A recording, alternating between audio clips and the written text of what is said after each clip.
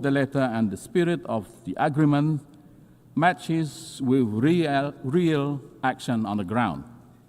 Sadly, continued unilateral move to impose territorial sovereignty from our neighbor, using forces instead of agreed mechanism, unilateral maps instead of internationally recognized ones that were produced in accordance with treaties that bind the two countries, and countless other actions undermine this trust-building and peace effort.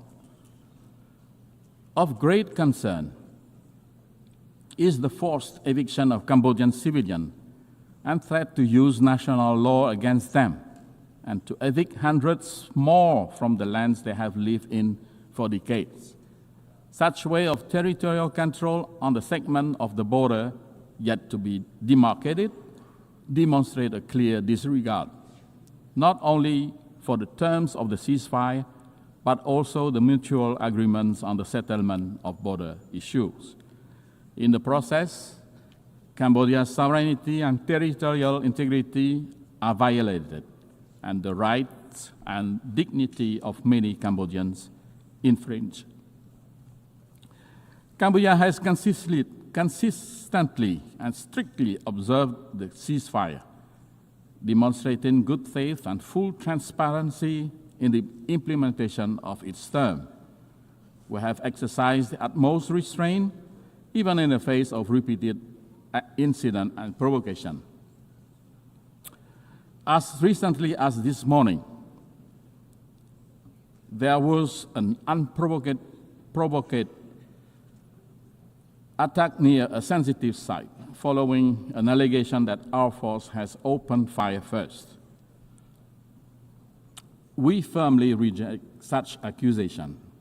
Our troops have not fired first, nor have they returned fire in retaliation to the provocation, underscoring our commitment to peace. Guided by the same spirit that ended our internal conflict near 3 decades ago, Cambodia reaffirms its call for dialogue and the peaceful settlement of all outstanding issues.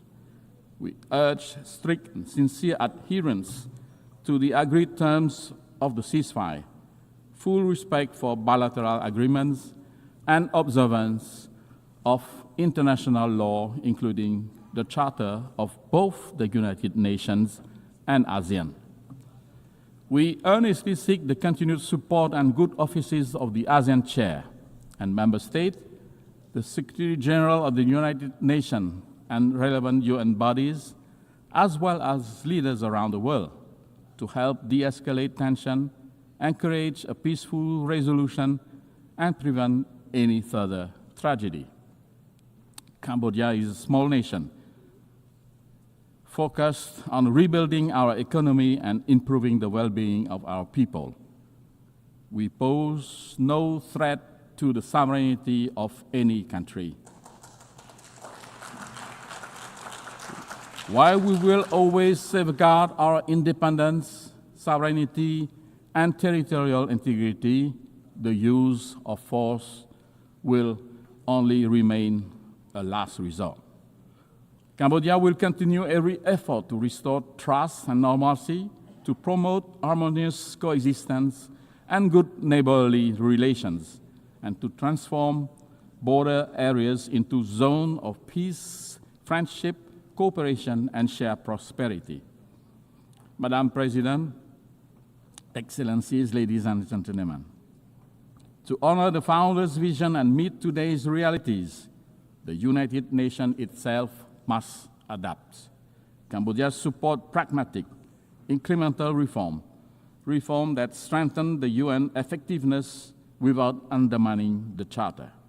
We believe that key priorities include empowering preventive diplomacy and mediation, giving the UN more tools to diffuse crises before they erupt, strengthening the General Assembly, which is the most representative body, by giving its resolution greater follow-up capacity and moral weight, expanding non-permanent Security Council seat to better reflect today's multipolar world and enhance legitimacy of the Council.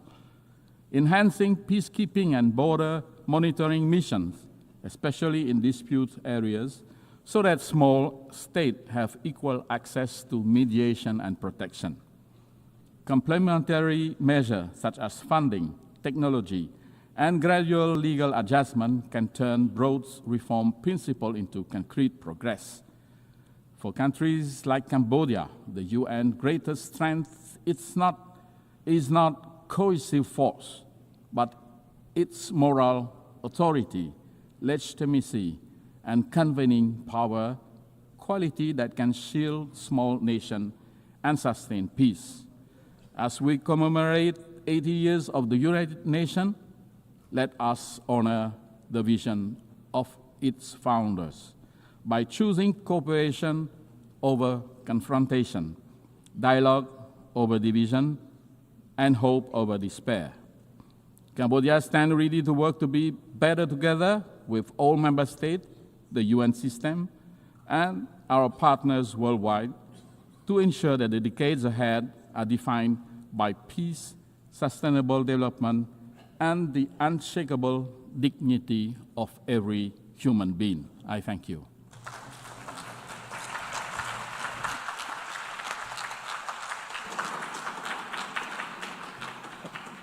I thank the Deputy Prime Minister, Minister for Foreign Affairs and International Cooperation of Cambodia. I now give the floor to His Excellency Sergei Lavrov, Minister for Foreign Affairs of the Russian Federation.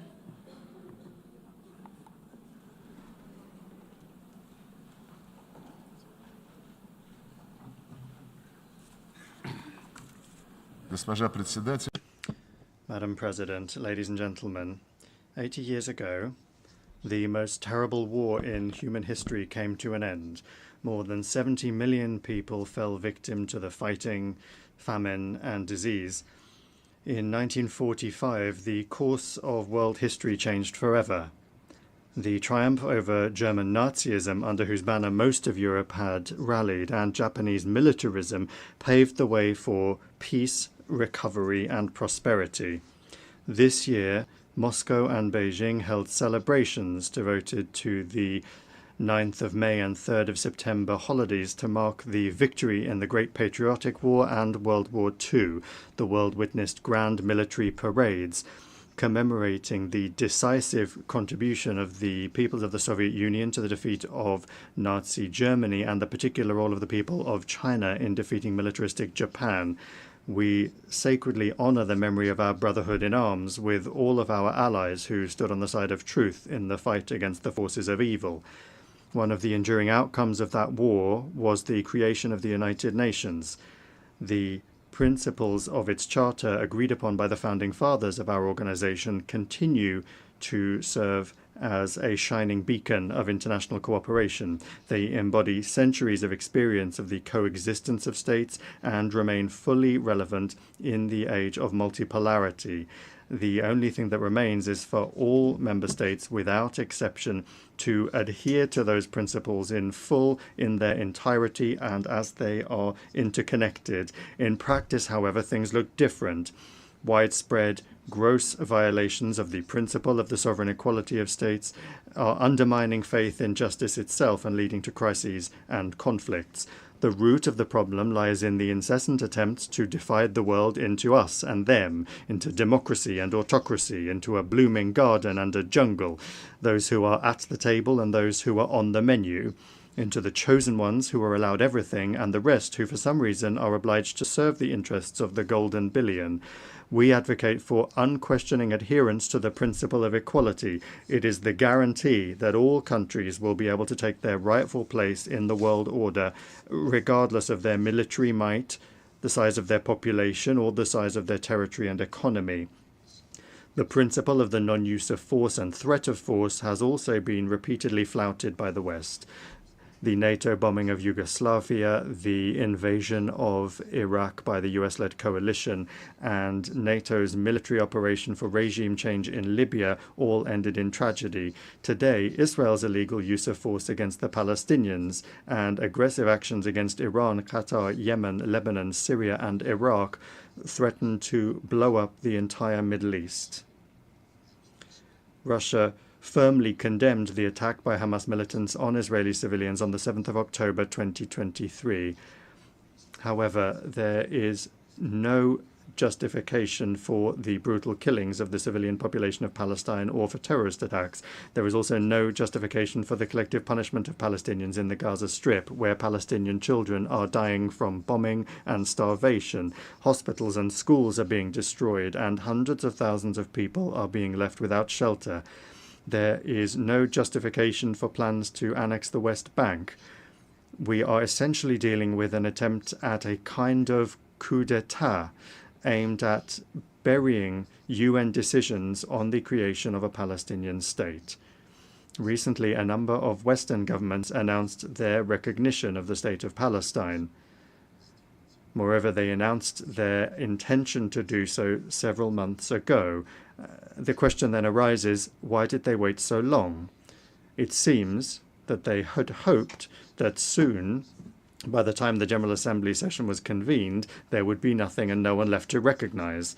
The situation requires urgent action to prevent such a scenario, which was strongly advocated by the participants at the high-level international conference on Palestine. The strikes on Iranian facilities under IAEA safeguards deserve condemnation, as do the strikes on the capital of Qatar at a time when negotiations with Hamas were being held there with the participation of American mediators, among others. Yesterday, in the Security Council, the West rejected a rational proposal by China and Russia to extend the 2015 agreement on Iran's nuclear program in order to allow time for diplomacy. This has finally exposed the West's policy of sabotaging the pursuit of constructive solutions in the UN Security Council and its desire to extract unilateral concessions from Tehran through blackmail and pressure. We consider such a policy to be unacceptable and consider all manipulations to restore anti-Iranian UN sanctions as well as the sanctions themselves to be illegal. The West is not accustomed to observing the principle of non-interference in internal affairs. The color revolutions have become a sad phenomenon of our time, and illegal unilateral sanctions have long since become the main tool of Western diplomacy. No matter what excuses are used to justify them, the essence of such sanctions is the same: to suppress and intimidate competitors in the global economy and politics. Russia, together with an absolute majority of UN members, calls for the immediate lifting without prior conditions of the trade blockade against Cuba, which has been in place for more than 60 years, and for it to be removed from the notorious list of state sponsors of terrorism. We express our solidarity with the people of Venezuela in the face of external sanctions, pressure, and threats. We advocate for Latin America and the Caribbean to remain a zone of peace and cooperation. A flagrant example of the undermining of sovereignty and gross interference in internal affairs is the actions of the West in the Balkans, where such a fundamental principle as the need for all UN members to comply with Security Council decisions is being violated. The unilateral recognition of Kosovo's independence, contrary to Resolution 1244, was essentially an attack on Serbia's state structure. Now the West has set a course for the collapse of the statehood of Bosnia and Herzegovina by sabotaging the Dayton peace agreement. In both Kosovo and Bosnia, an attack has been launched on the vital interests of the Serbian people, including the ancestral rights of Serbian Orthodoxy. Similarly, the Kiev regime, which seized power as a result of an anti-constitutional coup organized by the West in 2014, has set a course for the elimination of the canonical Ukrainian Orthodox Church and the legislative eradication of the Russian language in all spheres, in education, culture, and the media. Ukraine is the only country in the world that has legislatively banned the use of the native language of almost half of its population. Arabic is not banned in Israel, and Hebrew is not banned in Arab countries and Iran, but Russian is banned in Ukraine. Let me remind you that Article 1 of the UN Charter states the need for respect for human rights and fundamental freedoms for all, without distinction as to race, sex, language, or religion. Europe remains silent on this issue, obsessed as it is with the utopian goal of inflicting a strategic defeat on Russia. To this end, the Ukrainian regime is permitted to do anything, including terrorist attacks against politicians and journalists, torture, extrajudicial executions, indiscriminate bombings of civilian targets, and reckless sabotage of nuclear power plants. As President Vladimir Putin has repeatedly emphasized, Russia has been and remains open to negotiations on eliminating the root causes of the conflict. Russia's security and its vital interests must be reliably guaranteed.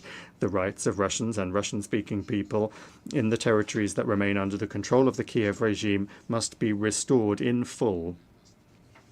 On this basis, we are ready to discuss security guarantees for Ukraine. So far, neither Kiev nor its European sponsors seem to realize the gravity of the situation or to be willing to negotiate honestly.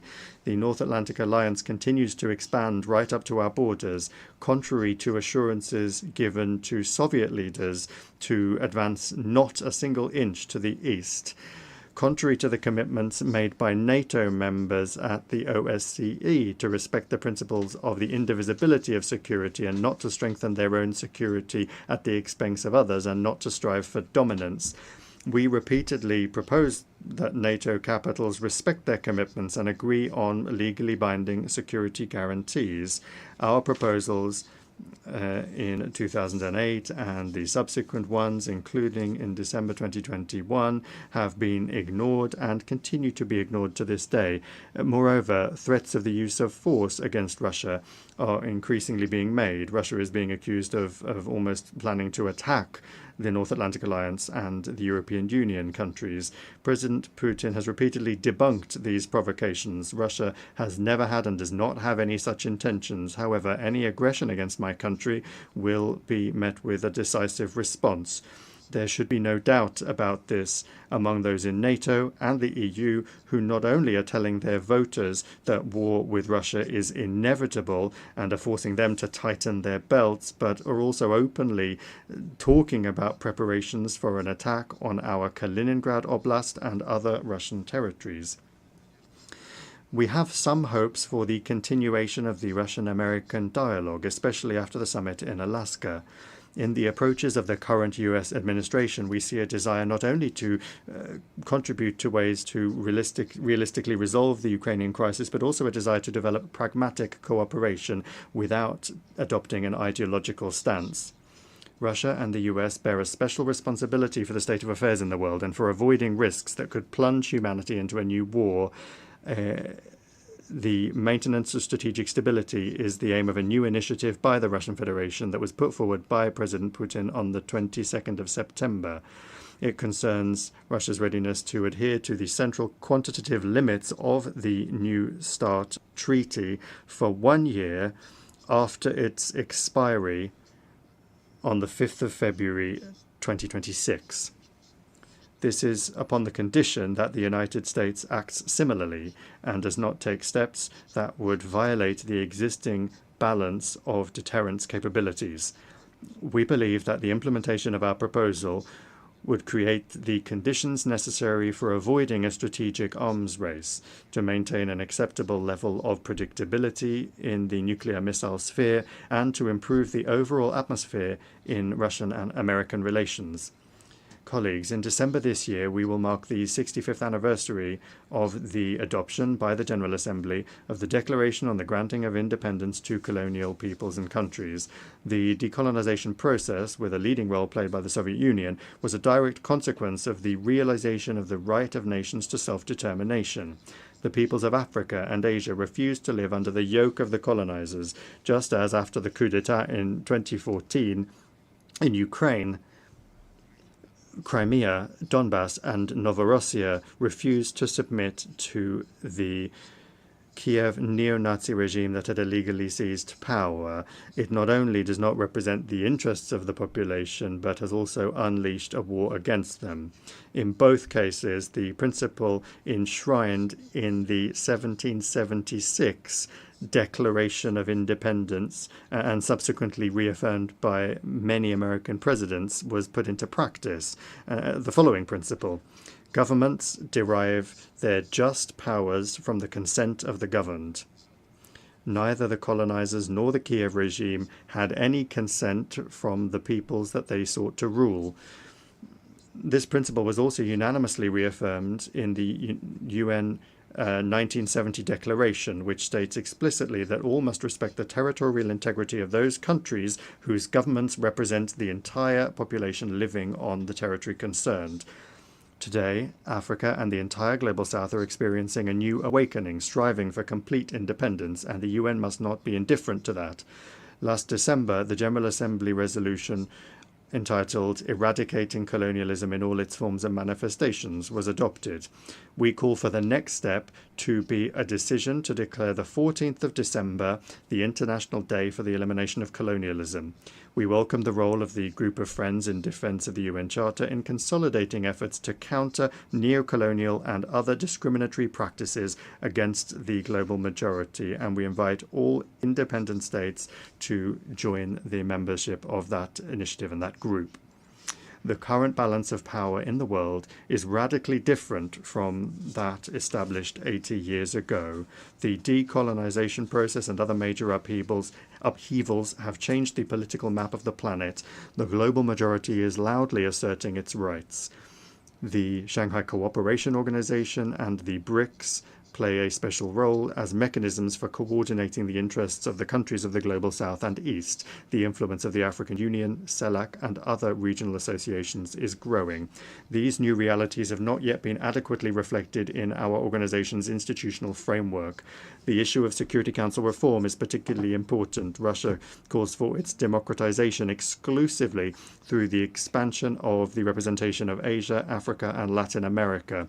We support the application of Brazil and India for permanent seats on the Council, while at the same time correcting the historical injustice towards Africa within the parameters that have been agreed by the countries of the continent themselves. Recently, Secretary General Antonio Guterres proposed a comprehensive reform of the UN. We are not opposed to an open discussion of this initiative. The guiding principle should be the UN's return to the fundamental principles enshrined in its charter, which the West for many years has been seeking to replace with its rules-based order. It's important that the work be carried out transparently, with the participation and consideration of the interests of all member states. We call on the Secretary General and all Secretariat staff to strictly adhere to the principles of impartiality and equidistance in accordance with Article 100 of the Charter. Attempts at a palace coup in the Secretariat, its privatization by a small group of countries, must not be allowed. The composition of the Secretariat should reflect the new realities and ensure the fair representation of the countries of the global majority. We look forward to a constructive discussion of the organization's development at a special meeting of the Security Council, which Russia, as president, plans to organize on United Nations Day on the 24th of October. UN reform is only a part of the complex task of transforming the entire system of global governance, including the genuine democratization of the IMF, the World Bank, and the WTO, commensurate with the weight and role of the Global South and East in the world economy, trade, and finance. Discussions of global reforms cannot ignore the fact that the international security situation today is deteriorating. I have already spoken about the reasons for this, and I'll repeat that the main one is the desire to maintain hegemony through military force. More and more countries and regions are becoming involved in confrontational schemes. NATO is finding itself cramped in Europe and is penetrating into the Pacific Ocean, the South China Sea, and the Taiwan Strait, undermining the universal mechanisms of ASEAN and creating threats not only for China and Russia, but also for other countries that are located in the region. This new stage of expansion is justified by NATO leadership with the slogan of the indivisibility of Euro-Atlantic and Indo-Pacific security, and they're trying to use this slogan to surround the whole of Eurasia with a military ring. Russia and its like-minded partners are offering a constructive alternative to this dangerous course, to build in Eurasia an architecture of equal and indivisible security, not just for NATO members and their allies, but for all countries and associations on the continent without exception, cooperation, including the SCO, the CIS, ASEAN, the EAEU, CSTO, the Gulf Cooperation Council, and others. To this end, Belarus and Russia, as partners in the Union State, are proposing the development of a Eurasian Charter of Diversity and Multipolarity in the 21st century. A truly continent-wide process is unavoidable after the West's behavior has rendered the Euro-Atlantic security model based on NATO, the EU, and the OSCE meaningless. We see no prospects for restoring this model in Europe in its former form, as some European capitals have suddenly started to contemplate. When talking about the future, we must not forget the lessons of the past, especially in a situation where Nazism is rearing its head again in Europe and militarization is gaining momentum under the same anti-Russian slogans. This is all the more alarming given that a number of politicians in power in Brussels and in some capitals of EU and NATO countries are seriously beginning to talk about a third world war as a likely scenario.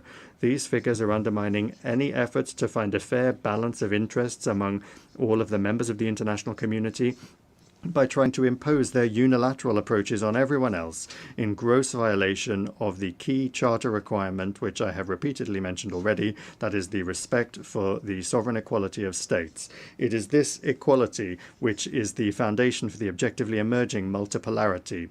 Russia is not agitating for revolution against anyone. Our country has suffered more than others from revolutions. We are simply calling on member states and the Secretariat's leadership to strictly adhere to all of the principles of the UN Charter without exception, without double standards.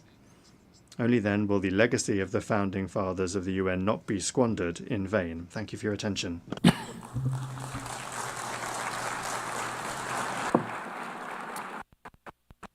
behalf of the Assembly, I thank the Minister for Foreign Affairs of the Russian Federation. I now give the floor to His Excellency Bruno Eduardo Rodriguez Barria, Minister for Foreign Affairs of Cuba.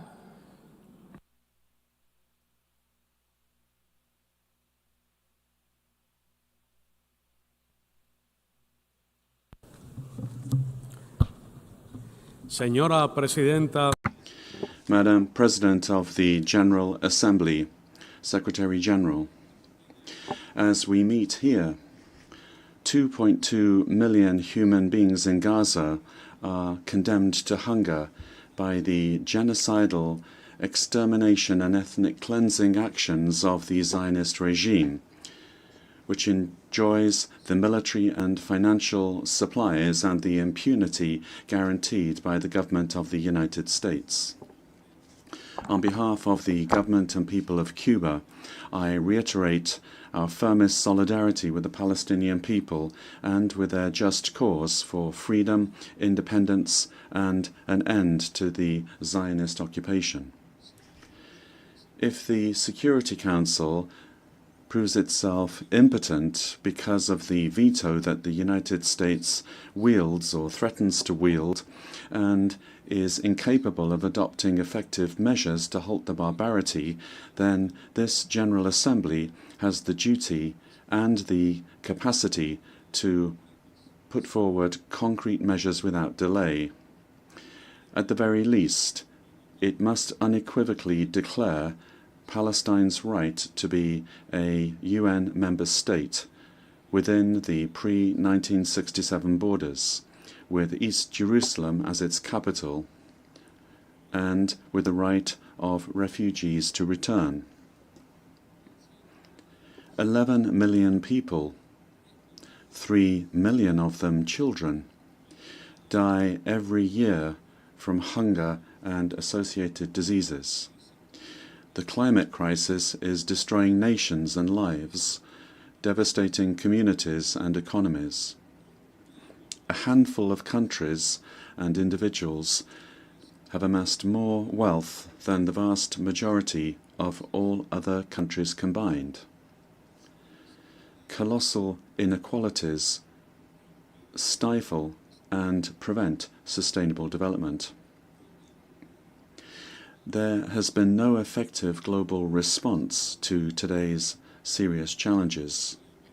There could not be, because the current world order reflects a bygone era when most developing countries did not even exist as independent states. 80 years ago, the United Nations was founded with only 51 member states. Today, we are 193. The most urgent priority is to create a new international order that guarantees peace, the right to development, sovereign equality, participation and representation of developing countries in global policy decisions, that provides for the common good and prosperity in harmony with nature and ensures the exercise of all human rights for all people. Let us aspire to a new civilized coexistence in which solidarity, international cooperation, and the peaceful settlement of disputes prevail as alternatives to war, the use of force, aggression, and occupation, opposed to unipolar domination and hegemonism.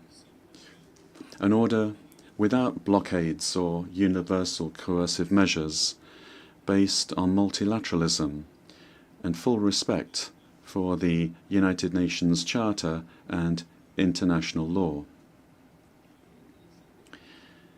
Even with its limitations, the United Nations continues to be the most representative body of the international community.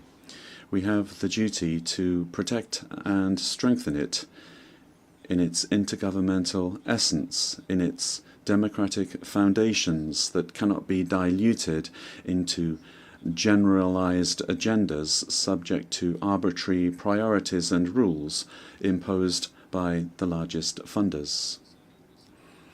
What we must do is emphasize the central role of the General Assembly as its most democratic and representative organ.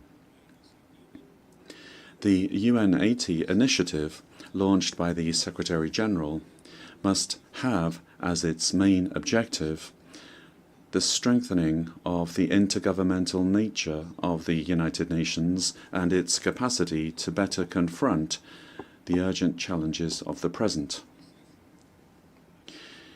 We must reject the threatening proposal of a new doctrine that they call peace through strength, which is equivalent to imposing the arbitrary will of US imperialism on everyone through threat, coercion, and aggression. This is a doctrine conceived to satisfy the ambitions of a unipolar power already in decline, which, by the way, serves the interests of big transnational corporations at the cost of sovereign nations and their peoples, and to the cost of the values upon which this organization was founded. In the Caribbean, today we're seeing the looming threat of war, with an extraordinary naval and air deployment of an offensive nature, utterly unjustified, involving missiles, landing and assault craft, and nuclear submarines.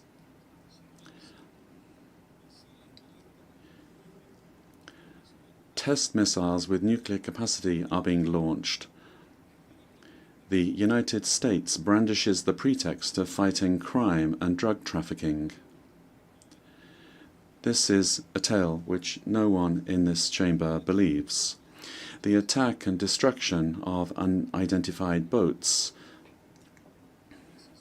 the assassination or extrajudicial execution of civilians, the interception of fishing vessels, and aggressive actions by the United States generate a dangerous situation that violates international law, threatens peace and regional security. We reaffirm our energetic rejection of threats of aggression against Venezuela and our full support for the Bolivarian and Chavista government of this sister Latin American and Caribbean nation, and for the People's Military Union led by the legitimate President Nicolas Maduro Moros. We repudiate the Monroe Doctrine and any attempt at militarization, intervention, or imperialist domination in Latin America and the Caribbean, proclaimed as a zone of peace in 2014 in Havana, with the signatures of the heads of state and government of the Community of Latin American and Caribbean States. The accelerated arms race leads to competition in the field of death and destruction, employing extraordinary financial and material resources that could instead be dedicated to poverty alleviation, development, and cooperation. Meanwhile, most of the meagre goals of the 2030 Agenda will not be met. Commitments of official development assistance are being ignored, and climate financing is decreasing. In 1960, before this very assembly, the historic leader of the Cuban Revolution, Fidel Castro, stated, and I quote, "Eliminate the philosophy of plunder and the philosophy of war will disappear." Madam President, climate change is advancing inexorably and quickly. The first 6 months of this year have been the hottest ever recorded. Last year was already the hottest. From this very podium, science and decades of collective work to protect the planet are now being questioned. If we don't change the unsustainable production and consumption patterns of capitalism and address their root causes, then by 2030 we will surpass the fateful threshold of 1.5 degrees Celsius. The external debt of developing countries, already paid several times over, continues to grow, accumulating astronomical interest as a new form of colonization. What we need to do is implement the commitments undertaken at the 4th International Conference on Financing for Development, with additional resources and a specific multilateral mechanism for debt negotiation. We're suffering the consequences of powerful cultural domination in an era when digital technology increasingly impacts our lives across the board. A few transnationals, almost all of them from the US, impose their operating systems and control the content that is seen, read, and heard, manipulating human behavior. We are suffering from the dictatorship of the algorithm.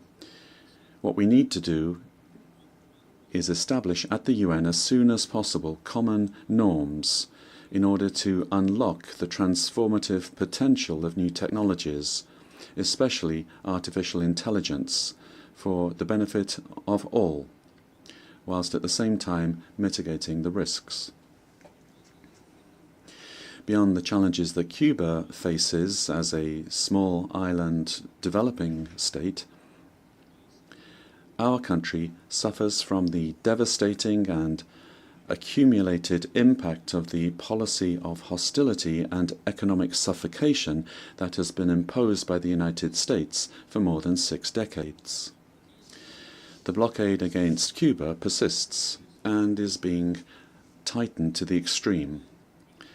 It is really a comprehensive and prolonged economic war aimed at depriving Cubans of their livelihoods and sustainability, of their existence as a supportive, educated and joyful people.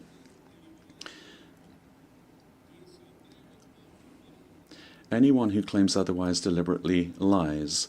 The very promoters of this war boast of its destructive effect and its ability to strike anywhere in the world and affect the standard of living of an entire people.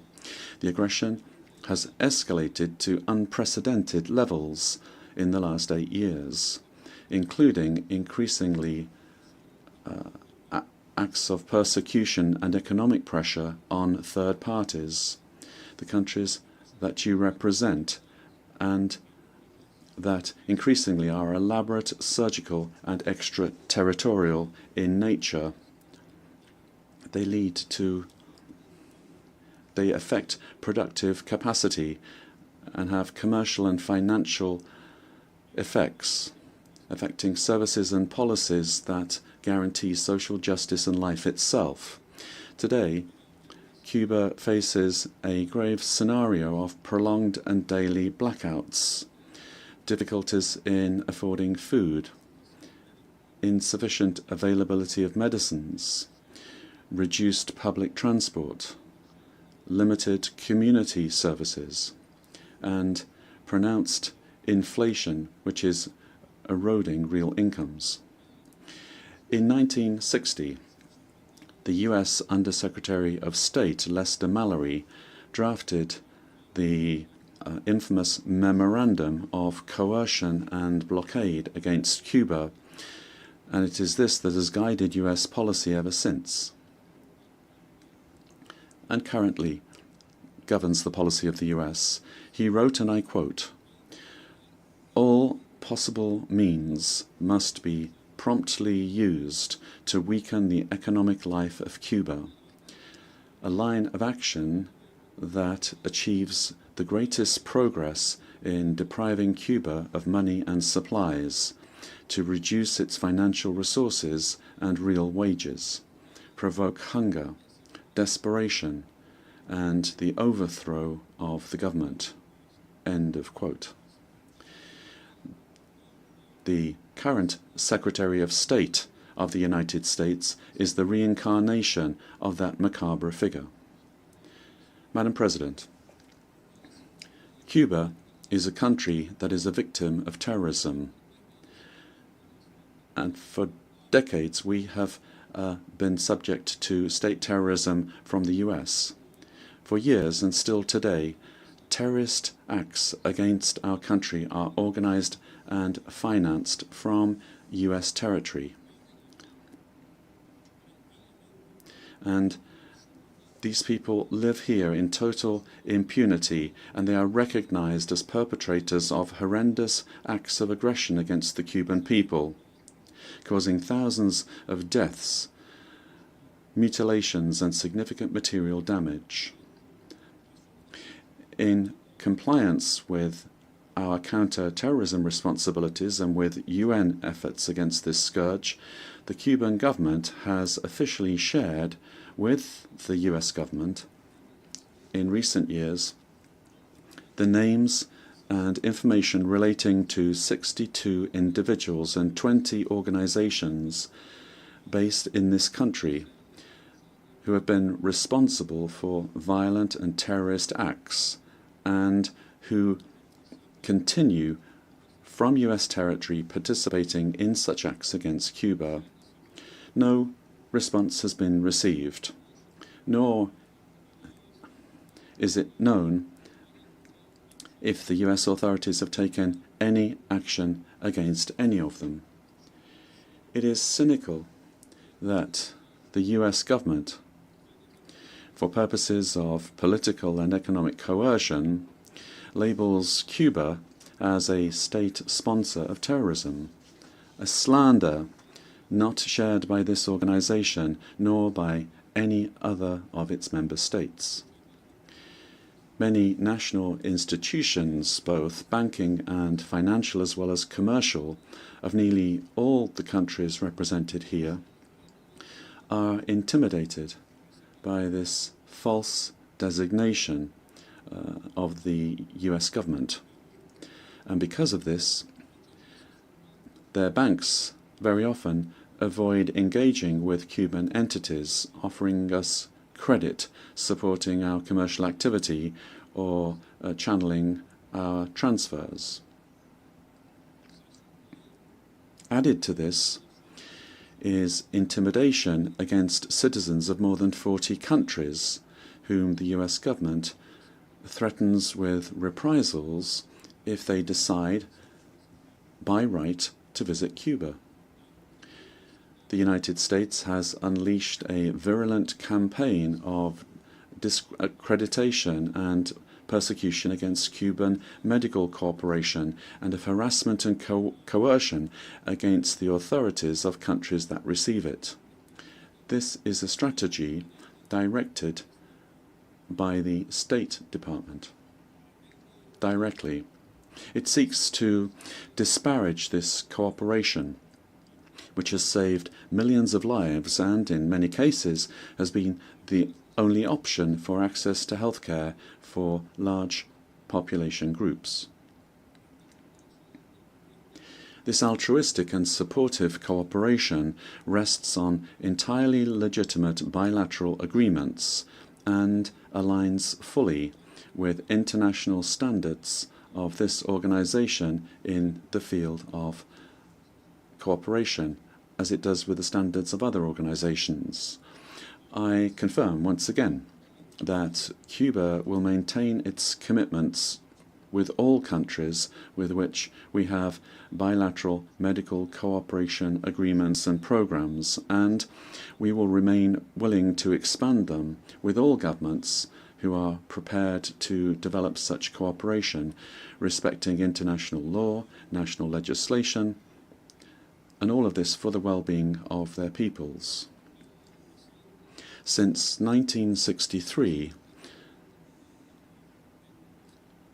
almost going back to that time of Mr. Mallory's declaration, 605,000 doctors from Cuba, doctors and specialists, have carried out in dozens of countries more than 17 million surgeries and brought more than 5 million children into the world. At this moment, over 24,000 health professionals provide services in 56 countries. The aggression against Cuba is reinforced by a powerful machinery of destabilization that, from US territory and with funding from that country's federal budget, mounts an offensive aimed at disturbing public order, promoting acts of violence, disorienting the population, and discrediting our country. It is a strategy of unconventional warfare that combines emotional manipulation with informational intoxication in order to impose an atmosphere of despair and political demobilization. Faced with such an asymmetric onslaught, our people's determination is strengthened. We are aware of the great challenges that we face and of the need to direct with creativity and with everyone's contribution economic recovery and the strengthening of social policies. Last July, President Miguel Díaz-Canel said, and I quote, "We are not an accident of history.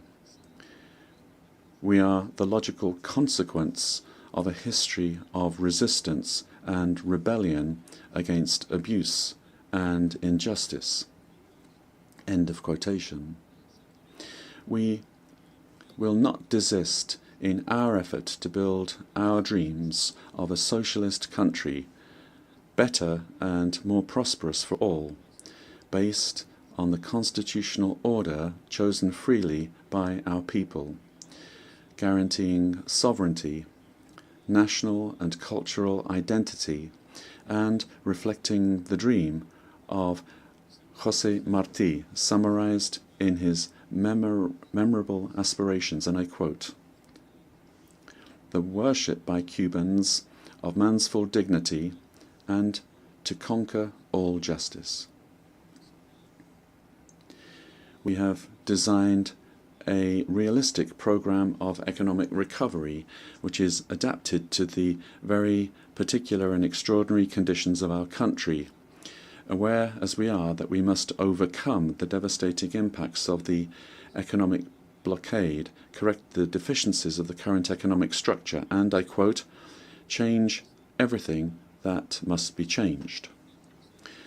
We don't have any illusions, but results are already beginning to be felt at the macroeconomic level, although they have not yet been reflected in daily life for families. Cuba is a nation of peace. Despite all of the harm that the United States has and continues to inflict upon us, we have always been willing to engage in dialogue without preconditions and to attempt to move toward a respectful and civilized relationship with that country without subordination or limits on our sovereign prerogatives. Both peoples would benefit from that opportunity. A considerable number of Cubans live here in the United States, many of whom today feel threatened, having been vilely betrayed by politicians, especially in Miami, who have built careers and enriched themselves by supposedly representing them. With the constant sowing of hatred and political manipulation, these politicians are now opportunistically supporting xenophobic, racist, and repressive measures of intimidation and reprisals unjustly applied against them. This is happening particularly in the State Department. We must not forget that the vast majority of Cubans came to this country over more than 60 years ago. They were driven by the conditions created by the blockade, and they were attracted by politically motivated laws and practices of stimulus, reception, and protection, regardless of whether they emigrated regularly or not. Madam President, we reaffirm our commitment as a partner of country of BRICS. We reject the application of unilateral coercive measures which are intended to subjugate the sovereign will of peoples. We express our support for Belarus, Nicaragua, Venezuela, Zimbabwe, the Democratic People's Republic of Korea, Iran, Russia, and other nations victimized by them. We reaffirm our solidarity with the Government of Reconciliation and National Unity of Nicaragua. We reiterate our support for the inalienable right of the people of Puerto Rico to self-determination and independence. The sister nations of the Caribbean deserve fair and differentiated treatment as well as reparations for the horrors of colonialism and slavery. The international community bears great responsibility toward the Haitian people. We maintain our modest cooperation in health with this brotherly country, and Cuba will join any international effort to support it, based on respect for its sovereignty without imposition or military intervention. We support Argentina's legitimate and sovereign right over the Malvinas Islands, South Sandwich Islands, South Georgia Islands, and the surrounding maritime areas. Cuba remains committed to peace in Colombia, and we feel solidarity with President Gustavo Petro today. Africa, the cradle of humanity, will always be able to count on Cuba and the solidarity of Cubans.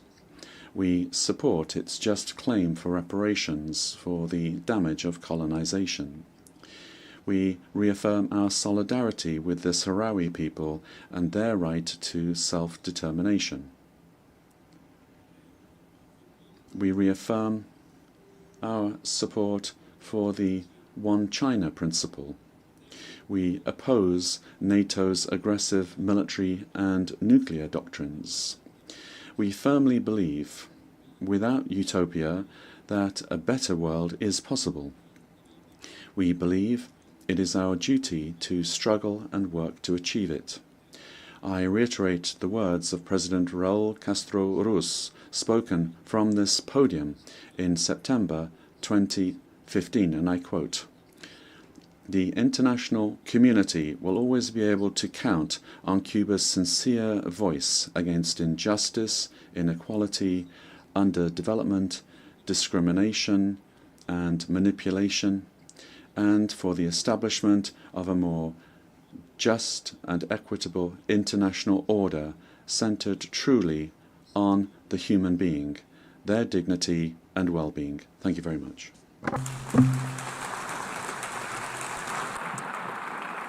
Muchas gracias. I thank the Minister for Foreign Affairs of Cuba. I now give the floor to His Excellency Dato Erwan Pehin Yusuf, Second Minister for Foreign Affairs of Brunei Darussalam.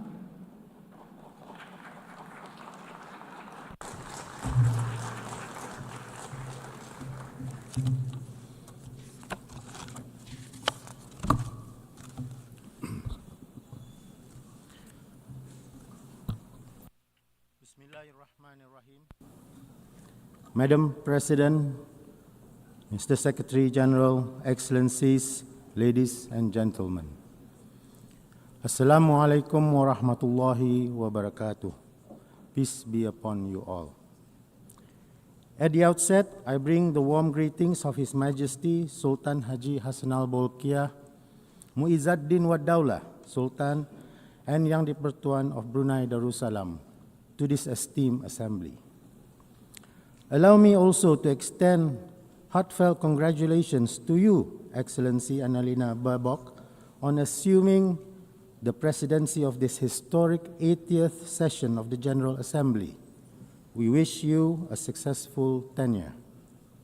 I also express appreciation to His Excellency Philemon Yang for his leadership of the 79th session, and I commend Secretary General Antonio Guterres for his tireless service in guiding our organization through turbulence and uncertainty. Madam President, the 80th anniversary of the United Nations is more than a commemoration. It is a solemn opportunity for reflection and renewal. Before 1945, our world was fractured by war and colonial rule. From that devastation, the UN was born. Its charter is not just a legal text, but a moral covenant, a collective vow to save succeeding generations from the scourge of war and to stand against dehumanization of people. For small states like Brunei Darussalam, which regained full independence in 1984, membership in the UN affirmed not only sovereignty, but dignity, equality, and belonging within the family of nations. This is why our commitment to this organization remains unwavering. It is the only forum where every nation, large or small, developed or developing, can stand and speak as equals. Over the course of 8 decades, the UN has delivered remarkable progress. It helped prevent the escalation of conflicts, supervised elections, and restored stability to many parts of the world. It has eradicated smallpox, contained Ebola outbreaks, and delivered hope during the COVID-19 pandemics. It feeds the hungry, educates the children, and protects cultural heritage. The UN has led global climate action, forged development first through the Millennium Development Goals and later the Sustainable Development Goals. It has also helped to shape international law, from the Universal Declaration of Human Rights to the 1982 United Nations Convention on the Law of the Sea, which remains to be the constitution of the oceans. These achievements have inspired Brunei's own journey. We remain committed to nurturing peace and harmony, advancing sustainable development, and pursuing environmental conservation and climate action. Regionally, we work through ASEAN to promote peace, prosperity, and integration. We also engage beyond the region through our participation, among others, in APEC, FIALAC, the Belt and Road Initiatives, and the CPTPP to strengthen cooperation and enhance our development. Hosting the ASEAN Center for Climate Change reflects our determination and commitment to turn our climate ambitions into actions. Guided by the principles of the United Nations, even a small country like Brunei Darussalam has found a place in the world, contributing to peace through humanitarian aid and peacekeeping. In the past, we supported relief and reconstruction efforts in Aceh following the 2004 Indian Ocean tsunami, and participated in peace monitoring in Mindanao. Today, we continue this role through the observer teams led by Malaysia, which were deployed to monitor the ceasefire between Cambodia and Thailand. Additionally, we maintain our long-standing participation in the UN interim forces in Lebanon, where Bruneian women and men serve with dedication. Madam President, what the UN has achieved so far is not a minor feat. They are the very essence of our shared humanity. Yet, we would be dishonest to speak only of successes. The Security Council, the guardian of peace, has too often been paralyzed, restricted by veto, divided by interests, and mute in the face of grave injustice. Nowhere is this failure more glaring, more tragic than in Palestine. The inaction undermines not only the Council's credibility, but the very foundation of the United Nations. It reminds us why reform is not an option, but an urgent necessity. Brunei supports efforts to make the Security Council more representative, transparent, and accountable in its action, and to limit the use of veto towards its eventual elimination. Madam President, 80 years ago, after the horrors of the Second World War, humanity made a vow: never again. Never again to genocide. Never again to killing with impunity. Never again to silence in the face of atrocity. Yet today, in Gaza, we see actions that betray that vow. Indiscriminate bombings, forced displacements, collective punishments, and weaponization of food and medicine. Entire neighborhoods in Gaza has been reduced to rubble under the guise of security. Children are born under blockade. Water is undrinkable. Electricity is a luxury. Freedom is a dream. We are told that this is about defense, but when bombs fall on schools, on hospitals, on houses of worships, when humanitarian aid workers, journalists, and medics are killed with impunity, what are they really defending? The suffering inflicted upon the Palestinian people bears chilling resemblance to the last century's darkest chapters, chapters marked by the Holocaust, by ethnic cleansing, and by the mass uprooting of entire populations during the Second World War. Today, to ignore such patterns of suffering is not neutrality, it's complicity. It is humanity abandoning its conscience. It is profoundly troubling that the very phrase, "never again," born from the ashes of the Holocaust, finds itself contradicted by the actions of the occupying regime. Its relentless pursuit of expansionism through annexation, illegal settlements, and the systematic erasure of Palestine echoes the ideologies of the past, such as the Greater Germanic Reich, which once sought domination at the expense of justice and humanity.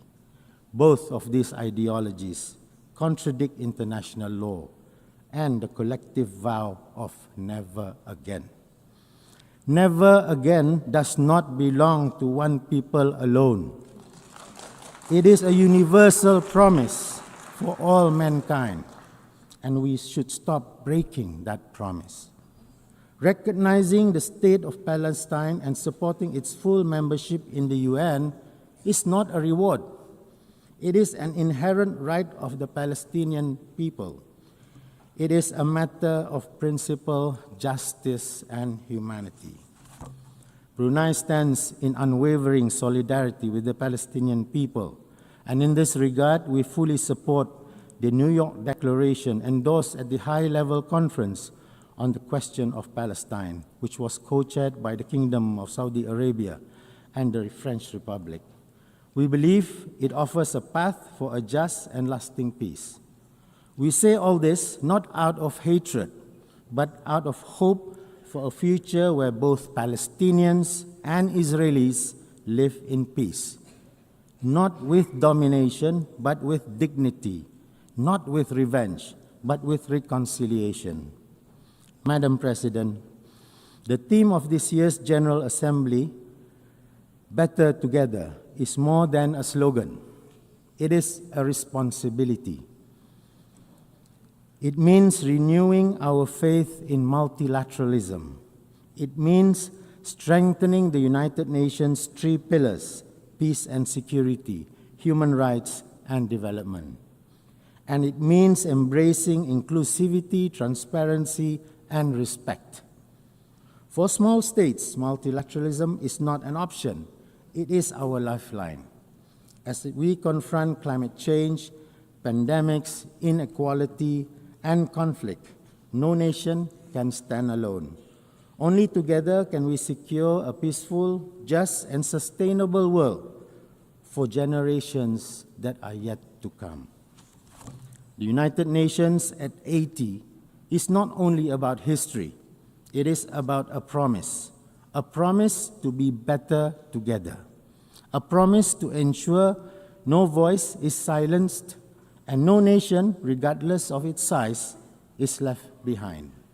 And so, I end the speech by quoting the words of His Majesty, the Sultan and Yang di-Pertuan of Brunei Darussalam, spoken in this very hall last year during the Summit of the Future.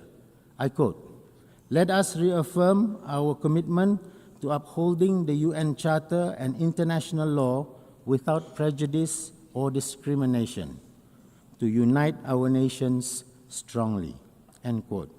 So let us reaffirm multilateralism, because the world is watching us, because the future is listening, and because together, only together, we will endure and keep the promise of never again. Thank you very much.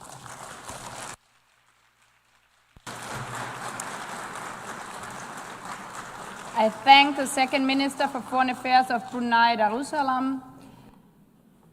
I now give the floor to His Excellency Johann Wadefull, Federal Minister for Foreign Affairs of Germany.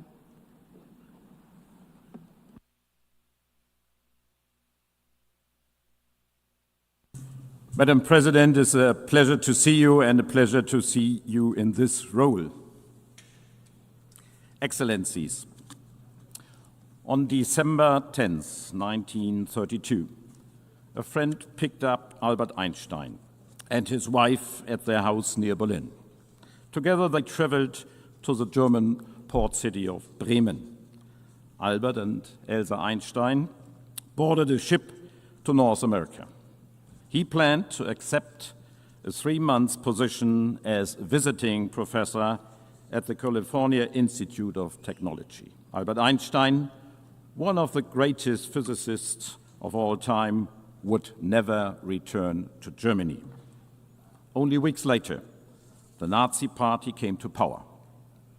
Excellencies, this year marks 80 years since the San Francisco Conference and the founding of the United Nations. The Holocaust and the World War, started by Germany, taught us that the denial of human dignity destroys lives, nations, cultures. The founders of the UN came together in the belief that the defense of freedom strengthens our shared humanity. It was a belief in a world order that gave my country the opportunity to be engaged for peace, prosperity, and security in the family of nations, the United Nations. As Germans, we are deeply grateful for this opportunity. But it also means we feel particularly responsible for our United Nations. As Albert Einstein wrote in 1947, quote, "No international organization can be stronger than its component parts want it to be." In other words, it is up to us, the member states. We are the United Nations. We want these United Nations to be strong. Today, my country is running again for a seat as a non-permanent member of the Security Council for 2027-28 term. We do so at a time of unprecedented instability and upheaval. In Sudan and neighboring countries, we are witnessing the worst humanitarian catastrophe of our time. Over 30 million people in need of humanitarian assistance, over 12 million forced to flee their homes. We all need to do more to end this tragedy. The security of the entire region is on the line. The terrible war in Gaza is raging on, hell on earth, a humanitarian nightmare as we speak. This war must end. The hostages must be released. The existence and the security of Israel will always be part of our raison d'etre. There must be a future in peace and in dignity for all in the Middle East. As we have reaffirmed in this hall this week, 2 states for 2 peoples, the only solution. I commend all those who continue to work tirelessly to find a path to peace, notably the United States of America. Excellencies, Iran has created and armed a network of malign proxy forces destabilizing the region. In addition, it has for many years been engaged in a nuclear program which goes far beyond any plausible civilian use. For us, it is imperative Iran must never acquire a nuclear weapon. Since Iran clearly does not comply with its obligations under the Joint Comprehensive Plan of Action agreed to in 2015, we had no choice but to trigger the snapback of sanctions. Following a clear vote by the Security Council yesterday, sanctions will be effective later today. But let me emphasize, we remain open to negotiations on a new agreement. Diplomacy can and should continue. And on my own continent in Europe, Russia is waging a war of aggression against its sovereign neighbor, Ukraine. A war that Ukraine did nothing to provoke. A war that demonstrates the disregard for the most fundamental of all rules of the UN Charter, that all member states shall refrain from use of force against territorial integrity of other state, a rule that permanent members of Security Council be a particular responsibility to uphold. And while our minds are focused on current security and humanitarian crisis, we are aware that they are aggravated by the planetary crisis of pollution, climate change, and biodiversity loss, all of which threaten to bring more instability, more conflicts over resources, more lost lives and livelihoods. At 80 years, our cherished organization is challenged by a budgetary crisis, by a crisis of multilateralism, and by lack of respect for international law. At this time of crisis, we have set ourselves 3 key objectives. These have been at the heart of Germany's work at the United Nations for decades and summarize our Security Council bid today: justice, peace, respect. Since joining the United Nations, we have been adamant justice means development. Where hunger persists, there can be no lasting peace, German Chancellor Willy Brandt said in his first address to the United Nations in 1973. Justice requires that every human being has access to food, to clean water, to education, and to health care. Germany is the second largest contributor to the UN system.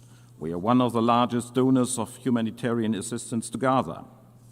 We will continue to provide aid through well-established partners operating in line with humanitarian principles, including the UN.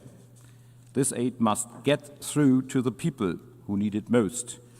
We repeat our urgent call on Israel to enable safe humanitarian access. We support UNHCR's work in refugee camps in Sudan and neighboring countries. Through UNHCR, we have supported countries in providing shelter, food, and medical services for refugees. And we are investing in giving people a long-term perspective. I saw for myself how citizens from Mariupol have been able to find shelter in a hub created by the UNHCR in the city of Dipno, and how displaced people in Bekaa Valley in Lebanon were able to return to their restored communities through the support of UNHCR. The concept of justice also means combating climate change. I myself come from a coastal region in the north of Germany. I know firsthand the risks and the consequences of rising sea levels. And I can assure those whose safety and livelihoods are already endangered by climate change today, we are and we remain by your side.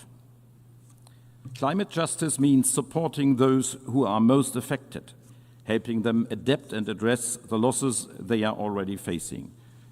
It means significantly reducing emissions globally and keeping the 1.5-degree limit within reach. Germany will be a reliable partner in this. We stand by our target to be climate neutral by 2045. Excellencies, justice, peace, respect. 35 years ago, we made a promise that a reunited Germany would work towards peace and stability. Our contributions to peacekeeping and peace building are proof that we are keeping that promise.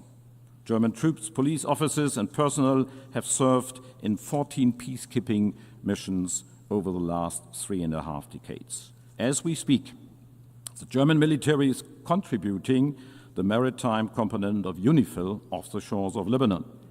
Germany military personnel supports UNMISS and MINURSO. And we are contributing financially to the security of Haiti, where gangs are terrorizing the civilian population, a situation where the UN has an essential role to play for peace and security. We are proud that highly qualified German nationals are making the UN system work and involve in important positions. Germany will continue to provide skilled personnel to the UN system working for peace, development, and human rights at all levels. We are the largest donor for UN peacebuilding. Germany is chairing the Peacebuilding Commission until January of next year. This is in line with our long-standing commitment to support national peacebuilding and conflict prevention efforts, because we are convinced that resilient civil societies and strong institutions are essential for addressing the root causes of conflict and for building peace in the long run. The Women, Security and Peace agenda provides an essential contribution in that regard. Justice, peace, respect. Respect for the Charter of the United Nations, its fundamental goals and principles that we have all pledged to uphold. It is here in New York, in the halls of the United Nations, that all these nations come together to discuss peaceful solutions to conflicts around the world. This is where we unite. This is us. There is no other place like the United Nations. Excellencies, it is out of respect for international law and human rights that Germany works towards the establishment of a special tribunal for the crimes of aggression against Ukraine. That's why we support and defend international courts. That's why we work to protect human rights defenders where they are at risk. We stand by international humanitarian law. Ladies and gentlemen, respect also means reform. After 80 years, we must make sure that our institutions represent the world as it is today. The Security Council needs additional seats, permanent and non-permanent, in order to reflect the world's actual realities. Germany is convinced that additional permanent seats must go to regions underrepresented today: Africa, Asia, and Latin America. Now more than ever, we need our United Nations to be fit for purpose. Therefore, the UN80 process must succeed. Today, the United Nations needs our support. Excellencies, we all would only stand to lose in a world where might makes right, where international rules are obsolete, in a world where treaties are only binding for the weak, and where war is a continuation of diplomacy by other means. Such a world would ultimately be governed by force. Justice, peace, respect, that is Germany's offer to each and every nation represented here in this great hall. It is an offer to listen, to cooperate, to find solutions. It is an offer rooted in our willingness to listen carefully to your concerns. And it is an offer which we are ready to back up. It is an offer you can always count on, now and in the future. Thank you.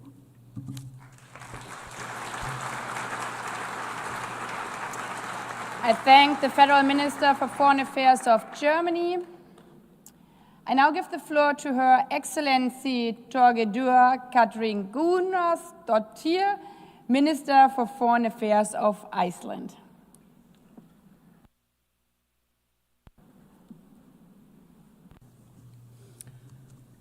Madam President, Excellencies, at the heart of the UN Charter lies a simple but powerful principle: the dignity and worth of the human person.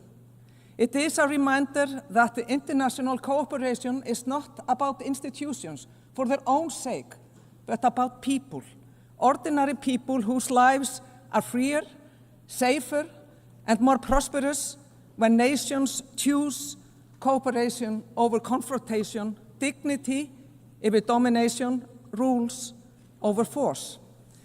This vision, born in San Francisco 80 years ago, must remain our compass. Without it, our world would be less free, less just, and far less secure. For Iceland, A small state whose independence and prosperity depend on the respect for international law, the rules-based order has been nothing short of essential. And sadly, these very foundations are under siege. Fundamental principles of self-determination and equal rights for all nations are increasingly being undermined and even deliberately abandoned. We see paralysis in the Security Councils, contempt for international law, and a disturbing rise in isolationism and big power politics. This, in turn, contributes to a decline in the public's trust in a system that has brought us so much in the past 80 years. This erosion of the rules-based international order is deeply, deeply dangerous. A world not governed by rules will be a world where the strong impose their will and the weaker, they will pay the price. This may appeal to those who possess such power. There are clear indications that it does, but that is a world we cannot and should not accept. Madam President, Russia's full-scale invasion of Ukraine is not only a blatant violation of the UN Charter, it is a direct assault on this organization itself. And the fact that the aggressor sits on the Security Council entrusted with upholding peace is nothing short of obscene. Ukraine is not only bravely fighting for its independence and survival, but also defending the very, very values that the United Nations were founded upon: sovereignty, territorial integrity, and the right of all nations to live in peace and to live in freedom. Unfortunately, despite Ukraine's clear willingness and committed efforts by the United States and Europe, the path to peace has not advanced. As the past few weeks have shown, Russia does not want peace. Instead, the Kremlin accelerates brutal attacks on civilians and critical infrastructure in Ukraine. And meanwhile, Russia's provocations over Estonia, Poland, and Romania should be of concern to all nations. And let us be clear, Russia has no intention of ending this war. It escalates, it terrorizes, it tears children from their homes. Tens of thousands of Ukrainian children have been abducted, a heinous crime, an attack on Ukraine's very, very future. If the dignity and worth of the human person mean anything, it is that these children are returned immediately.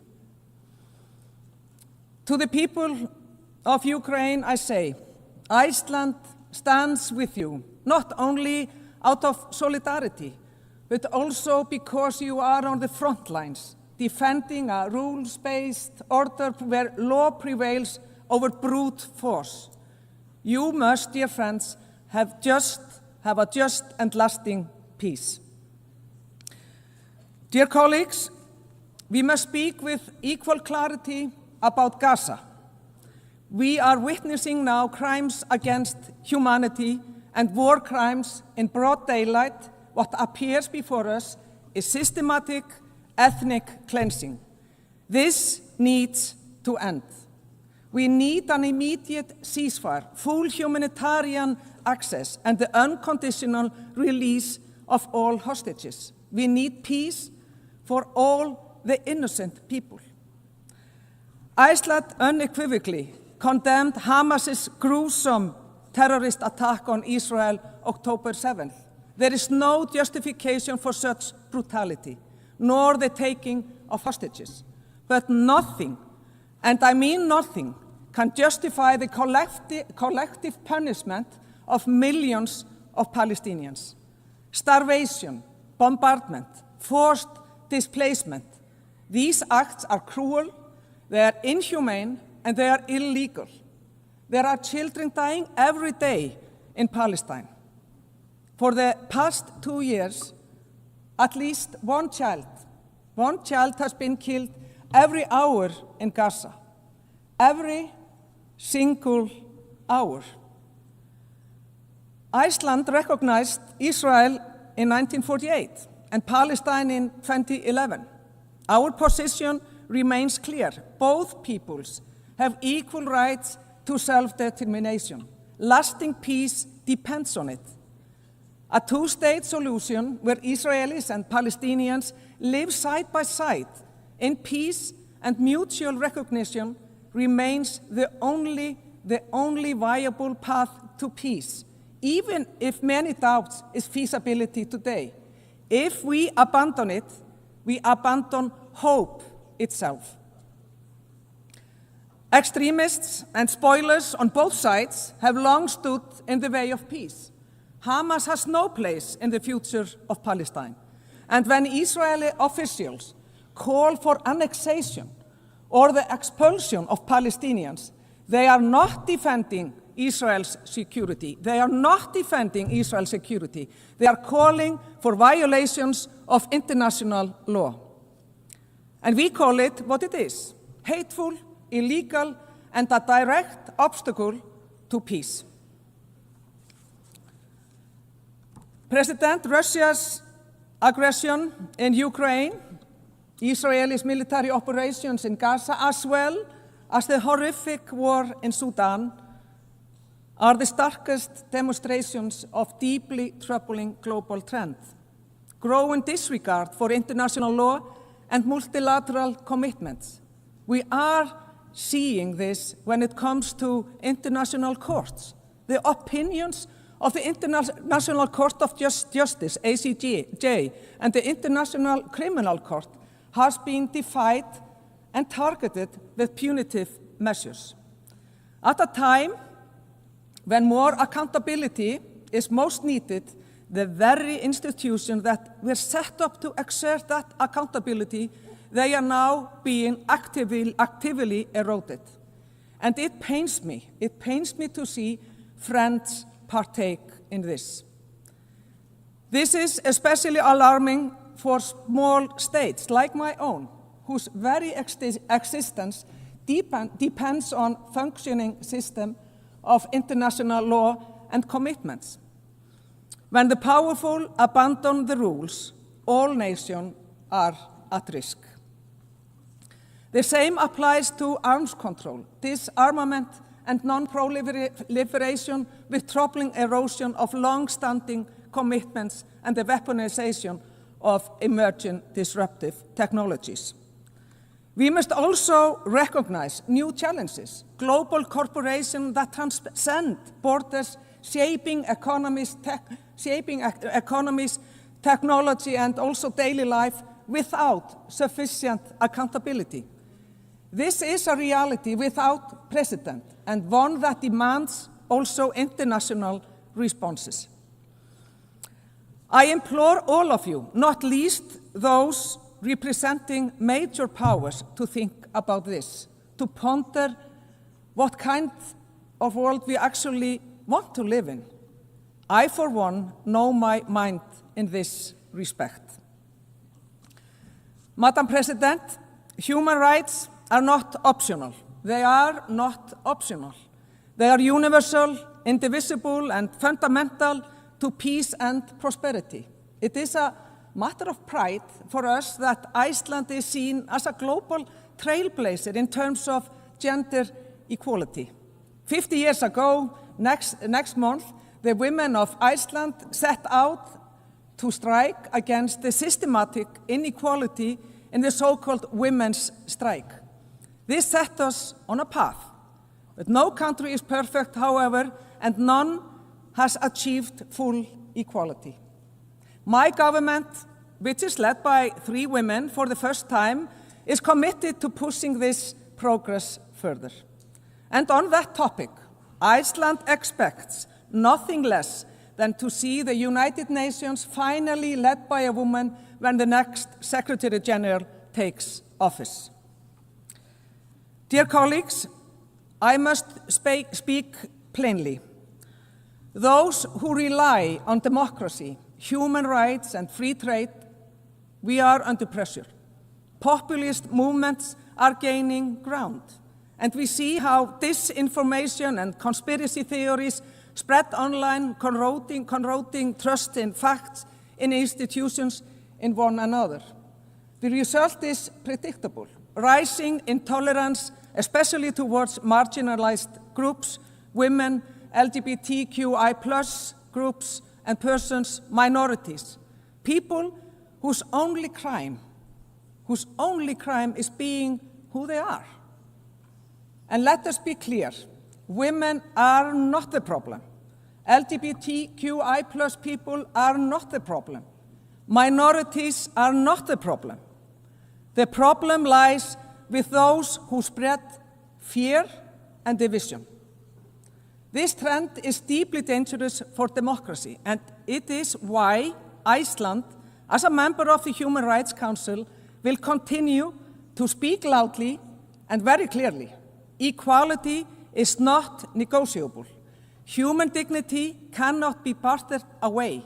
Freedom of expression is the cornerstone of democracy. It is also the foundation of innovation, of culture, of progress. But freedom comes with responsibility. To distort free speech into the mass production of lies, propaganda, or AI-driven disinformation is not the exercise of freedom. It's betrayal.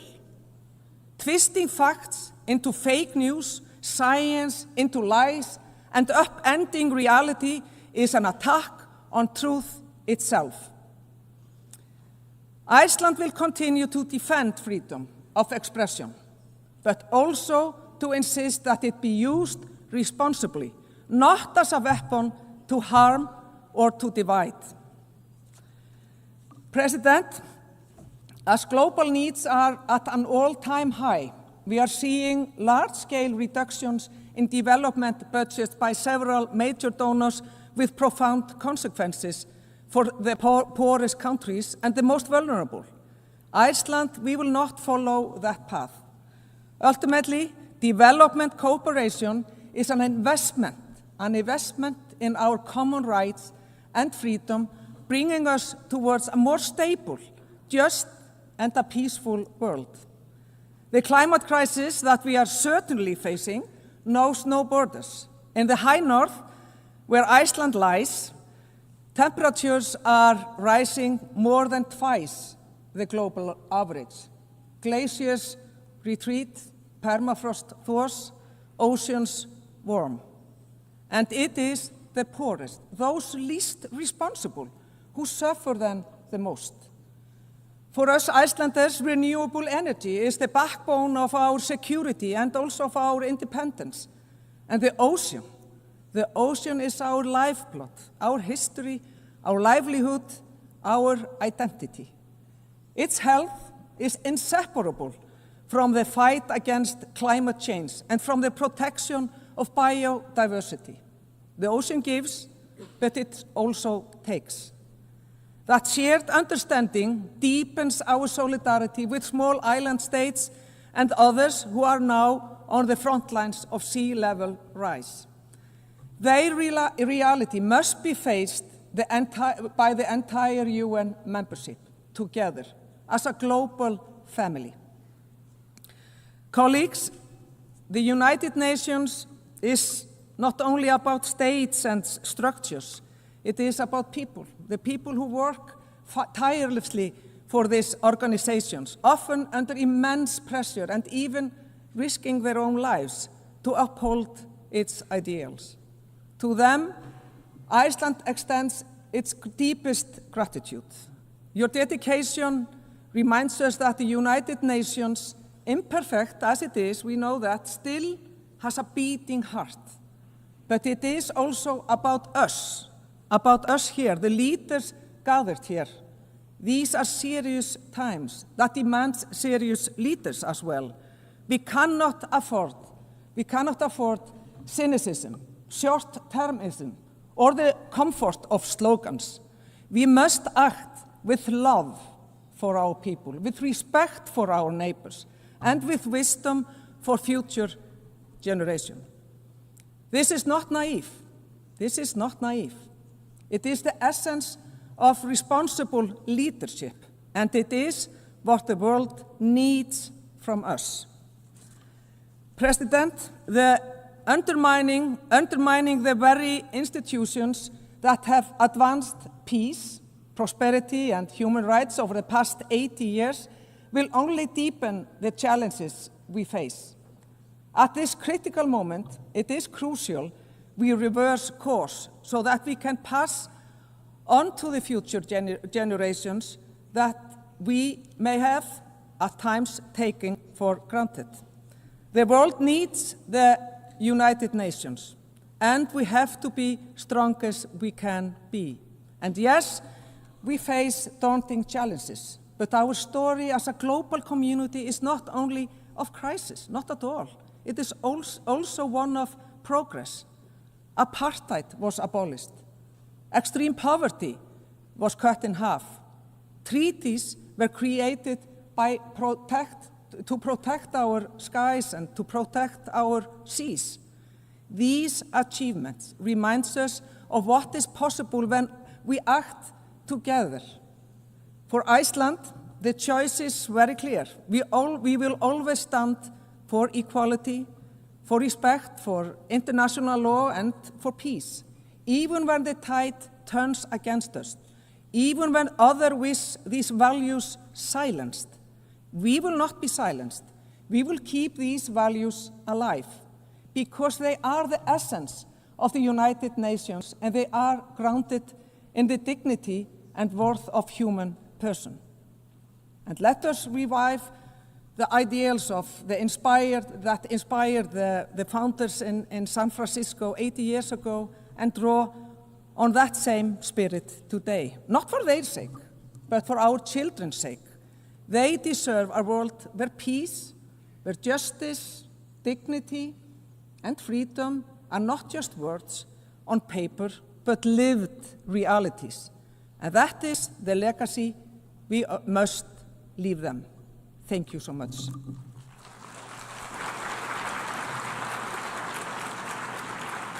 I thank the Minister for Foreign Affairs of Iceland.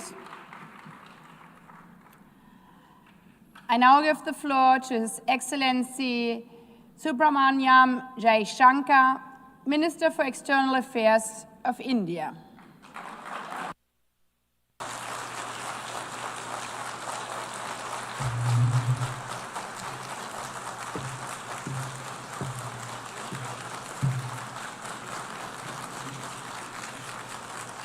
Madam President, Excellencies, ladies and gentlemen, Namaskar from the people of Bharat. We are gathered here 8 decades since the founding of this unique body. The UN Charter calls on us not just to prevent war, but to build peace. Not just to defend rights, but to uphold the dignity of every human being. It challenges us to stand as good neighbors, uniting our strength so that generations to come inherit a world of justice, of progress, and of lasting freedom. Madam President, forces unleashed by history since the founding of the UN propelled this body forward. As decolonization advanced, the world began to return to its natural diversity. The membership of the United Nations quadrupled, and the organization's role and remit grew significantly. In the era of globalization, its agenda evolved even further. Development goals took center stage, even as climate change emerged as a shared priority. Trade acquired greater prominence, while food and health access were recognized as essential to global well-being. Where security was concerned, the UN undertook peacekeeping operations and promoted disarmament discussions. As a result, the UN became a natural platform to debate key global issues. Madam President, we must ask ourselves today, how has the UN lived up to expectations? And just look at the state of the world. There are two significant conflicts underway, one in Ukraine and the other in the Middle East, West Asia. Innumerable other hotspots don't even make the news. The slow progress of the SDG Agenda 2030 presents a sorry picture. On climate change, the reality is of recirculated commitments and creative accounting. If climate action itself is questioned, what hope is there for climate justice?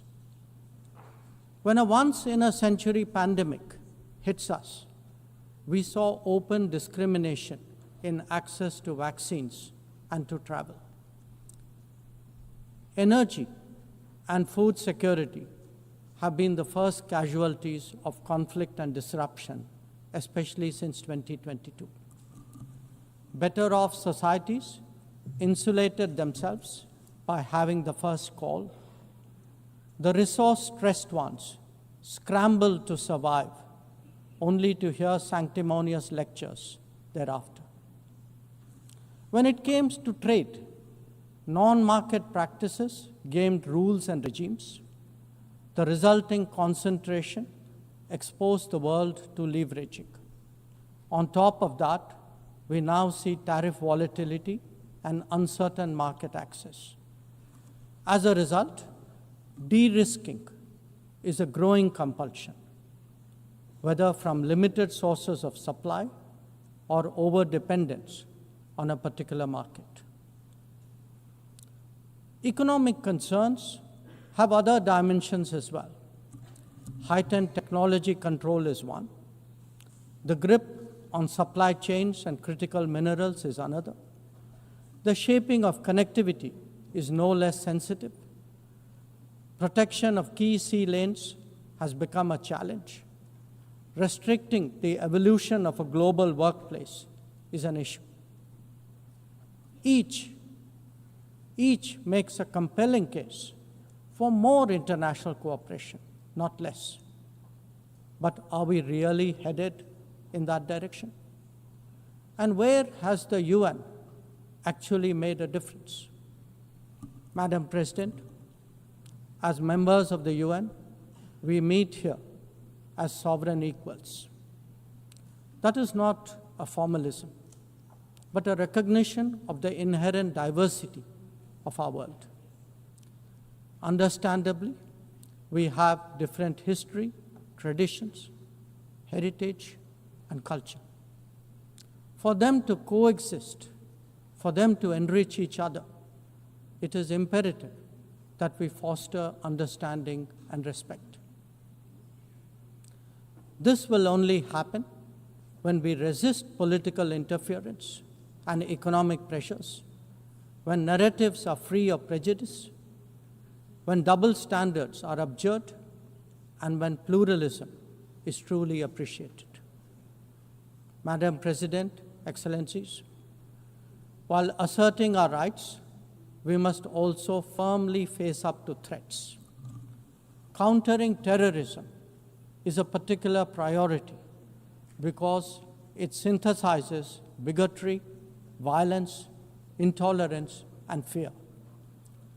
India has confronted this challenge since independence, having a neighbor that is an epicenter of global terrorism. For decades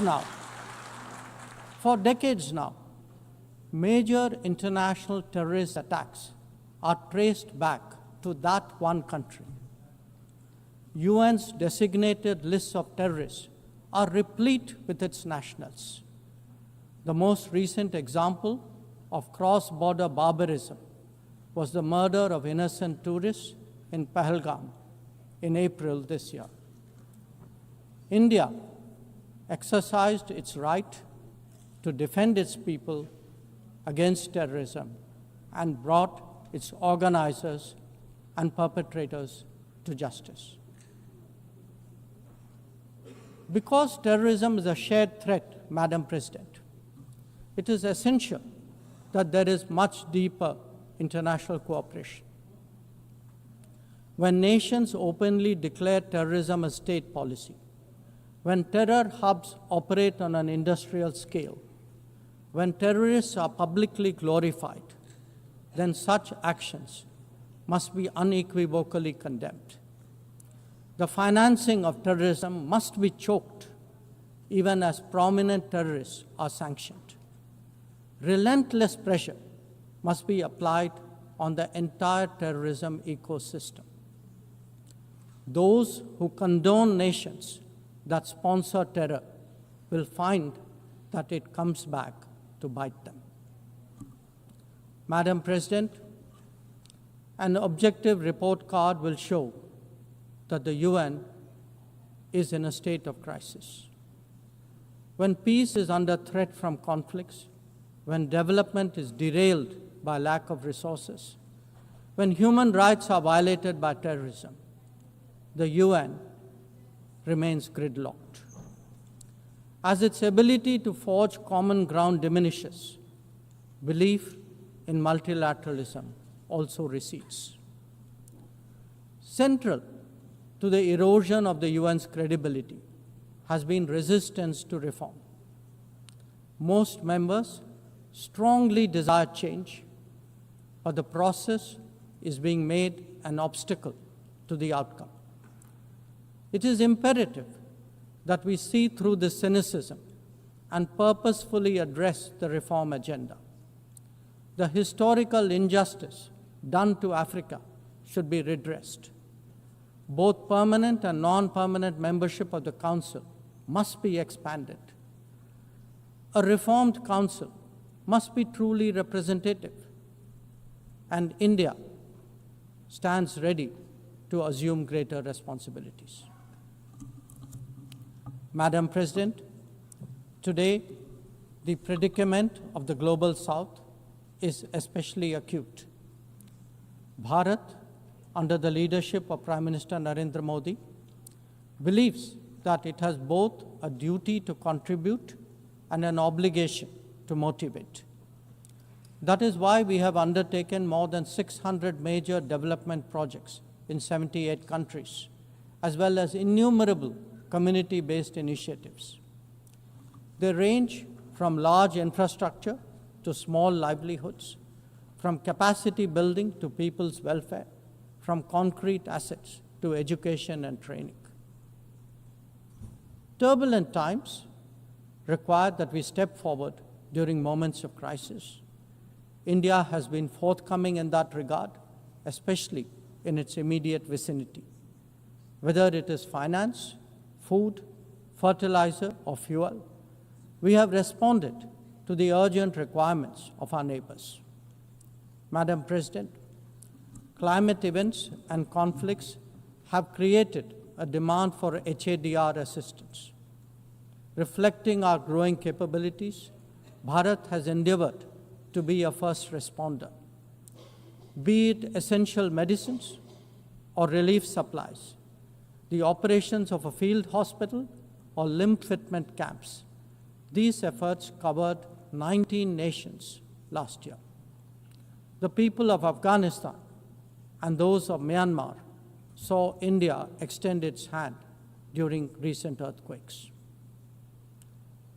Our efforts at ensuring safe commerce, combating piracy, and preventing attacks on shipping in the Northern Arabian Sea also bear mention. And the Indian tradition of UN peacekeeping operations continues in the Democratic Republic of Congo, in Western Sahara, Central African Republic, Golan Heights, Cyprus, Lebanon, Abyei, South Sudan, and Somalia. To put it clearly, our soldiers ensure peacekeeping, our sailors protect maritime shipping, our security counters terrorism, Our doctors and teachers facilitate human development the world over. Our industry produces affordable products. Our techies promote digitization, and our training facilities are open to the world. These remain the core of our foreign policy. Madam President, each one of us has the opportunity of contributing to peace and prosperity. In the case of conflicts, especially Ukraine and Gaza, even those not directly involved have felt its impact. Nations who can engage all sides must step up in the search for solutions. India calls for an end to hostilities and will support any initiative that will help restore peace. The last decade in Bharat has also seen transformative changes due to the vision of Prime Minister Modi. Our digital public infrastructure has redefined governance and enabled delivery of public services on an unprecedented scale. Our startup ecosystem, innovation culture, and microfinance are changing the face of society.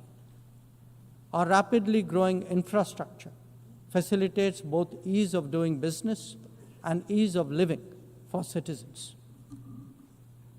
India remains committed to sharing its experiences and tools with others on their journey of development. Artificial intelligence, as a horizontal and cross-cutting technology, has a particular promise for development. India's approach is to harness it responsibly for human welfare. Inclusion and impact will be the watchwords for the summit that India will host in 2026.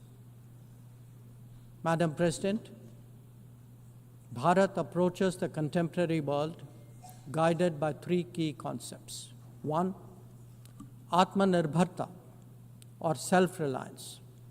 That means developing our own capabilities, building our own strengths, and nurturing our own talent. We see its results already, be it in manufacturing, in space programs, in pharma production, or in digital applications. Make, innovate, and design in India also benefit the world. Two, Atmaraksha, or securing oneself. We remain determined to protect our people and secure their interests at home and abroad. That means zero tolerance for terrorism, robust defense of our borders, forging partnerships beyond, and assisting our community abroad. And three, Atma Vishwas, or self-confidence. As the most populous nation, as a civilizational state, as a rapidly growing major economy, we are confident about who we are and what we will be. Bharat will always maintain its freedom of choice and will always be a voice of the Global South. Madam President, these are certainly challenging times for the international community. Many of our assumptions and expectations no longer hold. In such circumstances, it is imperative to stay strong, to hold firm, and to deepen friendships. International cooperation must prevail because islands of prosperity cannot flourish in an ocean of turbulence. A world order requires common purpose, as it does empathy for others. That is where we look to the United Nations. Madam President, every member who can make this world a better place must have the opportunity to do their utmost. And for that to happen, reformed multilateralism is the obvious way. The 9th decade of the UN must be one of leadership and hope. Bharat will do its fair share and more. I thank you.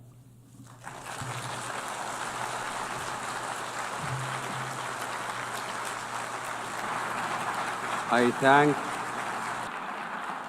I thank the Minister for External Affairs of India. والآن أعطي الكلمة. I now give the floor to His Excellency Badr Ahmed Mohammed Abdel Ati, Minister for Foreign Affairs, Immigration and Egyptian Expatriates of Egypt.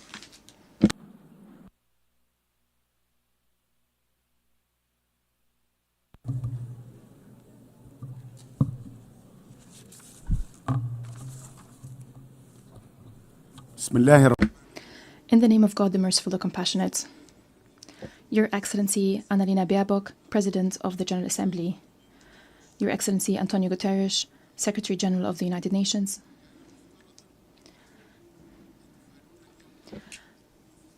our celebration today of the 80th anniversary of the United Nations was supposed to be an occasion, an opportunity to reflect on the journey of this organization, an opportunity to think of the achievements of the organization in maintaining international peace and security and ensuring prosperity and development for all, and establishing an international order based on international law that are applied by all, that apply to all, to preserve the dignity and rights of all.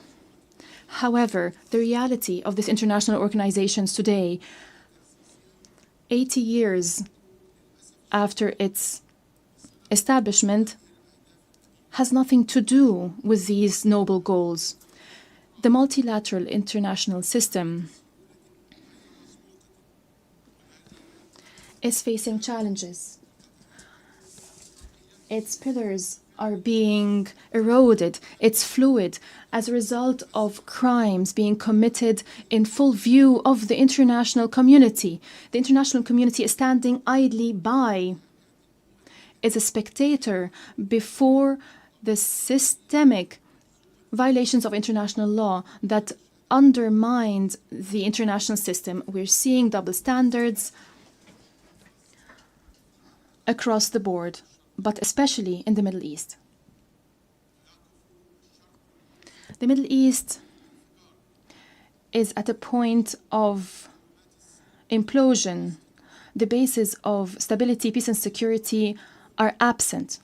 There is no noteworthy respect of international legitimacy. Our Palestinian brethren is falling victim to the most heinous Israeli actions. It's a war, a wanton, unjust war waged against defenseless civilians for a sin they did not commit, driven by an extremist ideology that only sees destruction, killing, and systematic starvation, a toxic narrative, an incitement to hatred and violence. The aggression is transpiring without accountability, and it has affected one country of the region after the other. The most latest, what we've seen, is the wanton aggression against brotherly Qatar. Egypt is one of the first to anchor the pillar of peace in the region when President Sadat visited Jerusalem in a historic visit in 1979. Egypt feels concerned and feels responsible at the same time. 2 years following this wanton aggression against Gaza, following the daily violations in the West Bank, the foundations of peace that we have been laying for 75 years are now being threatened. In light of these difficult circumstances, Egypt presents its vision to deal with the situation in the Middle East and the international system as follows. First, we express our appreciation and gratitude to President Donald Trump, which announced his full commitment and his willingness to work with the leaders of the region to end this unjust war against Gaza, according to an integrated, comprehensive vision that stops the bloodshed, that ensures security for all, that restores the foundation to bring back lost trust. Egypt is fully willing and is fully committed to building on the vision by President Trump to restore stability, to end the war, to open a political horizon that paves the way towards the establishment of the Palestinian state, to also release hostages and detainees, and to heal all wounds, the wounds of the orphans, the wounds of the injured, the wounds of the hungry in the Gaza Strip, and put an end to the arrogance of might and to put it aside and to restore hope for tomorrow. Egypt, since the outbreak of this crisis, have done its utmost to reach a ceasefire that is sustainable in Gaza, in partnership with brotherly Qatar and the United States of America. We worked on resuming the entry of humanitarian aid without obstacles to address the starvation that is made by Israel, created by Israel. We must restore the basic necessities of life. The entry of humanitarian aid must be a priority for the international community. Together, we all must ensure the provision of humanitarian aid as soon as possible and at scale. And we also must work together to protect civilians. We reiterate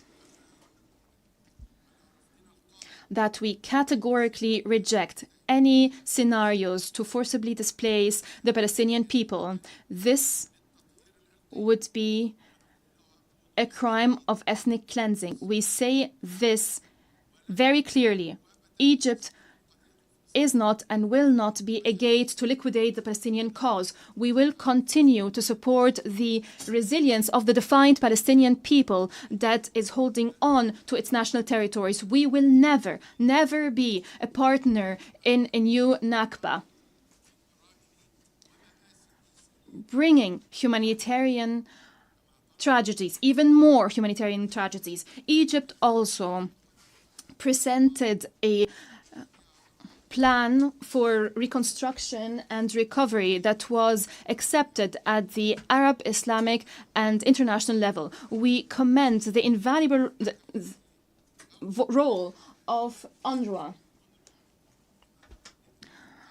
the indispensable role of UNRWA. It is providing valuable support to millions of Palestinian refugees. We also commend the role of the United Nations and its specialized agency. We call upon the countries of the world to provide the necessary and sustainable support to UNRWA. The continued of Israeli occupation, the genocide transpiring today in the Gaza Strip, depriving the Palestinian people of their legitimate rights, most notably the right to establish its independent state along the lines of the 4th of June 1967, with East Jerusalem as its capital. This hollows out any narrative of peace and security in the region. In this regard, we express our full support to the conference on the two-state solution led by the Kingdom of Saudi Arabia and France. We commend the courageous decisions by states that have recently announced that they do recognize the independent Free State of Palestine. Israel cannot be secure when others are not secure. The region cannot see stability without an independent state of Palestine. International resolutions contain the parameters necessary to settle the conflicts of the region. What we need is insight, wisdom, political will, and understanding the lessons of the past. We need foresight. In this context, we warn of the continuation of oppressive policies and irresponsible Israeli practices to close the door on peaceful coexistence and regional cooperation. In light of these challenges, Egypt and Saudi Arabia presented a joint vision for security and cooperation in the region, adopted by the League of Arab States. This would be the foundation for a new vision of a region where all countries enjoy balanced security, comprehensive security. We extend the hand of peace. Don't fail children that look to a bright future, young people that wish to build and restore. Don't fail the elderly that want to live in dignity and peace. I quote President Abdel Fattah al-Sisi, "Peace is Egypt's strategic choice to ensure a secure and stable future for the peoples of the region." End of quote. Second, Egypt looks at the conflicts in the region from a perspective of international law, from a perspective that gives precedence to the sovereignty of states and settling disputes by peaceful means and maintaining national states and national institutions. Also, counter-terrorism. These are all bases for stability. In this context, Egypt stresses the importance of supporting brotherly Sudan that is going through a delicate juncture in its history. All efforts must be made. We strongly support maintaining and preserving the institutions of the Sudanese state, including the Sudanese National Army. We're working in cooperation with the Sovereignty Council and international partners as part of the International Quartet to restore stability, peace and security in the Sudan, based on national Sudanese ownership to fulfill the aspirations of the brotherly Sudanese people. We also firmly support brotherly Libya and its national institutions. Presidential elections, parliamentary elections must be held simultaneously as soon as possible. It is important for all foreign forces and mercenaries and foreign fighters to leave Libya. If we are serious about peace and security in Libya, this would consolidate stability and security and would unite Libyan institutions and allow it to extend its authority over all Libyan territory. The Yemeni crisis must be settled based on international parameters. We must maintain the security of navigation routes along the Red Sea. It is the lifeline of international trade. Egypt is one of the most affected parties from this escalation. We lost more than $9 billion revenues of the Suez Canal as a result of disruptions in international trade going through the Red Sea. The stability, security and territorial integrity of Somalia is part and parcel of the security of the region. We call for making concerted efforts and mobilizing the necessary funding in order to activate the AU mission in Somalia. Egypt intends to contribute to this force with a military and police component. I also must strongly condemn repeated Israeli violations of the sovereignty of Lebanon and Syria. We condemn continued violations of Lebanese and Syrian territories.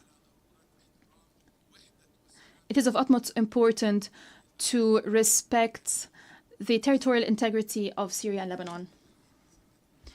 Against this background, in light of these complex regional challenges, Egypt is playing a prominent humanitarian role. We're hosting more than 10 million refugees and displaced persons on our territory. We are providing an environment that respects their dignity, that respects their rights, and that ensures that they receive basic services without discrimination. Despite increasing burdens that go beyond our capacity, and I don't think that there is any other country in the world that is hosting such number of refugees, providing this kind of services and treating them as Egyptians. As I said, these burdens go beyond our capacity, especially in light of regional and international economic crises. Nevertheless, Egypt continues to fulfill its moral and humanitarian responsibility.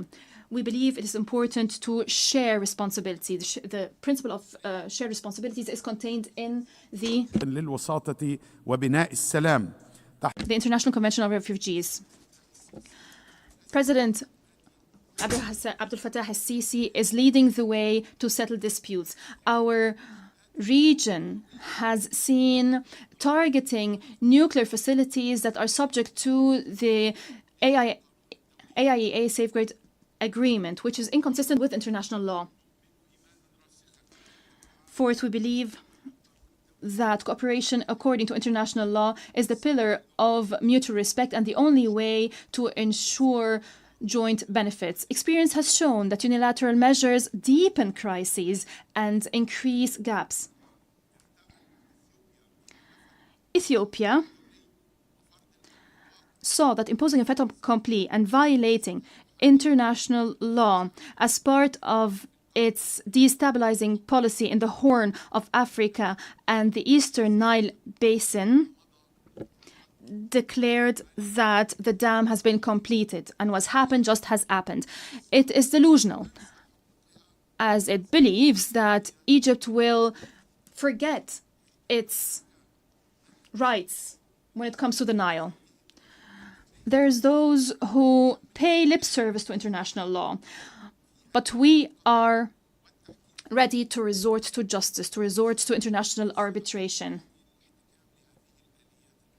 If intentions to actually abide by these mechanisms turn out to be true, if they turn to stalling, if they turn to threatening the fate of people in downstream countries, we will get back our rights and we will not be lax in that journey. International law allows us to protect our existential interests in the Nile Basin.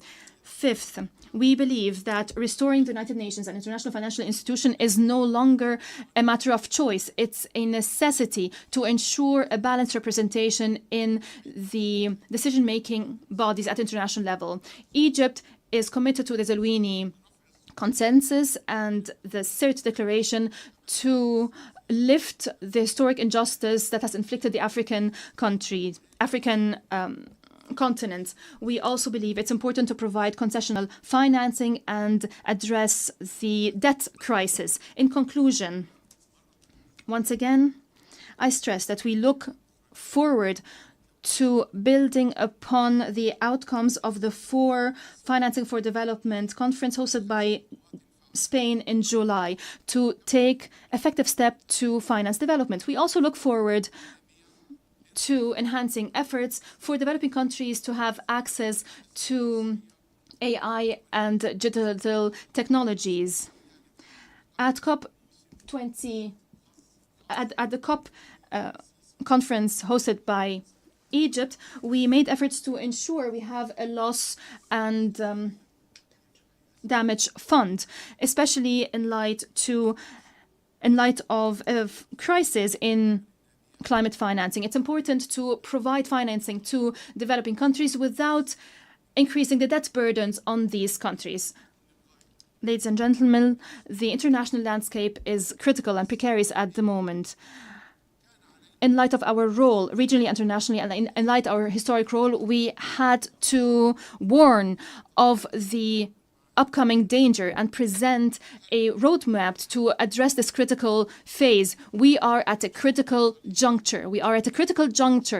Either the Middle East would go back to reason, to go back to international law, or we rush towards a state of chaos that some might think would be able to control by force, by the arrogance of force. However, experience and history has shown that using force would inevitably lead to a disaster, and the first to be affected by that are those who have used force. I stress that Egypt, as a founding member of the United Nations, remains After 80 years of the existence of this United Nations, we remain committed to international law. We remain committed to enhancing multilateral action, as we recognize that absence of international governance will affect us all. We have a negative impact on us all. There is no alternative to committing to international law and to enhance the implementation of international law. There is no alternative to holding violators of international law accountable. There is no country above the law. There is no country, whatever it is, that cannot be held to account. All this to maintain international peace and security, to achieve sustainable development, and to promote human rights.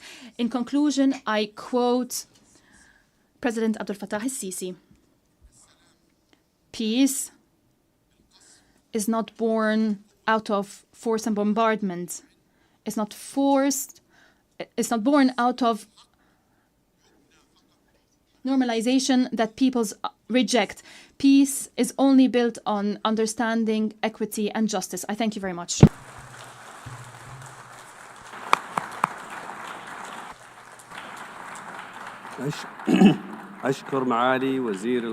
I thank His Excellency, Minister for Foreign Affairs, Immigration, and Egyptian Expatriates of Egypt. I now give the floor to His Excellency Maxim Bezhenkov, Minister for Foreign Affairs of Belarus.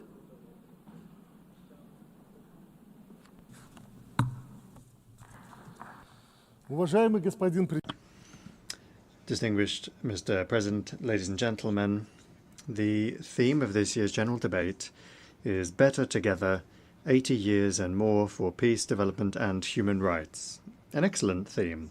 The key word here is together. So together, let's remember everything and reflect. And I'm confident that we will find the true root causes of the challenges and threats facing the planet today. First, the 80th anniversary of the great victory in the Second World War. 8 decades ago, a bloody and merciless war ended, which was a great tragedy for all of humanity. And only at the cost of millions of lost and broken lives did we overcome this challenge. The contribution of the United States and Great Britain to great victory is obvious, as is that of the Chinese people who threw off the yoke of Japanese militarism. However, the decisive factor was the feat of the Soviet people, a multinational people who fought down to the last drop of blood for their freedom and the freedom of oppressed peoples. Note that they did not hand over the keys to their cities to the conquerors, they did not hide behind pro-Nazi collaborationist regimes, they did not supply the Nazi regime with equipment and soldiers. Back then, 80 years ago, this was obvious. The liberators were greeted with flowers and rejoicing in the capitals of Europe, monuments and memorials were erected in their honor, and streets and cities were named after them. Only 80 years of life have gone by since then, a life of prosperity and peace in Europe, and how everything has changed. The West has developed its own version of the truth about the events of those years. Memories are being erased, monuments demolished, history textbooks rewritten. Once again, we hear Nazi slogans and chants in city streets. This is how the 21st century generation is being raised, a generation that did not see the horrors of that war. They did not even hear about it from their parents. And so they are fueled by the false heroism of their ancestors who in the past had joined Hitler's coalition of nations, dreaming of world domination. If history is being rewritten, then its conclusions are also being rewritten. This calls into question the legitimacy of the post-war world order based on the universal principles of the United Nations. That seems clear.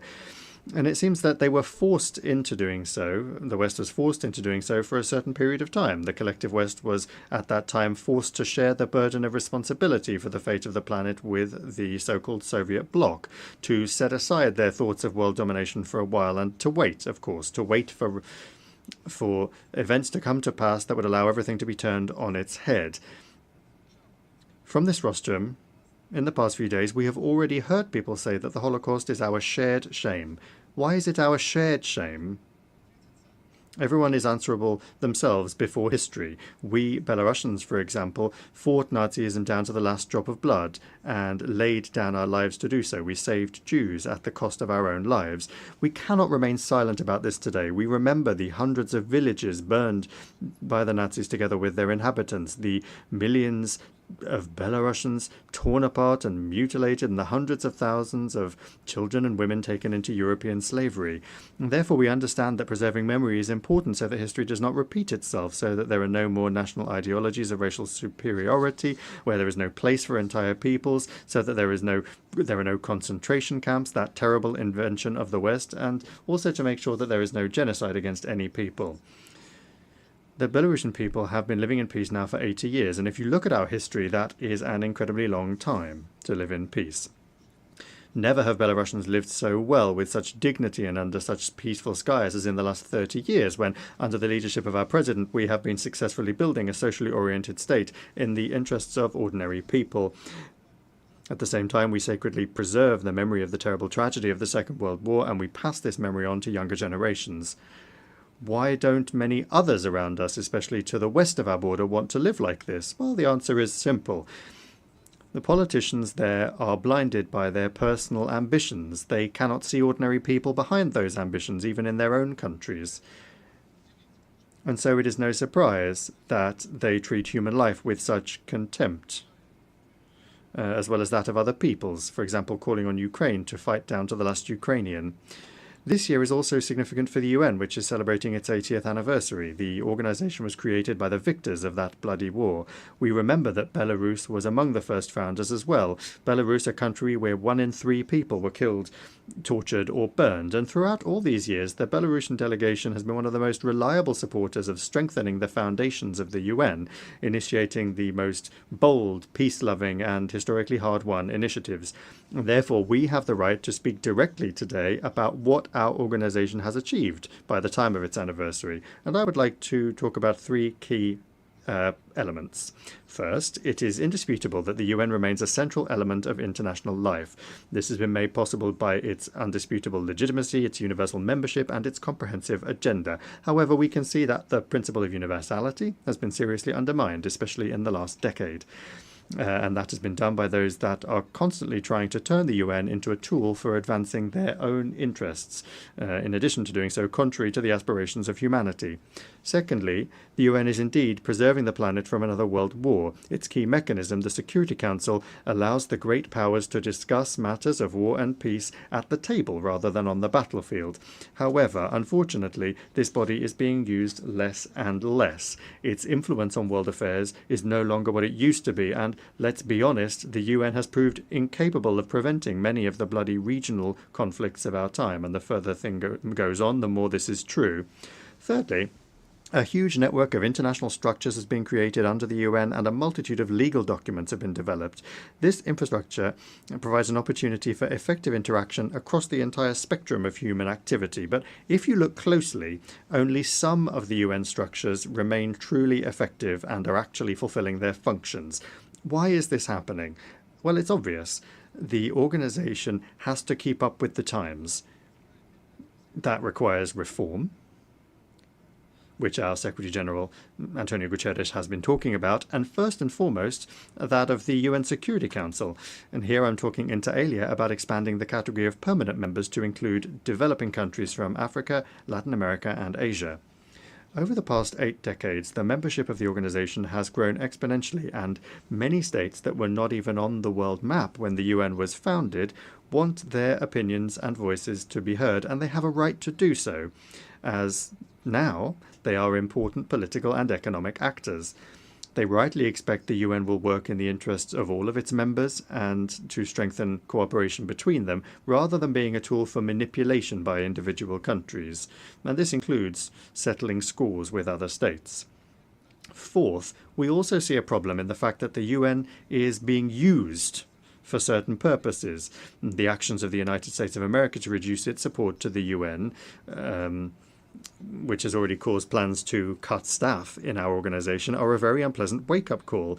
But you'll have to agree that if the UN is able to be an impartial forum and move with the times, it will be in demand by everyone, the weak and the strong, the developed and the developing.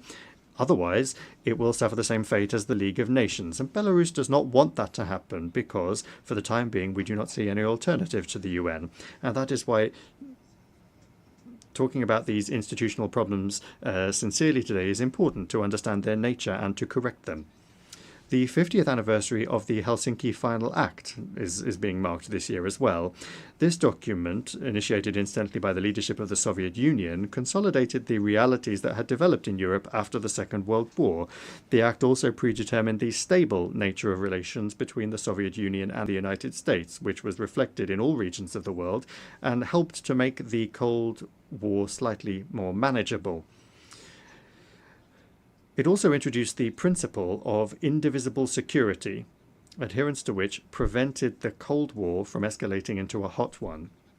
The Helsinki Agreements provided an opportunity to build a united, indivisible and prosperous Europe during and after the Cold War. However, history took a different path. Today, the so-called victors of the Cold War have completely forgotten this principle and adopted a logic of superiority and confrontation. Incidentally, it was precisely this logic that was behind NATO's eastward expansion. As a result, the balance of power in Europe was undermined and security threats arose for many states. The Yugoslav crisis, the bloodshed in a number of post-Soviet republics, and the conflict in Ukraine are the most striking examples of such consequences. Today, it is clear that the way to end the bloodshed in Ukraine lies in all parties in Europe returning to an understanding of the importance of respecting the principle of indivisible security. And it's important that one of the main global centers of power, the United States, has finally started to understand the importance of this. Unfortunately, the EU countries aren't doing the same thing. They continue to stoke regional conflict with the firewood of Ukraine. Joint efforts are particularly needed to increase the level of trust between countries, although there are no ready-made solutions at present. But action must be taken, and we, in Belarus, which is at the heart of Europe, understand this perhaps better than anyone else. After all, it was through us that the most tragic wars of modern times have swept through our country every 50 years or so, leaving nothing but memories in their wake, and that is why we cannot delay. Just look at what our European neighbours are doing on the EU's border with Belarus and Russia. They are laying mines, building walls, moats and trenches, defensive lines and barbed wire. They are trying to create a sense among their population of an impending threat from the barbarians to the east, and there have actually already been victims, albeit among NATO countries who are either drowning in bogs or being blown up by their own mines. Incidentally, I saw here on the North Lawn near the UN building a piece of the Berlin Wall has been set up as a monument to human rights, and the inscription says 155 kilometers and 200 victims during its existence, or something to that effect. Today, a much larger wall, thousands of kilometers long, is being erected on the border between the EU and Russia and Belarus, from Finland down to Poland. And there have already been hundreds of victims along this wall since its construction began. Today, hundreds of innocent migrants from countries of the south who, in search of a better life, are striving to reach the EU, which has destroyed the normal way of life in their countries, are dying. So if we are not able to prevent the construction of this wall together, then let us at least reserve a place on the North Lawn where we can put up a piece of that wall when the countries in question come to their senses and decide that such a wall is no longer necessary. We could say how long it was and how many people died as a result. And we can say that this is a monument to the right of freedom of movement. Belarus is speaking out and proposing concrete solutions. In particular, the President of the Republic of Belarus has put forward an initiative to develop a Eurasian Charter of Multipolarity and Diversity in the 21st century, to launch a new paradigm for a Eurasian architecture of equal and indivisible security. I won't talk about this in detail. The Minister of Foreign Affairs of the Russian Federation already spoke about this very well. We then call upon all Eurasian states to join in this process and to show the same responsibility that our predecessors demonstrated half a century ago. There is no alternative to this dialogue. We need to rid ourselves of prejudices and sit down at the negotiating table. Our appeal, of course, also is addressed to the countries of the European Union, which have traditionally been sceptical of any initiatives coming from the East. But I would like to remind them that this East is far from what it was even a decade ago. It is, in essence, the global South, or even the global majority, you could call it, and that is what must be reckoned with. It's time to finally understand that the days of the dictates of the collective West are a thing of the past. And therefore, I would like to advise European countries to reflect on their place in the world in light of the transformations that are underway, which, as we can all see, are not clearly in their favour. The decline in economic competitiveness is undermining the traditional European model of the welfare state, leading also to a fall in living standards and rising inequality, as we can see. The crazed militarization of the region is driving Europe, especially the new EU and NATO member states, into a deep financial abyss. The foundations of European society are being rapidly destroyed as a result of the virtually uncontrolled mass migration that's taking place and the failed policy of false multiculturalism as a response to this challenge. And all of this is happening against the backdrop of ever more fences that are being hastily erected in the East. These are not just concrete fences, but political, ideological, interpersonal ones, and in essence, civilizational fences.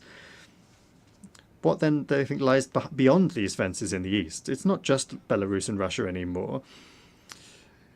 There's also the Indian Ocean, and as our Chinese friends say, a community of shared destiny and shared responsibility for the future of humanity that is stretching all the way to the Pacific horizon that exists there, with the weakening of customs and physical borders, the strengthening of cooperation across the entire spectrum of pressing issues, the development of interpersonal contacts and multifaceted interaction. This is a community where, despite numerous cultural and national differences, people respect each other at the very least and do not impose ideological dogmas and rules of behavior on one another. Billions of people, millions of kilometers of territory, a powerful, rapidly growing economy, and the most advanced technologies, ones that are now our own. We have everything, and our own modern mechanisms for cooperation as well. The BRICS, the SCO, ASEAN, the African Union, the League of Arab States. Therefore, in essence, all of these political and militaristic shenanigans by the EU on its eastern border and economic sanctions against us, these are all measures of harsh self-isolation that are driving EU countries even deeper into domestic economic and political crisis. And allow me to say again, this is self-isolation. If European elites intend to continue in the same vein, it will become even worse for the peoples of Europe. However, all of these problems can be solved if, instead of self-isolation, Europe accepts the concept of Eurasian cooperation and security on our vast continent. And another thing, this year we are marking the quarter century that has passed since, from the rostrum of the General Assembly, one of the greatest hopes and promises in the history of the United Nations were voiced. A full 25 years now separate us from the Millennium Summit, at which the Millennium Development Goals were adopted. At that time, it seemed that with the dawn of a new millennium, we were also entering a new era, one of beneficial globalization and universal prosperity. Where do we find ourselves a quarter of a century later? On the one hand, we have become even more interconnected and interdependent, and this is thanks to technological development, which is constantly changing the concepts of time and space. But on the other hand, multiple fault lines have emerged that completely negate all of the positives. Consider the following figures. In 2000, there were around 50 million displaced persons in the world. Today, there are more than 120 million. More than 1 billion people on the planet still live in multidimensional poverty. Conflicts in Ukraine, Palestine, Syria, post-war syndrome in Afghanistan, Iraq, Libya, and a number of other countries that is preventing the peoples of those countries embarking on the path of recovery. Large-scale military action against sovereign countries outside of any legal framework. Trillions of dollars spent on mindless militarization. This is where we've ended up 25 years on instead of those hopes. Just consider the 6.5 decades of the economic blockade of Cuba, which has also been completely unjustifiably declared a sponsor of terrorism. And in the same vein is the story about some kind of drug threat from Venezuela, which is completely unfounded and unacceptable. Is this really the result that the UN system was striving for 25 years ago? So why did the expectations and hopes of the beginning of the millennium not come true? In this regard, the words of the president of Belarus spoken at that Millennium Summit proved prophetic. For many centuries, a small group of states has determined the fate of the world, viewing other nations as peoples as a disenfranchised mass. The past quarter century has shown that many in the West have been unable to abandon their centuries-old mentality. As a result, the West has not become a leader in the process of change, but rather a source of threats and losses. Certain Western elites that are accustomed to living for centuries at the expense of others continue to exhibit a colonial mindset, albeit a modernized one. It's no surprise that even today they continue to display arrogance and power that they exert over developing countries, which was characteristic of colonial times. Our African friends can speak very eloquently about colonial times, and incidentally they're calling for reparations as well for the harm caused by the West. Over the past quarter of a century, then, we have seen the West not working together to solve development problems, but rather imposing democracy and the weaponization of the economy. This policy has spawned many wars, chaos, millions of refugees, created barriers to international trade, undermined global food security, entrenched poverty, hunger, and inequality, and international organizations, chief among them the UN and the WTO, have been sidelined. That is why, in response to these negative trends, the idea of regionalization is becoming popular, and cooperation mechanisms that aren't linked to Western countries, such as, well, as I already mentioned, the BRICS, SCO, ASEAN, CIS, the League of Arab States and the African Union, they're growing and strengthening. They reflect the interests of the global majority countries. They work on the basis of mutual respect, equality, and consensus, rather than domination and plunder. They essentially are forming a fair multipolar economic architecture for development. And it's only natural then that the Chinese President Xi Jinping has put forward a very timely initiative on global governance, which Belarus fully supports. Mr. President, the words of the great Italian thinker of the past century, Antonio Gramsci, who wrote "From a fascist prison," are more relevant today than ever. The old world is dying, and the new world is struggling to be born. It is indeed paradoxical that even today the new world is being born in agony, because the old world does not want to quietly leave the stage. We're not the ones destroying the old world. The West itself is doing a perfectly fine job of that, but we, the global majority, are trying to build a new one, and I would like to underscore that particularly. It's together. It is the key word from the theme of this General Assembly. We're doing this together with our like-minded partners. Thank you for your attention.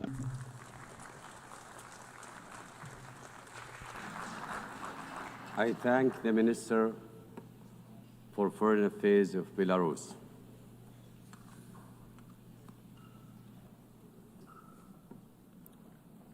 أعطي الكلمة الآن. I give the floor to His Excellency Mohammed Salim Wild Marzouk, Minister for Foreign Affairs, African Cooperation and Mauritanians Abroad of Mauritania.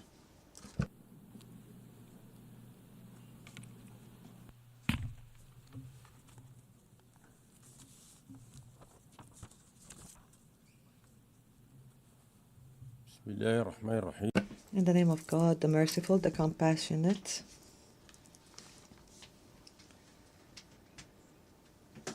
Your Excellency, Mr. President, Your Majesties, Excellencies and Highnesses, His Excellency Antonio Guterres, Secretary General of the UN, Your Excellencies, ladies and gentlemen, may God, peace, mercy, and blessings be upon you. I would like at the outset to extend my warmest congratulations to Her Excellency Ms. Annalena Baerbock on her assumption of the presidency of the 80th session of the General Assembly. I am confident that her rich experience and her high competence will contribute to her successful leadership of this session. I would like to also extend my sincere thanks to His Excellency Philemon Young for the highly competent leadership of the 79th session. I also extend my thanks to His Excellency Mr. Antonio Guterres, the Secretary General of the UN, for his tireless efforts to develop and enhance the role of the UN. Mr. President, ladies and gentlemen, I'm pleased to convey to you the greetings of His Excellency Mr. Mohammed Wuld Sheikh Al Ghazwani, President of the Islamic Republic of Mauritania, and his wishes for the success of the 80th session of the GA. His Excellency honored me by allowing me to deliver on his behalf the address of the Islamic Republic of Mauritania. This session, of course and naturally, represents an opportunity to celebrate 80 years of achievements by our organization in the service of humanity as a whole and in various fields. But it is also an opportunity to objectively diagnose the major shortcomings and deficiencies that have characterize this or that aspect of the UN's journey over the past 8 decades. In this context, it is clear that our world today consists of two contrasting realms, two contrasting worlds. One is rapidly advancing toward the fourth industrial revolution and artificial intelligence, while the other remains hostage to poverty and marginalization. This gap, this ever-widening gap, particularly in view of the current context of growing conflicts and wars, this gap presents a difficult test to humanity. It requires us to unite our efforts to devise solutions that are capable of narrowing this gap by achieving just and comprehensive human-centered development and the right of every human to a dignified life. The theme of our session today reflects and accurately captures this noble goal. Better together, 80 years and more for peace, development, and human rights. Mr. President, ladies and gentlemen, the session is convened amidst a global context that is extremely complex and challenging. We see tensions, wars, conflicts that are escalating in various regions. We see also the exacerbating effects of terrorist threats and natural disasters resulting from climate change. Human suffering is increasing, and the humanitarian burdens on entire populations are multiplying.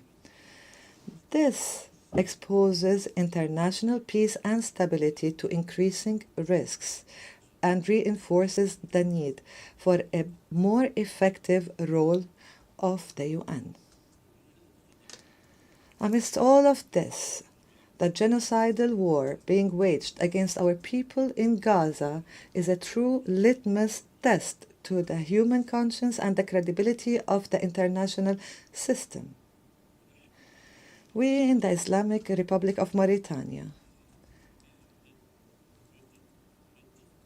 condemn this aggression and this genocidal war and reiterate our support for the Palestinian people. And we stress that violence cannot bring lasting peace and security, and that stability in the Middle East as a whole depends inevitably on enabling the brotherly Palestinian people to realize their right to establish an independent state with East Jerusalem as its capital, in line with relevant international resolutions and the Arab Peace Initiative. In this context, we are pleased to have seen the momentum in the efforts to recognize the state of Palestine. That was powerfully demonstrated by the overwhelming vote in the UN General Assembly in favor of the New York Declaration on the implementation of the two-state solution, which was the outcome of the high-level international conference that was held in July 2025 at the initiative of the Kingdom of Saudi Arabia and the Republic of France. I have here to thank, on behalf of my country, the Kingdom of Saudi Arabia and the Republic of France for organizing the aforementioned conference despite all the challenges and the obstacles.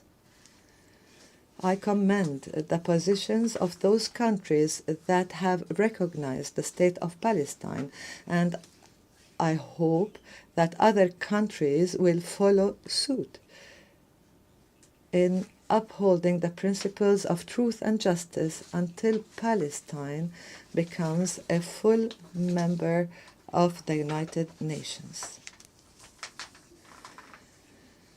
In the same vein, my country reiterates its strong condemnation of the recent Israeli aggression against the brotherly state of Qatar, which constitutes a flagrant violation of this country's sovereignty and of all international norms and conventions.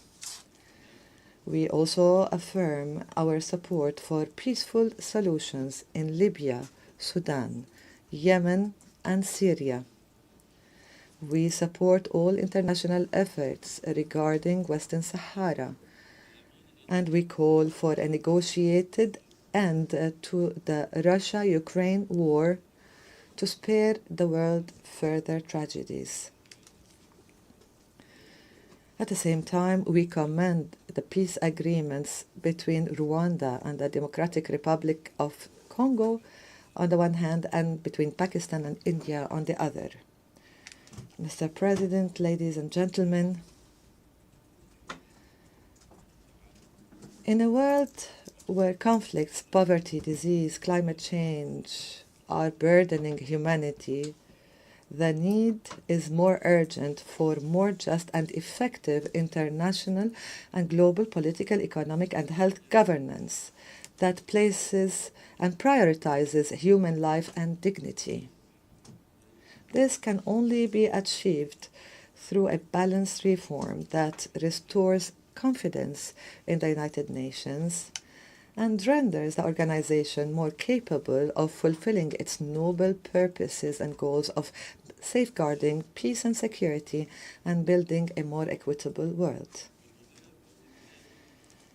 Accordingly, my country renews its commitment to the legitimate demands of our African continent as set out in the Eswatini Consensus for equitable representation in global governance structures. We call the international community to support developing countries in addressing challenges of food security, climate change, the problem of debt, and to support their efforts towards achieving the Sustainable Development Goals. Madam President, ladies and gentlemen, the Islamic Republic of Mauritania places a high priority on the strengthening of the rule of law and good governance, the consolidation of values of justice and equality as its top priority. Therefore, we have implemented a range of strategies and reforms aiming at promoting transparency in the management of public affairs, reforming and enhancing the independence of judiciary, supporting the role of the parliament in oversight and accountability. This will ensure fighting against corruption and the protection of rights and freedoms, as well as strengthening the trust among the different national components. In the same context, and in an attempt to reinforce our status and image as a land of stability and consensus and a state of law, His Excellency President Mohammed Al-Ghazwani has chosen to make a dialogue a constant approach in managing all public affairs, making sure to engage all Mauritanians and consolidate good governance. In terms of social cohesion, protection of social cohesion, that is, my country is placing development at the service of citizens everywhere through structured programs that embody spatial justice. It is building dams, constructing schools, establishing health centers, providing the foundations for a decent life for thousands of families in villages and cities and rural areas, strengthening national solidarity in full harmony with the process and in parallel with the process of consolidating the rule of law and the foundations of good governance. We have a comprehensive health coverage program that has provided insurance for vulnerable families. The number of beneficiaries increased by 147% between 2019 and 2024, with universal health coverage reaching approximately 21% of the total population. As for human rights, my country has strengthened its human rights frameworks and systems by combating the effects of slavery in all its forms and confronting human trafficking through well-established legal and institutional mechanisms. Mauritania hosts approximately 250,000 refugees from Mali, and we have completed the conciliation of the legal status of more than 150,000 migrants in conditions that fully respect their rights and preserve their dignity.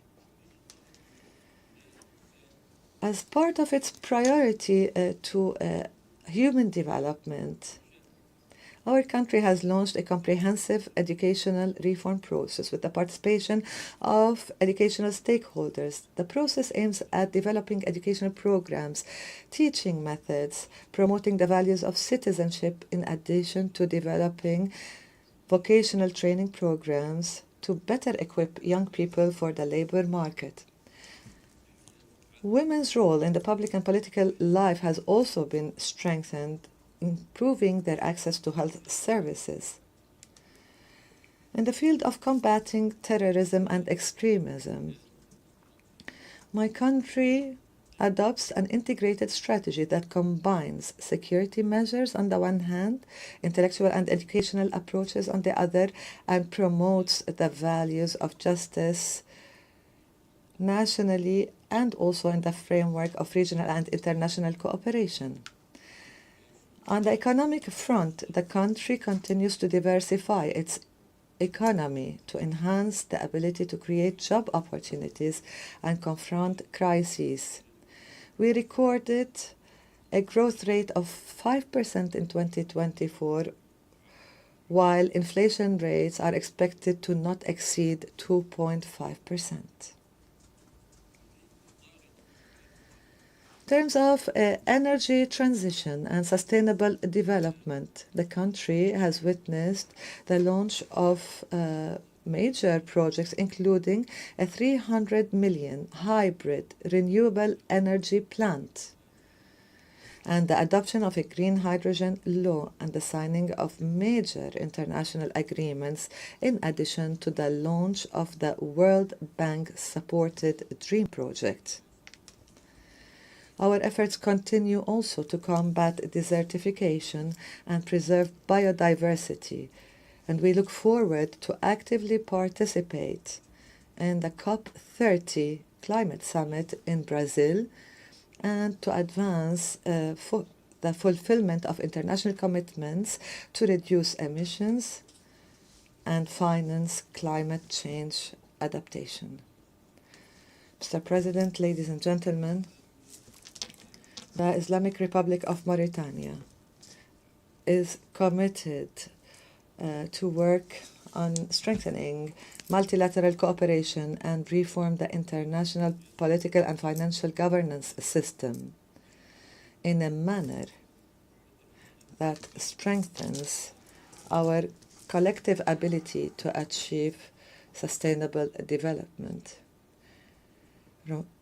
Mauritania will remain faithful to its approach to contribute to the promotion of regional and international peace and security, to diversify and consolidate its partnerships, to address the various challenges facing our country, our continent, and the world as a whole on a path to achieving a safe and dignified life for all. Thank you for your attention. May peace, mercy, and blessings of God be upon you.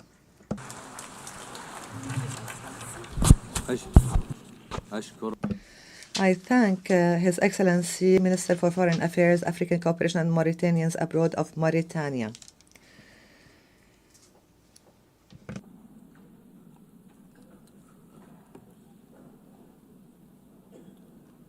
I now give the floor to Her Excellency Auna Silvia Tusoyo, Minister for Foreign Affairs of Romania.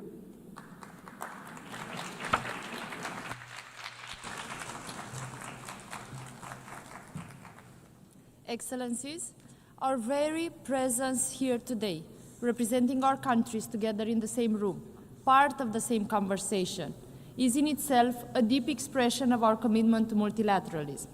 What is also now important is that this is a place for our hopes and our trust in the framework provided by the United Nations. Romania stands firmly by the United Nations as we mark 80 years since its creation and 70 years since we joined. And yes, we do celebrate, and we are proud of both our membership and the history, the mission, and the work of this organization. But we also have a duty to see what works, to see also what does not work, and to act accordingly. We are living in troubled times, without precedent in history. People say that we want to prevent war, but war is very near to us. People say that we want to live under the reign of international law, but the world assists impassively to its repeated violation. I have heard similar statements many times in the interventions here of world leaders in the United Nations plenary, that we live and we face unprecedented times. However, the phrase that I just mentioned does not belong to me, and it is not about 2025. It was said by another Romanian Minister of Foreign Affairs, almost a century ago, by the Romanian diplomat Nicolae Titulescu, twice President of the General Assembly of the League of Nations. He was himself an advocate of collective security, speaking to the world in an attempt to prevent the escalation towards war, in an attempt to ensure that multilateralism has the power to fulfill a vision for peace. We all know here what is the history of the League of Nations, but we also know here that we must not repeat it. The United Nations must not share the same fate. Today, the world does not assist impassively. The world is here, present, involved, committed to peace efforts. We are here to ensure that aggressors can no longer replace the rule of law with the rule of the mighty. Romania remains a staunch supporter of international law. We lead in promoting the universal jurisdiction of the International Court of Justice. This is particularly so after the International Court of Justice rendered its advisory opinion on the obligation of states in respect of climate change this July. We call on the states here today to join the declaration of promoting the universal jurisdiction of the ICJ launched by Romania. Looking at the international peace and security, our aspirations remain the same as those of Titulescu, remain the same as those that were 80 years ago, 70 years ago. For almost 4 years, we have been witnessing a fully fledged war of aggression against Ukraine, started by Russia, uninvited and unprovoked. A war that has unleashed the greatest security crisis in Europe in recent history and challenged the rule-based international order. We must respond to that challenge. The latest violations of the sovereign airspace of Poland, Estonia, Denmark, and of my country, Romania, by reckless actions aimed to provoke, were condemned by many other countries here in New York at the UN Security Council, and we are grateful for that. We once again proved together that provocations meant to destabilize our alliances and to put pressure on our unity have achieved the exact opposite. Any common challenge unites us more. We know and reaffirm that we are stronger together, that the prosperity of any of us is based on the security of all of us. The war in Ukraine, which is carried out both conventionally and hybrid by Russia and its allies, potentially might affect the maritime security in the Black Sea area, and it challenges already the resilience of the neighboring states. We, the United Nations, must act with the conviction that a just and lasting peace in Ukraine is in everybody's interest. We welcome the ongoing US and European leaders' efforts in that respect, and we urge for an immediate, complete, and unconditional ceasefire. We also consider that the recent statements of President Donald Trump and that of European leaders are also an acceleration needed towards peace. In the meantime, Ukraine continues to need our support and our solidarity. In full accordance with the UN Charter, Ukraine has the right to protect its sovereignty, its independence and territorial integrity, and has the support of its people to do so. Romania's support has been substantial and multifaceted, and we will continue to stand with Ukraine for as long as it is needed, because their security, peace there, is also connected directly to our own security and prosperity. The government of Romania supports the pursuit of justice and accountability on the brutal war of aggression of the Russian Federation against Ukraine. Looking at the global map, we are also concerned about the escalation of tensions and conflicts in the Middle East. An immediate ceasefire in Gaza, the unconditional release of all hostages, as well as adequate humanitarian assistance, are merely the first steps towards a permanent end to hostilities. We fully support mediation efforts towards these goals. We also need to maintain a political horizon for the implementation of the two-state solution.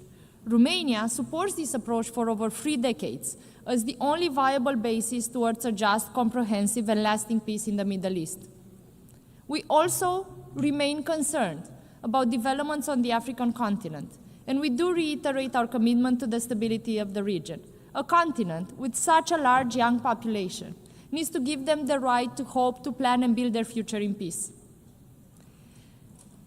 But there is a decrease of the UN peace and security footprint around the world in the exact time while conflicts sometimes have no end in sight. This is not only because of the expected effects of the reform triggered by the UN 80 initiative. The reviewing process of the UN peace operations must respond better to current realities. Adaptability, local ownership, partnerships, including with regional organizations, are key attributes for such success. At the same time, conflict prevention and mediation should always come first, while the separation between the special political mission and peacekeeping operations should be eliminated to fully exploit synergies and capabilities. We need to rebuild trust in the mandates of the UN peacekeeping and UN political special missions. And that means action. From our perspective, there are already various instruments within the established UN framework to help maintain and restore the international peace and security, as it is our common mission. For example, the Global Nuclear Non-Proliferation Regime is one such key instrument, and the constructive cooperation of the member states with the International Atomic Energy Agency is essential. That is why Romania has also resumed our role in its leadership. The Security Council reform should make further progress in terms of transparency, working methods, and representativity, in order to become more effective and consolidate its credibility beyond our small diplomatic circle. Successful steps have already been taken, such as the veto initiative, but more needs to be done. And let me be clear here, what am I referring to when I say more needs to be done? We need to act together and make sure that the aggressor doesn't have the power to veto anymore on the wars that it has started unprovoked and uninvited. The General Assembly has its own role in the area of peace and security, according to the UN Charter. Its complementarity, its synergy with the Security Council must be put to good use. We welcome the recent consensus on the revitalization process, including with regard to the Secretary General's selection and appointment, one that we proudly co-facilitated. Closely linked is also the peace and security for ensuring international humanitarian response to emergencies. Romania supports the central coordinating role of the UN and the more consistent humanitarian diplomacy.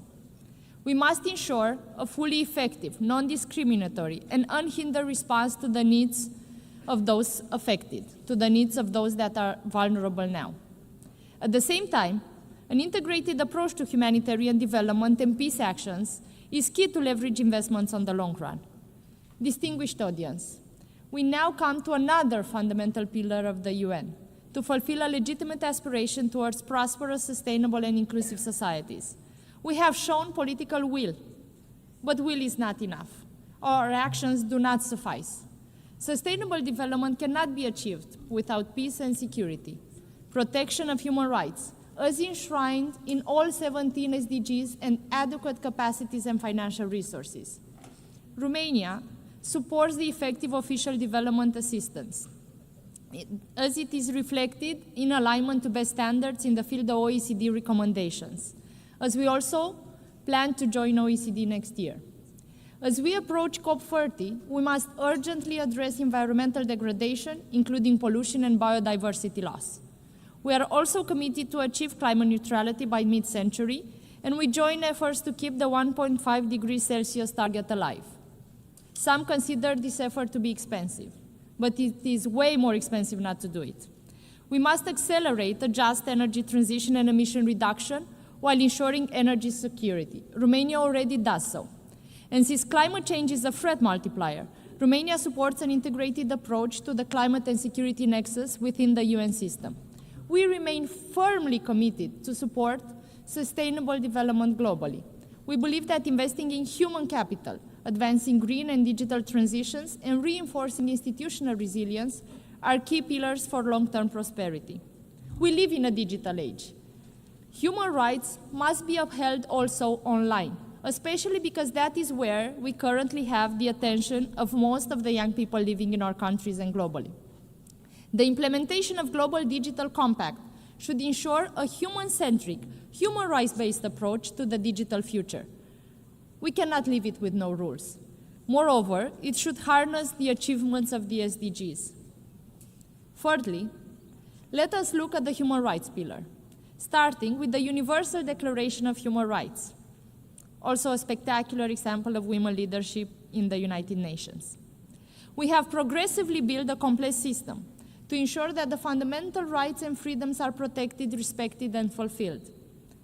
Our shared values and goals are still not met, but we have the necessary means at our disposals.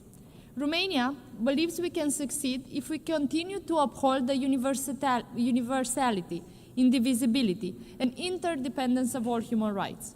We cannot dilute existing commitments. We cannot afford to accept pushbacks. We must ensure adequate, predictable, and sustainable funding for human rights. That is the only way. Each of us has the ability, but also the responsibility to act, since human rights, democracy, and the rule of law come hand in hand. Furthermore, the civic space is a vital component of resilient and democratic societies. We have witnessed this firsthand in Romania as well. It is essential that we rely on civil society. Romania advocates for the meaningful participation of civil society actors and human rights defenders in all UN human rights processes. The voices of youth must be heard. Gender equality in law, but also in practice, must remain a priority and is a priority for my country. We are imperfect in following that priority, but we are doing our best. We celebrate now 30 years since the adoption of the Beijing Declaration and its platform for action. And we must show real progress in terms of gender parity, combating discrimination and harmful stereotypes, eliminating pay gaps, as well as violence and abuse. We look forward for the upcoming session of the Commission of the Status of Women to deliver results on the implementation of the Beijing Agenda further.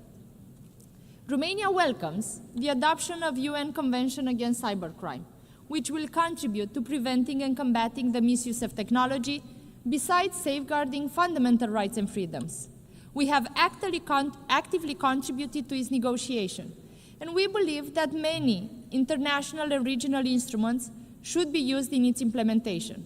For example, Cybercrime Program Office of the Council of Europe from Bucharest has achieved major impact worldwide It has benefited more than 140 countries since its creation a decade ago. The Southeast European Law Enforcement Center, also hosted by my country, has brought an important contribution in the fight against transnational crime in all its forms, in the region and beyond. We should also bear in mind that disinformation with malign intent has dire consequences for democracies. They have tried to influence our democracy at home in Romania, and they have failed. They will try again, and we must ensure they will fail again. In neighboring Republic of Moldova, in about 12 hours from now, the polls open. It is perhaps the most consequential legislative election since the country's independence.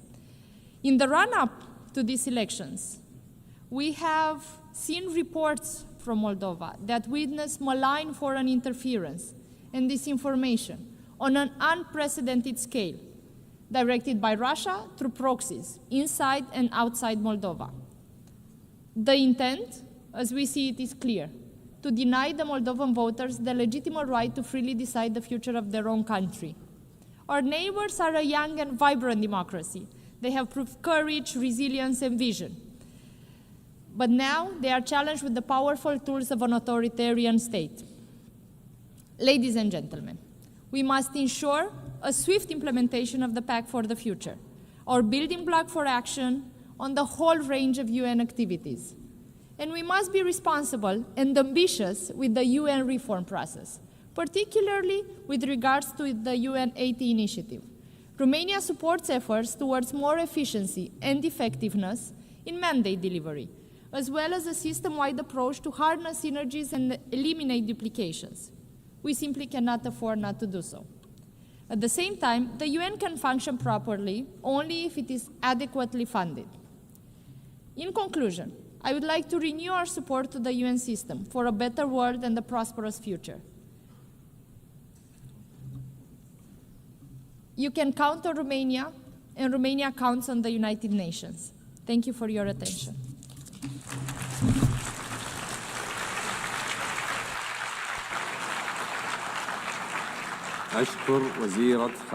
I thank Her Excellency, the Minister for Foreign Affairs of Romania.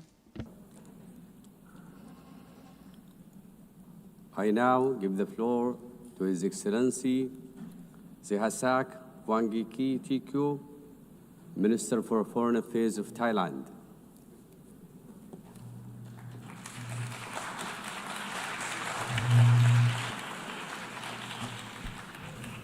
Mr. President, Excellencies, distinguished delegates, at the outset, I would like to congratulate you, Mr. President, Madam President, on your assumption to the presidency of the 80th session of the General Assembly.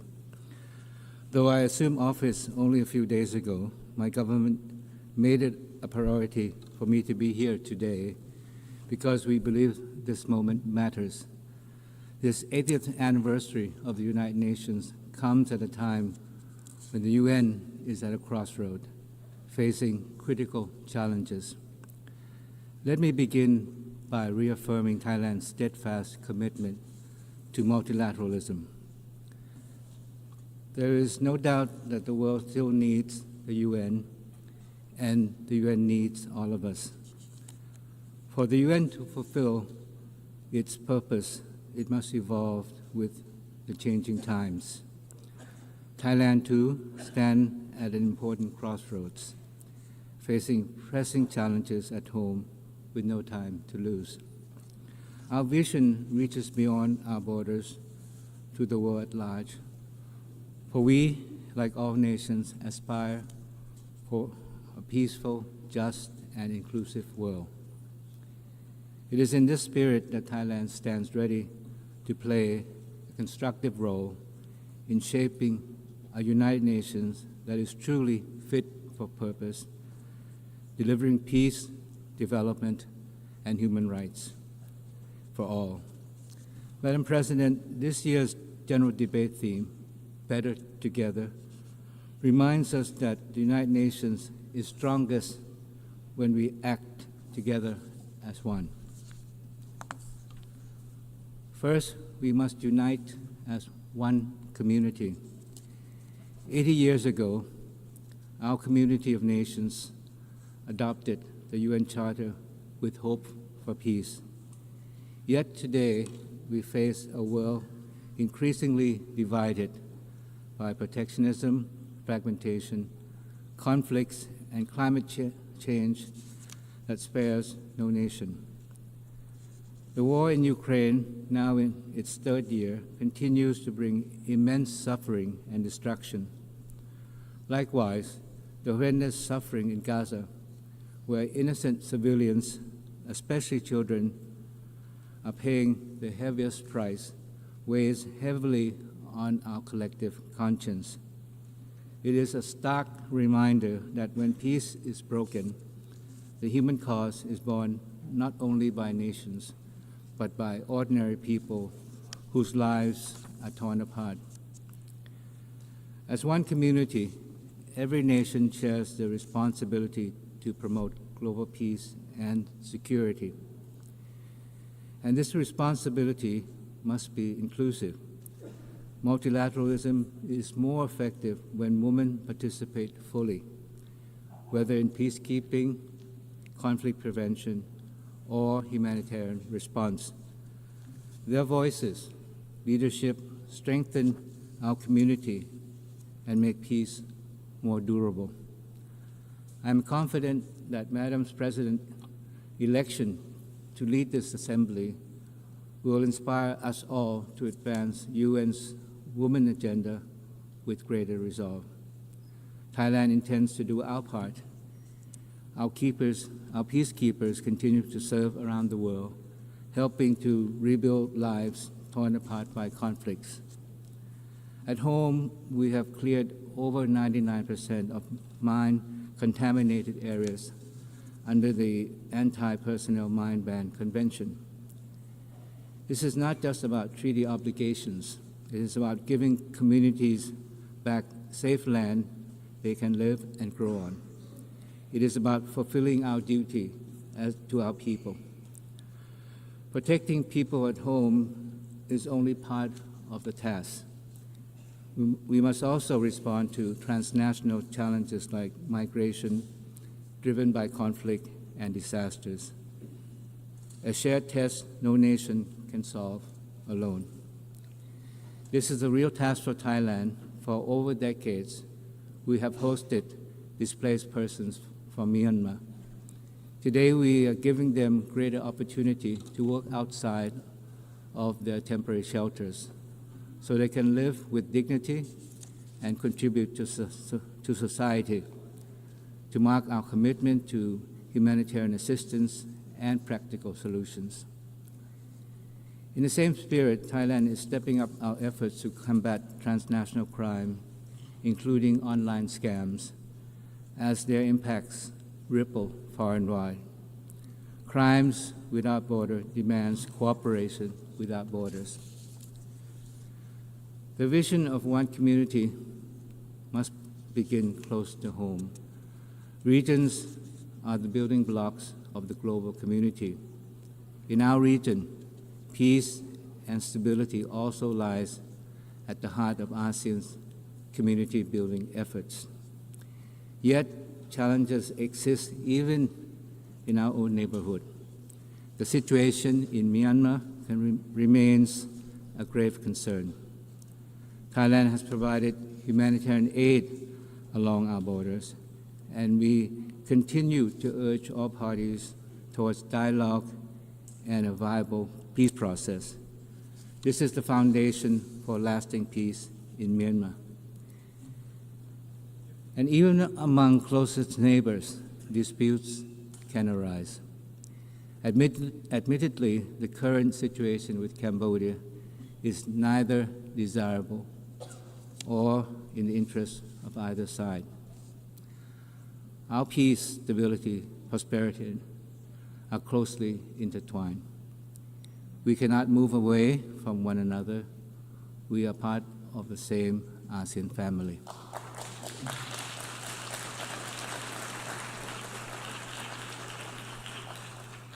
This morning, I intended to say something different and positive, reflecting hope for the future. But I had to rewrite the speech because of the most regrettable remarks by my Cambodian colleague. To my dismay, Cambodia continues to present itself as the victim.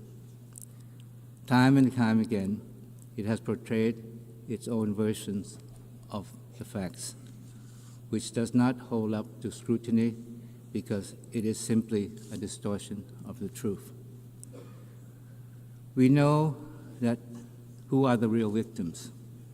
They are Thai soldiers who have lost their legs from landmines, children whose schools were shelled, and innocent civilians who were shopping that day at the grocery store that came under attack from Cambodian rocket fire. Yesterday, I met my Cambodian colleague in the very hall of the United Nations. We talked about peace, dialogue, mutual trust, and confidence.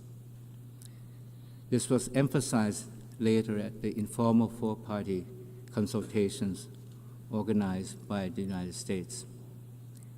We appreciate President Trump's dedication to peace.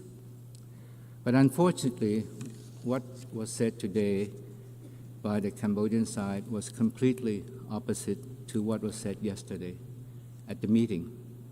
It reveals the true intention of Cambodia. These allegations were so far-fetched that they make a mockery of the truth. From the beginning, Cambodia initiated the conflict with the intention to expand a border dispute into a national conflict and to further internationalize it, as was the case again this morning. The villages referred to by my Cambodian colleague earlier are in Thai terror, full stop. In fact, they exist because Thailand made the humanitarian decision to open up our borders in the late 1970s for hundreds of thousands of Cambodians fleeing the civil war in their country to seek shelter in Thailand.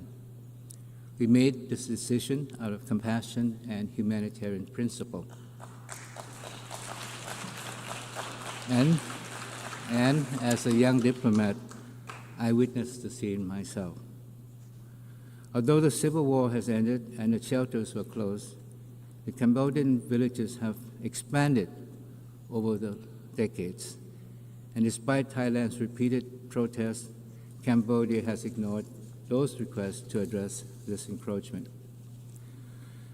And when peace returned to Cambodia after the 1991 Paris Peace Agreement, we were there to rebuild and to rehabilitate the Cambodian nation to sustain peace. We built homes, roads, hospitals, because peace in Cambodia is in Thailand's interest. This is what neighbors should do for one another.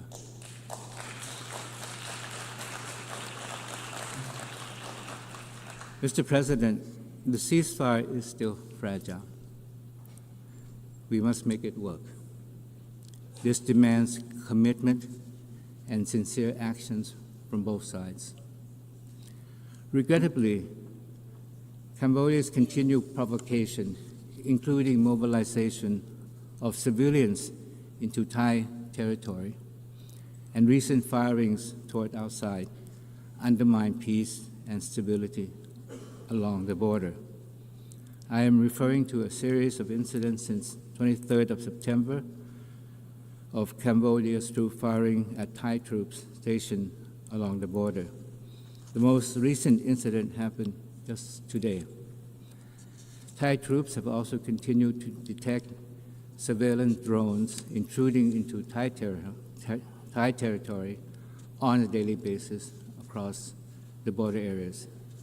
These actions constitute a violation of Thai sovereignty and territorial integrity, and the ceasefire agreement reached at the special meeting in Putrajaya, Malaysia, and reaffirmed at the bilateral border committee meeting. Now, let there be no doubt that Thailand has always and will always stand for peace and we will do everything we can to find a peaceful solution to the current problem with Cambodia. At the same time, Thailand will always stand firm and resolute in the defense of our sovereignty and territorial integrity. We urge Cambodia to work with us in resolving the differences through peaceful dialogue and existing mechanism. Today, our two countries face a defining choice. As a close neighbor and as a friend, we must ask Cambodia which path they wish to take, the path of continued confrontation or the path of peace and cooperation. Thailand chooses the path of peace because we believe that the people of both countries deserve no less. But we really question whether it is the intention of Cambodia to join us in this pursuit for peace. For Thailand, dialogue, trust, and good faith are not just words, they are the way forward. We will continue to uphold these principles in our engagement with partners in ASEAN and beyond, including major powers, in pursuit of sustainable peace and shared prosperity. To speak of one community, Mr. President, is to reaffirm that we are bound by shared principles that everyone is born free and equal in dignity and rights. As a member of the Human Rights Council for 2025-2027 and chair of the Third Committee of the General Assembly, Thailand is committed to promote and protect human rights for all.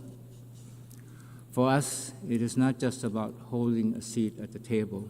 It is about making a real difference in people's lives, the lives of those caught in conflict, those living with disabilities, and those who are often left behind. Advancing the rights of women and girls is also central to this effort. Equal participation and freedom from violence and discrimination are not just human rights, they are the foundation of just and resilient societies. Health is another fundamental right that cannot be overstated. Ensuring access to care is not only about saving lives, it is about giving every person the chance to live with dignity and security. This is why Thailand champions the right to health at home and globally.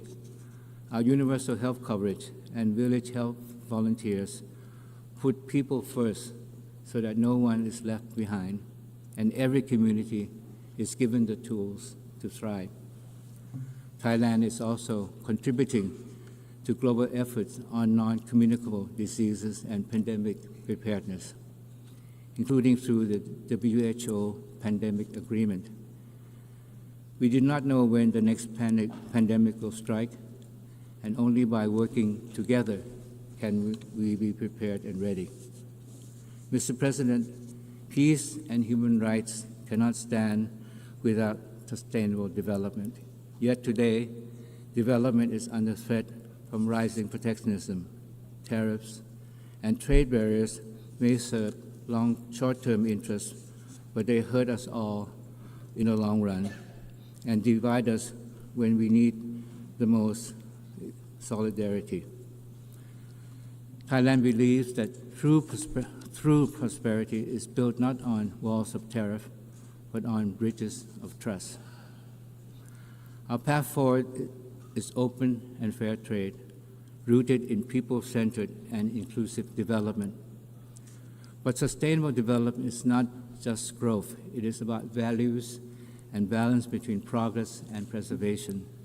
That's why Thailand's sufficiency economy philosophy, built on balance, resilience, moderation, has guided our development journey. It reminds us that true progress must empower people while protecting the planet. With only 5 years left to achieve the SDGs, we must strengthen partnership at all levels and confront the inequalities and financing gap that still hold back our common future. At the same time, we must never forget that the planet lies at the core of sustainable development. Climate change, the overarching threat of our time, is widening the gap between the haves and have-nots. Without stronger support for those most affected, we will fail both our people and our planet. As the UN turns 80, our task is simple but profound: to come together under one dedication. We are all bound by ideals, norms, and principles of the UN Charter. But the world has changed dramatically. Renewing our dedication to multilateralism is no longer optional. But the truth is, the history of the UN is filled with promises made but not kept. Each unfulfilled pledge erodes the credibility and weakens global trust. If the UN is to remain at the heart of multilateralism, we cannot afford to repeat this cycle.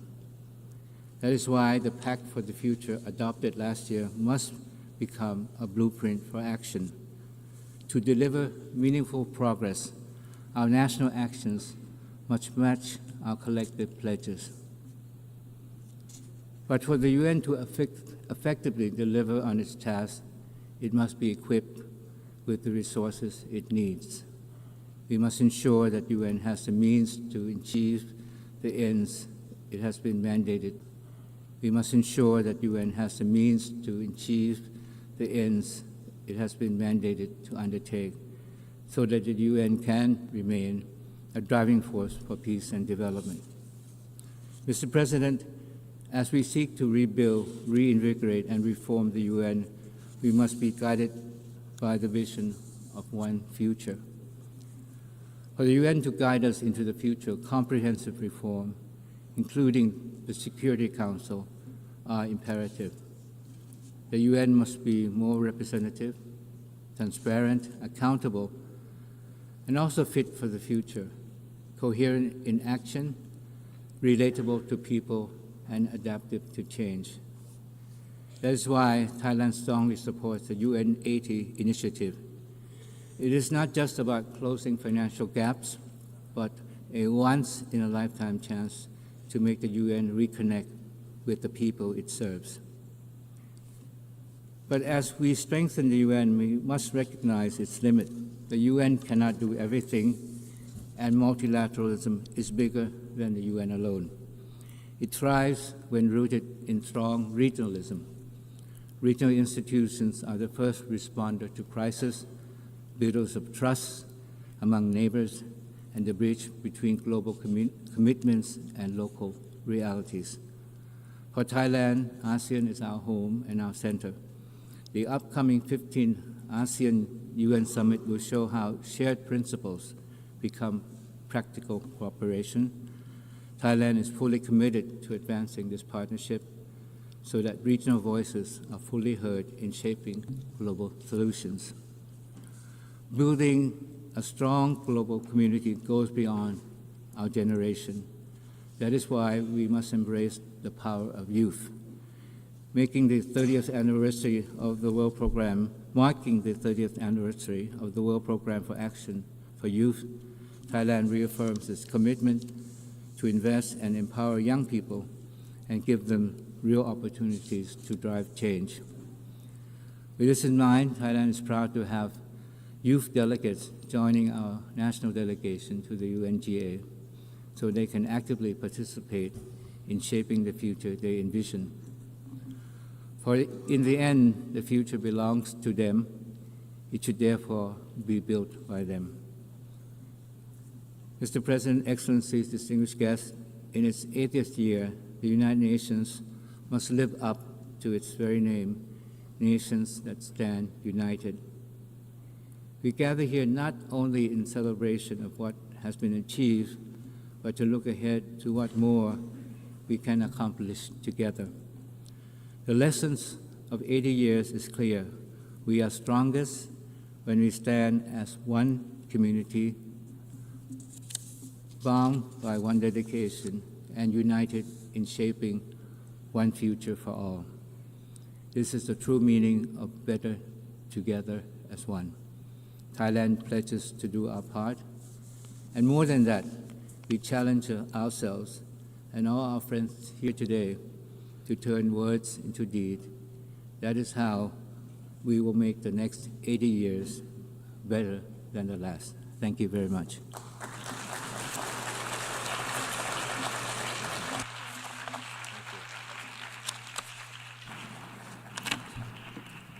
I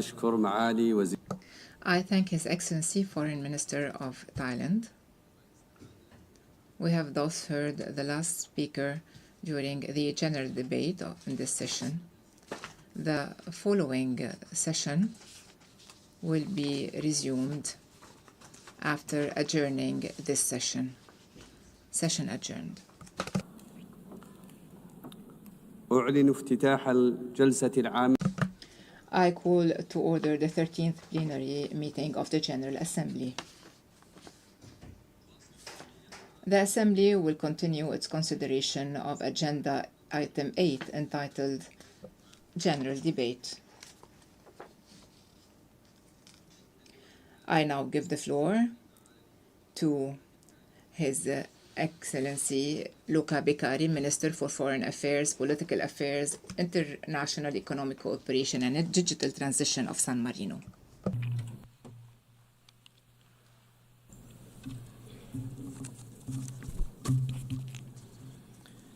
Madam President, Mr. Secretary General, Excellencies, ladies and gentlemen, on behalf of the government of the Republic of San Marino, I would like to congratulate Excellencies Annalena Baerbock on her election as a President of the 80th section of the United General Assembly and to wish her a fruitful work. The Republic of San Marino supports the priority of your program and ensure you, Madam President, full cooperation in all works of the General Assembly. I would also like to extend my special thanks to Secretary General Antonio Gutierrez for his energy and determination in leading the United Nations in these difficult and challenging times. Madam President, we are meeting at a moment of profound global transformation. The global order is undergoing fundamental shift, impacting trade, technology, and international cooperation. In such time, the enduring value of a rule-based multilateral system becomes even more critical. The 80th anniversary of our organization provides an opportunity for the United Nations membership to reflect on the enduring significance and relevance of the Charter of the United Nations. As geopolitical dynamics change and new global challenges emerge, this year's general debate must strain our collective reaffirmation of the spirit of San Francisco and the founding principle of the United Nations enshrined in the Charter.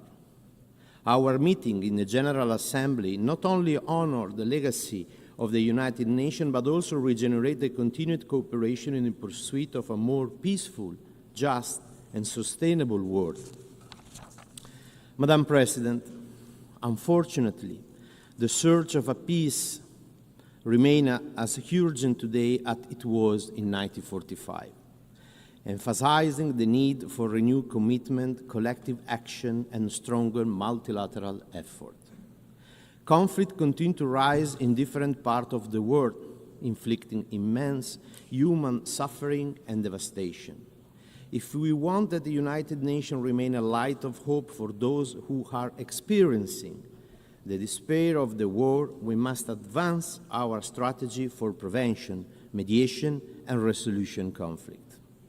We acknowledge the essential role of the UN in delivering life-saving assistance and protection to millions of people in countries and areas that are enduring conflict, such as the Horn of Africa, the occupied Palestinian territory, including East Jerusalem, the Sudan, Ukraine, Yemen, and beyond. But it is not enough. We, Member States, must do more in advancing international peace and security, guided by the Charter and the mandate of the General Assembly and the Security Council. The war of aggression against Ukraine brought dramatic consequences for the civilian population, including civilian death, destruction of vital infrastructure, and massive displacement.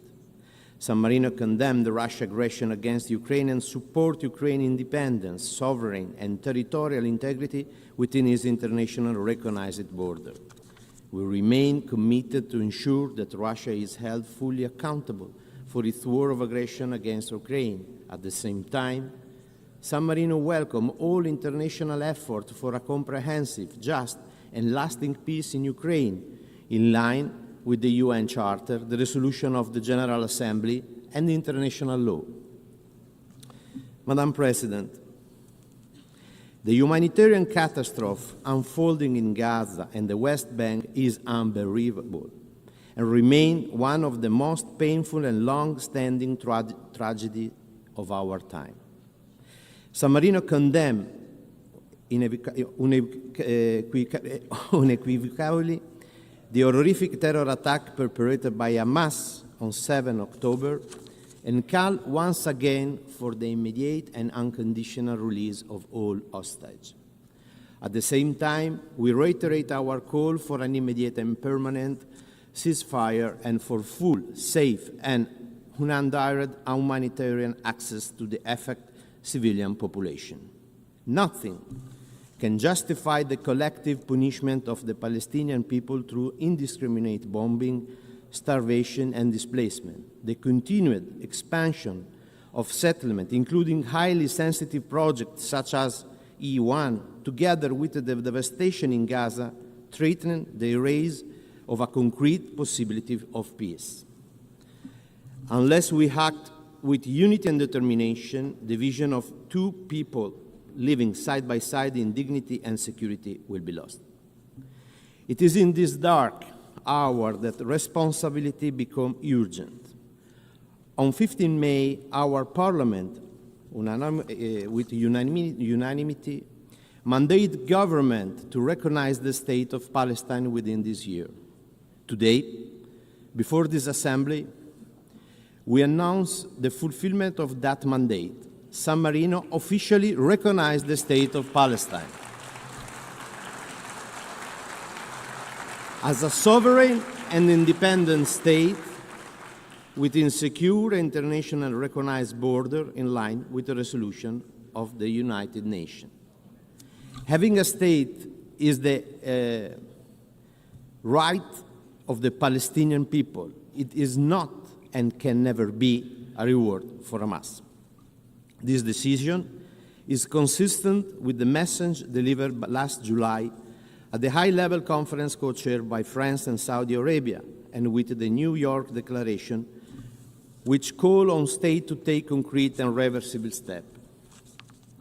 By joining today the group of countries that move from word to action, San Marino intends to send a strong political and diplomatic signal. Recognition of Palestine is essential to reaffirm that peace must be built on justice and equality.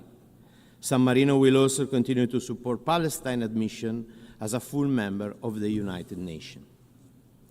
Madam President, civilians continue to bear the brunt of armed conflict worldwide. The death toll of civilians, including children and women trapped in conflict, has reached a shocking number. We cannot remain silent in front of such tragedy. They have been targeted, killed, injured, kidnapped, and tortured. The number of civilians that have been displaced has reached new records. Civilians have been deprived of water, food, and humanitarian assistance. Houses, critical infrastructure, schools, and hospitals have been targeted and destroyed or damaged, leaving civilians in despair, leaving children without education, patients without health care. Extensive use of explosive weapons in populated areas have caused the majority of civilian casualties in different conflicts. San Marino condemns such attack and calls on all states to support and implement the political declaration on explosive weapons in populated areas. San Marino is deeply concerned about violence against children, particularly children in situations of conflict. As we celebrate the 20th anniversary of Security Council Resolution 1612, San Marino renews its commitment to the CAAC agenda and support the role of the Special Representative for Children and Armed Conflict. We are particularly worried about the high number of grave violations against children that have been reported, the denial of humanitarian access, killing and maiming of children, and the recruitment and use of children, abduction, rape, and other forms of sexual violence. San Marino call on all armed force and armed group to constructively engage with the United Nations for reaching and implementing action plans to end and prevent grave violation against children in accordance with their obligation under the international law. San Marino also firmly condemns attacks on schools and hospitals, as well as their use for military purpose. We reiterate our support for the Safe School Declaration. Educational facilities should be a safe place for all children, students, and teachers. We call on all member states to ratify the optional protocol to the Convention on the Right of the Child on the involvement of children in armed conflict. We also encourage all parties to support other important tools, such as the Paris Principle and Commitment and the Vancouver Principle. San Marino reiterates the importance of accountability for all violation against children. Impunity for the perpetrator of grave violation is not acceptable. The international community has the duty not only to stop and prevent this violation, but also to assist child victims and to work for their reintegration. Regrettably, violence has increased also against humanitarian actors and journalists. Humanitarian personnel and aid workers are being killed in unprecedented numbers. Attacks against humanitarian personnel, aid workers, and journalists must end, and they are illegal and unacceptable. San Marino firmly condemns such attacks and cannot remain silent against the fact that impunity is becoming the new normal. Attack on humanitarian personnel cannot be tolerated. San Marino has recently endorsed the Declaration for the Protection of Humanitarian Personnel, developed by Australia with a group of countries. This declaration demonstrates a strong political will to protect humanitarian personnel and to uphold compliance with international law. The urgency and uncertainty underpinning the current international context are jeopardizing progress toward sustainable development. San Marino is concerned about the crises that are precluding progress on the SDG, particularly where terrorism, regional conflict, acts of aggression are unraveling the year of achievement. Sustainable development must remain high on our agenda. The Pact for the Future, adopted last year, is a crucial opportunity to reinvigorate multilateralism and turbocharge the SDG and the 2030 Agenda. We believe that monitoring and evaluating the Pact is a decisive part of the implementation, as it not only enables to access progress, identify gaps, and make the necessary adjustment, but also help ensure that our collective commitment lead to tangible results. With the 2030 Agenda as our collective roadmap, we must act to reverse the current backsliding in the implementation of the SDG. These include enhanced mobilization of financial resources from all sources in order to contribute to eradication of poverty, social inclusion, stronger partnership, and a collective commitment to leave no one behind. Financing for sustainable development remains an essential priority. San Marino welcomed the Sevilla commitment adopted at the 4th International Conference on Financing for Development, concluded in Spain, which promote investment in sustainable development, address the debt crisis afflicting many of the world's poorest countries, and give developing countries a stronger voice in the international financing architecture. We need to strengthen a rule-based and equitable financial system that ensure a more effective and inclusive global economic governance. We are concerned by the multiple interlinked crises that are punishing our world over the brink, especially developing countries. The triple planetary crisis of climate change, biodiversity loss, and pollution must remain at the center of the UN agenda. Climate change and environmental degradation lead to increased instability and conflict, as well as to human suffering, lack of sufficient accessible fresh water, food insecurity, internal displacement, and forced migration. An urgent collective action is required to fully implement the Paris Agreement and keep the 1.5 degree temperature goal within reach. We must accelerate the transition away from fossil fuel and ensure a global, just, and inclusive green energy transition. Halting and reversing biodiversity loss and reducing pollution must remain solid priority of the UN, as healthy ecosystems are vital for achieving the SDG. Malnutrition, unhealthy diets, unsustainable agriculture, and most alarming, the threat of famine caused primarily by ongoing conflict and negative consequences of climate change take a terrible toll on human suffering. Addressing food security must also be at the core of the work of the UN. In this context, San Marino firmly believes that the fight against food loss and waste will contribute to promote food security and welcome all the initiatives aiming at developing awareness in such responsible behaviors. Madam President, since the foundation of the UN, significant progress has been made in advancing the promotion and protection of human rights, but inequality and backsliding persist. The world continues to witness persistent violation of human rights. In 2025, 30 years after the adoption of the Beijing Declaration and Platform for Action, gender equality remains one of the world's greatest challenges and most transformative opportunities. It is extremely important to address the root of gender inequality alongside the effort to combat gender-based violence in all its forms.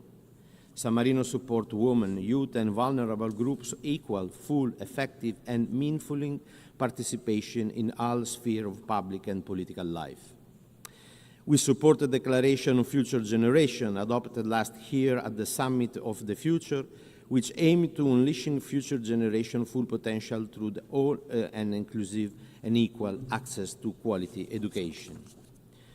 San Marino believes it is essential to safeguard the human rights and digital age. In this respect, the Global Digital Compact is an important tool that underscores our collective commitment to bridging the digital divide and promoting digital inclusion, creating a more equitable and sustainable future, and finally ensuring that digital technology are used for the benefit of all humanity.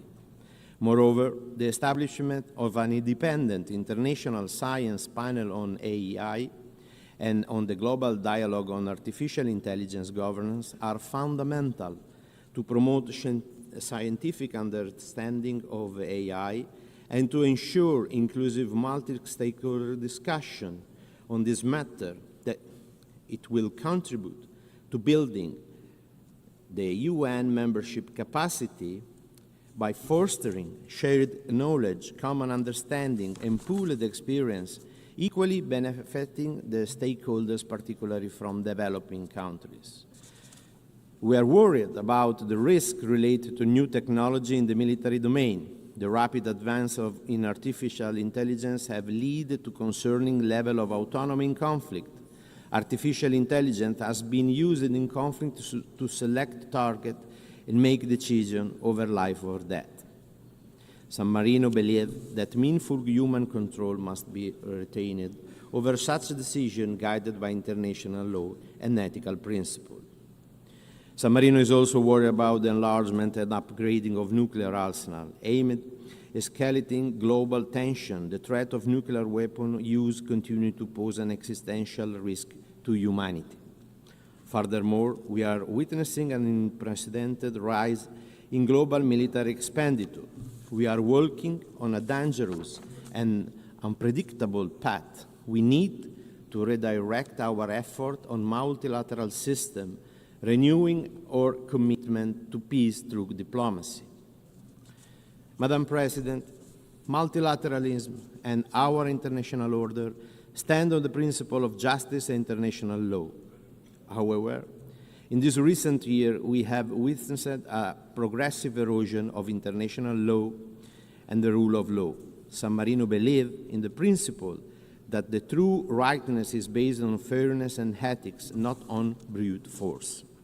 The rule of law exists for this reason, to ensure that all states, regardless of their power, are held accountable, that a rule-based international order with the Charter at its center is our best guarantee against chaos and war. Thanks to its unique role at the center for setting goals, the United Nations serve the collective interest of all nations and people, transcending any individual state. San Marino reaffirmed its commitment to multilateralism, with the United Nations at its center, and in particular in the framework of the General Assembly, as the most representative body of the United Nations on account of its deeply democratic nature, universal participation, and undisputed legitimacy. Accountability is an integral and essential part of the multilateral system. It plays an important role in addressing global challenges, fostering trust and legitimacy in international institutions. We are deeply worried about the disregard and violation of international law. The Republic of San Marino reaffirmed its full commitment to the obligation under the human and humanitarian law, such as the Convention on the Prevention and Punishment of the Crime of Genocide, the Rome Statute, and the Geneva Convention. Madam President, we need to revitalize the United Nations by reinvigorating the multilateralism if we want to pursue credible solutions to the global challenges.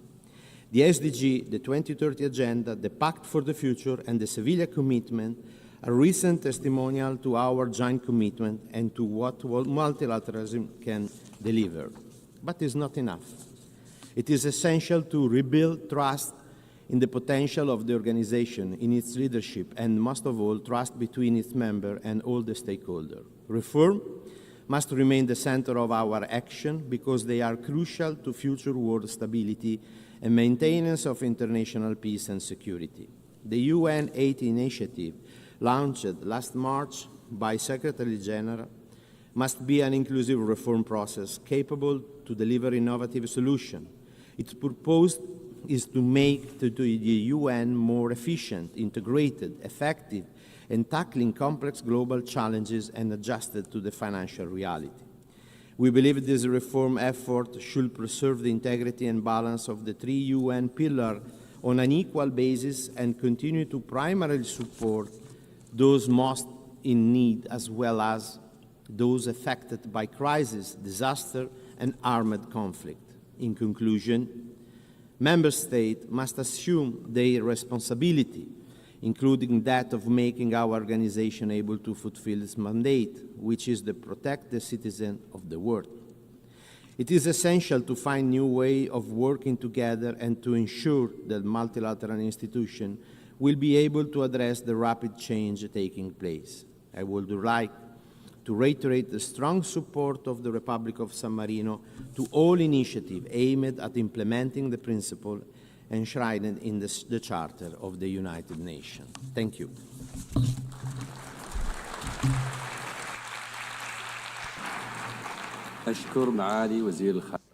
I thank His Excellency, Minister for Foreign Affairs, Political Affairs, International and Economic Cooperation in San Marino.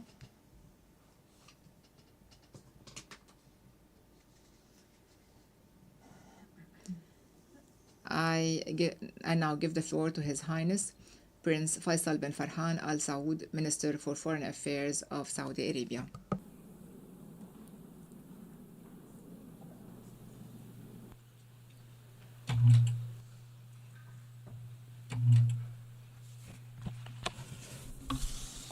Bismillah ar-Rahman ar-Rahim. In the name of Allah, the most gracious, the most merciful. Your Excellency, the President of the United Nations General Assembly, Mr. Secretary General of the United Nations, honored attendees, peace and God's blessings be upon you. We begin by congratulating Her Excellency Annalena Baerbock on her election as President of the 80th session of the United Nations General Assembly. We thank His Excellency Philemon Yang for the work that he did during his presidency of the previous session. We also express our deep appreciation to His Excellency Mr. Antonio Guterres, Secretary General of the United Nations. We thank him for his tireless efforts in upholding the principles and goals of the United Nations Charter. Mr. President, the Kingdom of Saudi Arabia is proud to be a founding member of this organization. It strives to translate the principles of the Charter into a tangible reality by promoting respect for international law, enhancing international peace and security, and supporting multilateral cooperation. This position stems from our deep belief in the importance of the United Nations' role in today's world. Saudi Arabia is committed to the purposes of the United Nations Charter and has responded to humanitarian calls. In doing so, the Kingdom has spared no effort in extending aid and doing so generously. Our country has provided over $141 billion in aid and assistance, benefiting 174 countries. Mr. President, as the organization marks its 80th year, we emphasize the urgent need for it to become more capable and more efficient in keeping pace with developments and finding the necessary approaches to resolve crises and put an end to conflicts, without deviating from its founding objectives, especially in the maintenance of international peace and security, without double standards or selectivity. The suffering of the Palestinian people and the unprecedented humanitarian crisis in Gaza that has officially been classified as a famine by the Integrated Food Security Phase Classification Report, IPC. This runs counter to the principles of the Charter and international law and international humanitarian law, in light of the brutal and unchecked practices of the occupying forces, including starvation, forced displacement, and systematic killing. This is done in complete disregard of the historic and legal rights of the Palestinian people, with an aim to erase their legitimate rights. This crisis makes it imperative upon us all to take serious action and put an end to the aggression and ensure sustainable humanitarian access. Mr. President, it is time to find a just and lasting solution to the Palestinian issue. Military escalation will not achieve peace or security. The continued handling of the question of Palestine outside the frameworks of law and international legitimacy is what prolonged the violence and deepened the suffering. Here, Saudi Arabia stresses the need for the international community to shoulder its responsibilities to put an end to this tragedy and achieve sustainable peace through the two-state solution as the only path that would guarantee the security of all countries in the region. The failure of the international community to take firm action to end the Israeli aggression and violation will only cause further instability and insecurity regionally and globally. Such an action will leave grave consequences and will escalate war crimes and acts of genocide.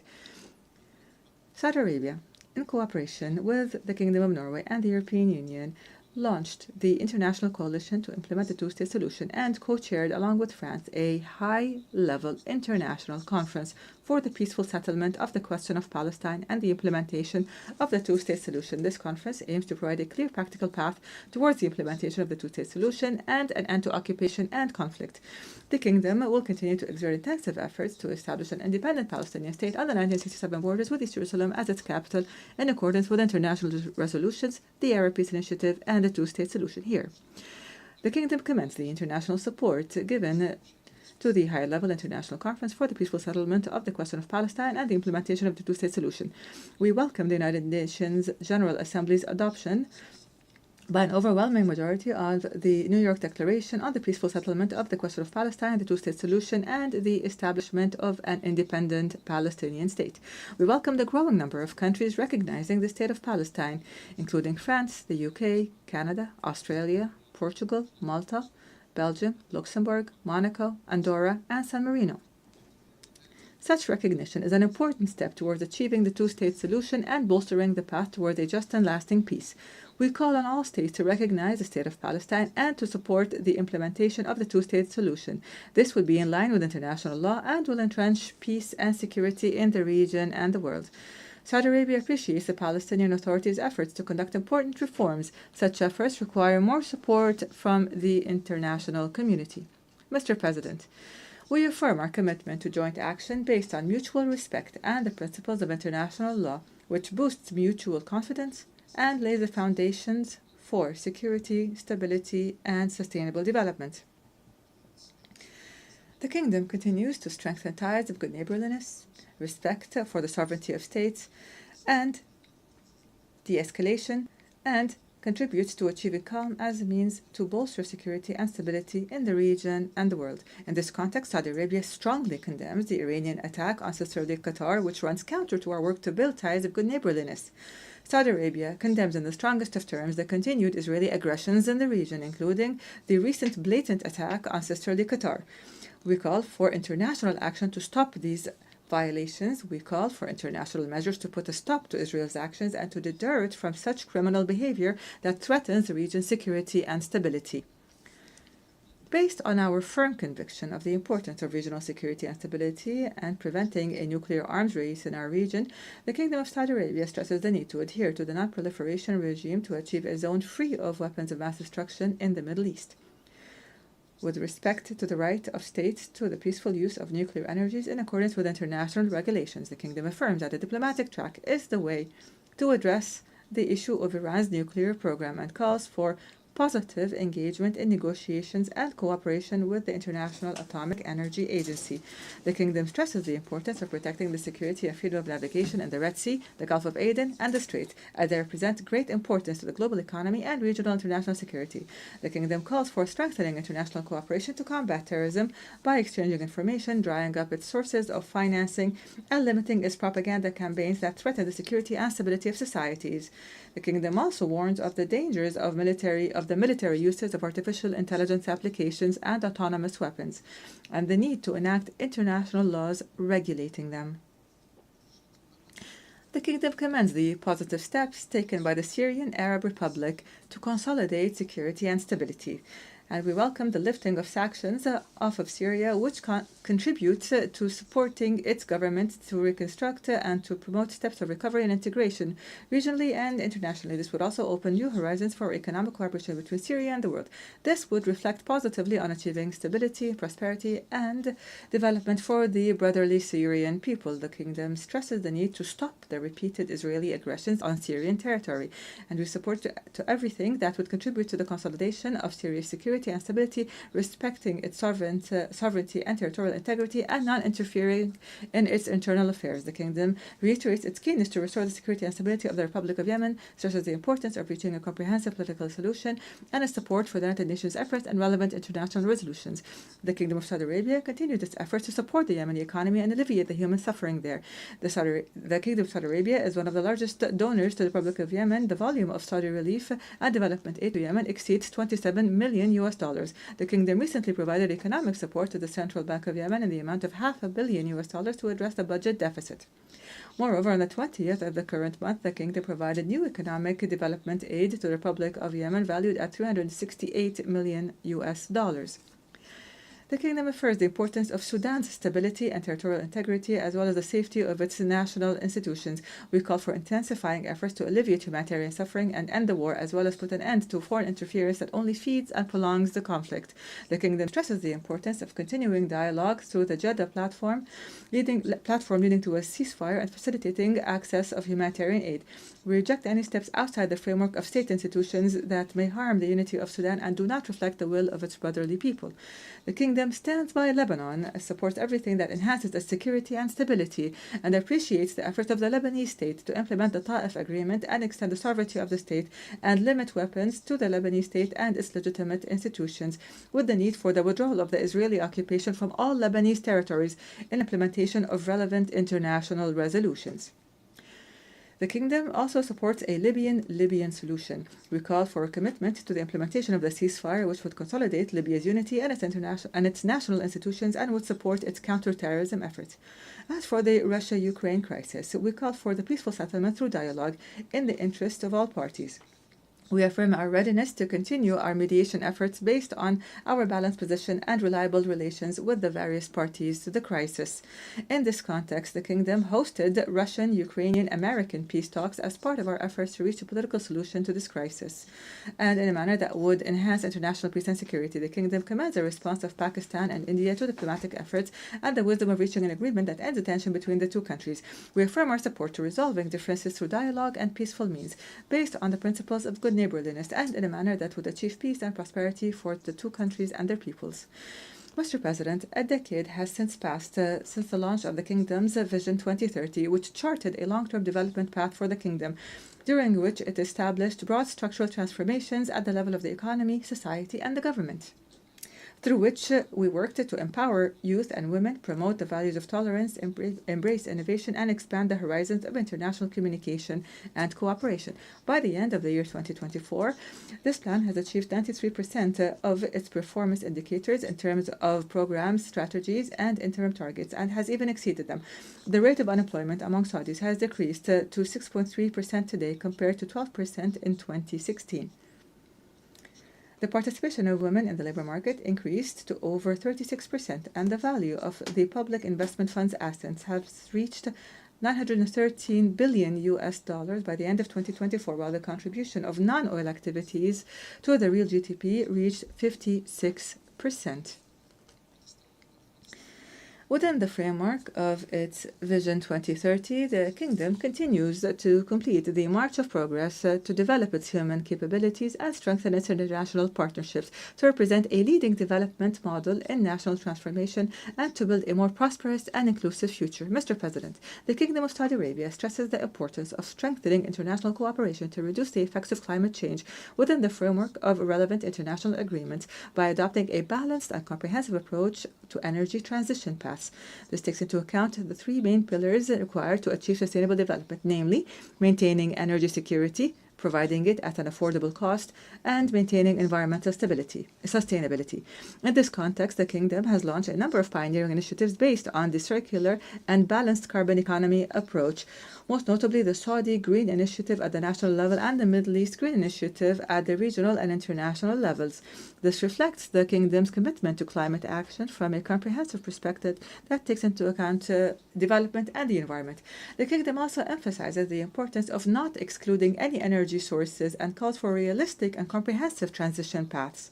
In addition to having advanced technologies that have enabled it to be one of the countries with the lowest carbon and methane emissions in oil and gas production, the Kingdom is playing a leading role in investing in hydrocarbon emissions management technologies, especially technologies for carbon capture, utilization, and storage, CCUS, which allows for the efficient use of resources while reducing the environmental impact, thus contributing to the protection of the global climate system.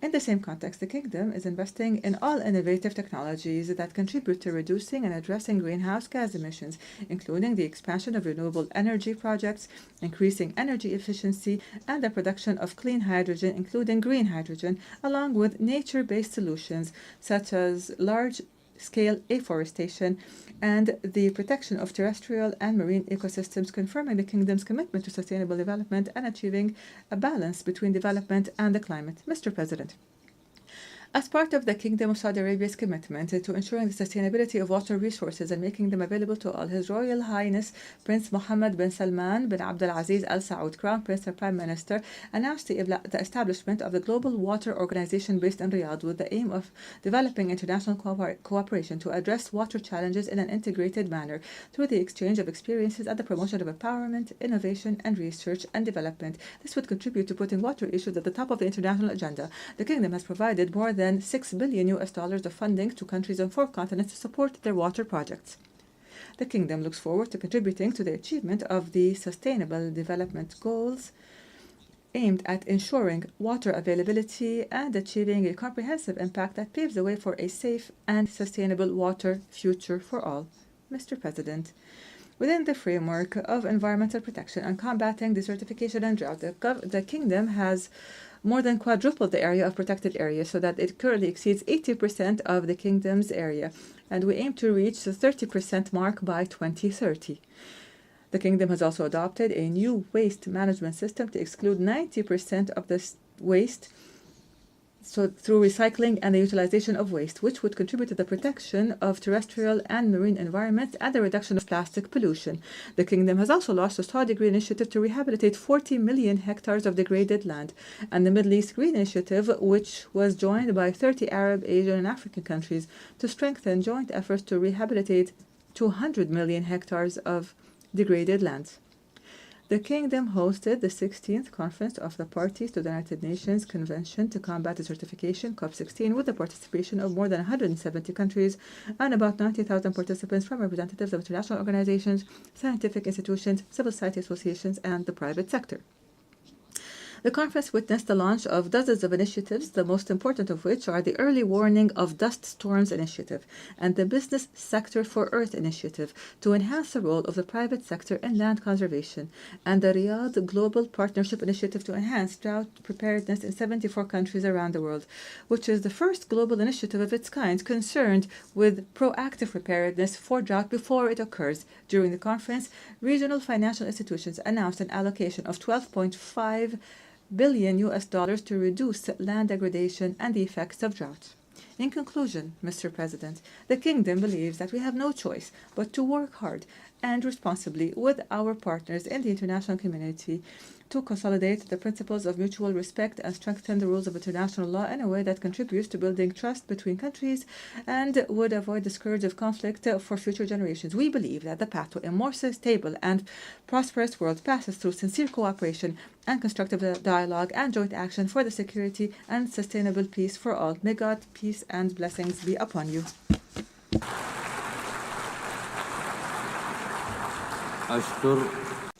I thank His Highness Prince Faisal bin Farhan Al Saud, Minister for Foreign Affairs of the Kingdom of Saudi Arabia.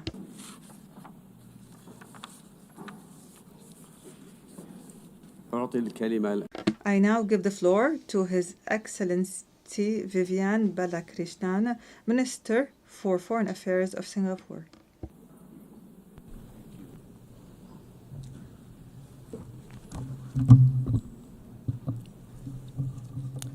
Madam President, Your Excellencies, the 80 years since the end of the Second World War has in fact been a unique period in history.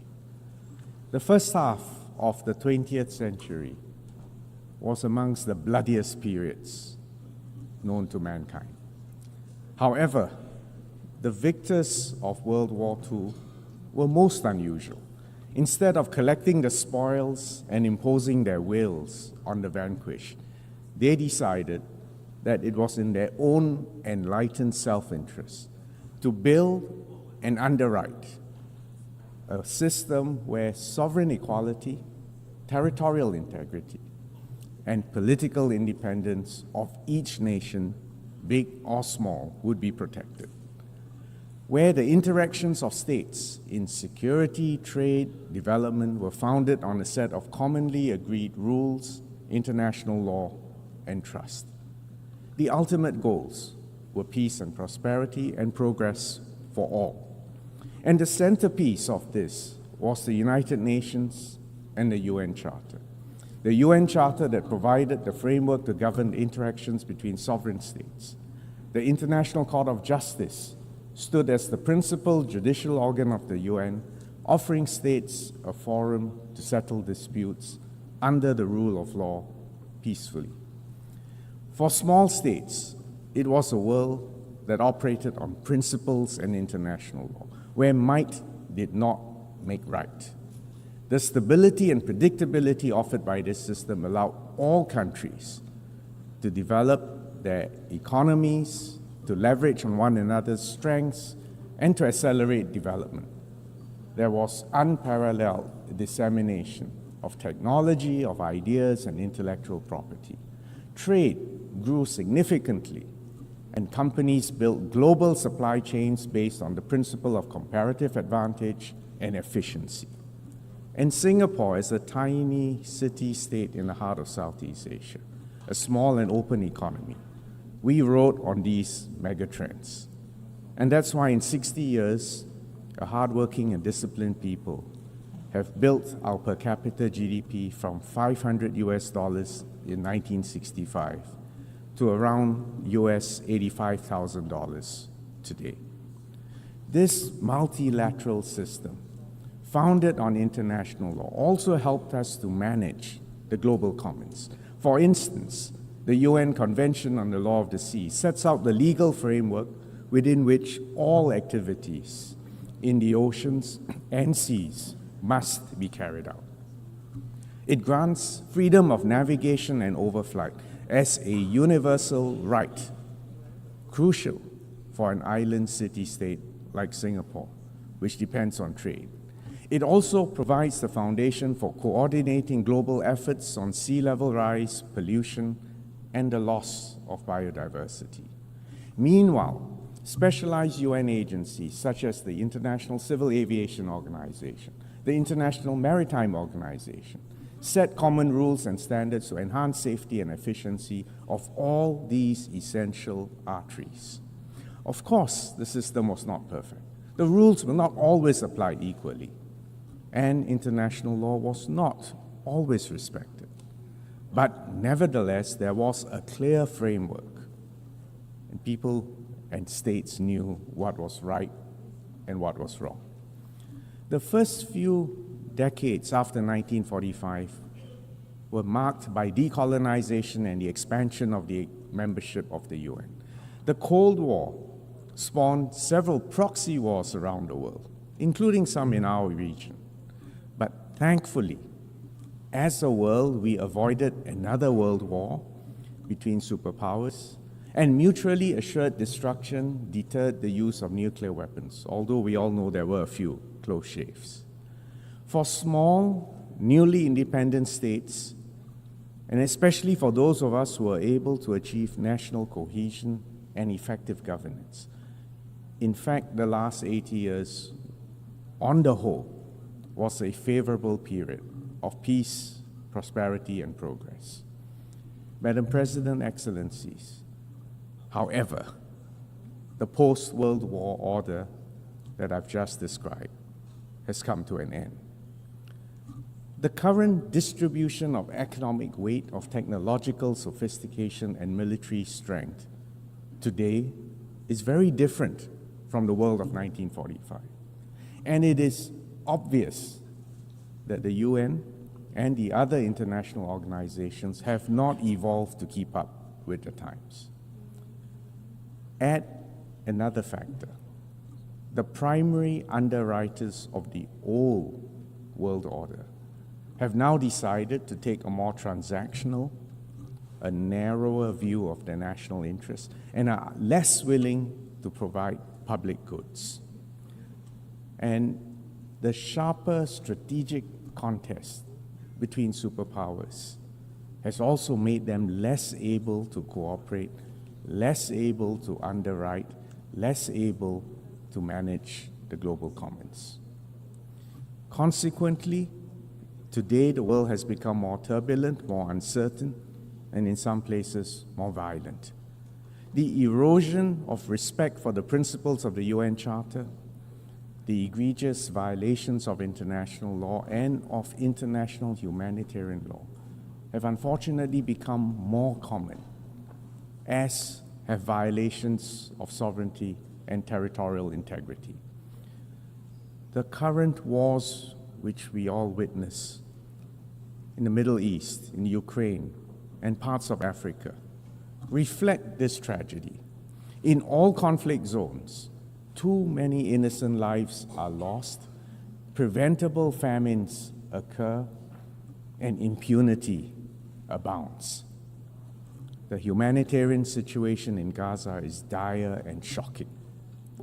Singapore hopes there will be an immediate ceasefire, an immediate and unconditional release of all hostages, and for immediate access to humanitarian aid, food, and medical care for the civilians in Gaza.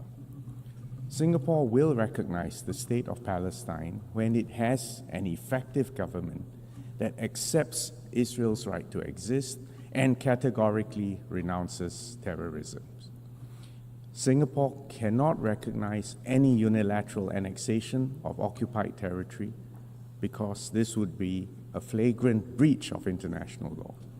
And if the situation continues to deteriorate, or if Israel takes further steps to extinguish a two-state solution, we will then have to reconsider our position on when to recognize a Palestinian state. In the Ukraine, a permanent member of the Security Council has to comply with the UN Charter. And we must not forget the victims in Sudan and other conflict zones throughout the world. Madam President, Excellencies, these geopolitical shifts have also disrupted the multilateral trading and economic system. Decades of progressive trade liberalization and investments expanded opportunities and prosperity all over the globe. But today those are at risk.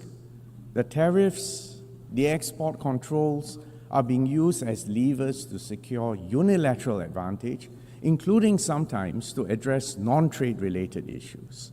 The repudiation of the principle of most favored nation. This is a principle which is a cornerstone of the WTO and GATT systems, erodes a transparent, rules-based multilateral system and giving way to a system where trade agreements approximate bilateral arm wrestling matches.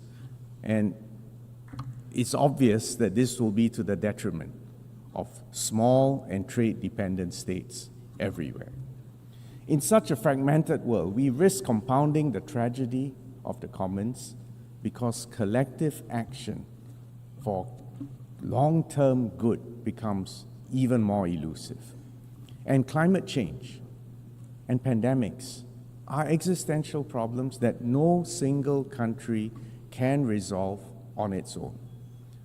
And if I may add, all of us need to base our decisions on scientific evidence and a commitment to fairness, both to current and future generations.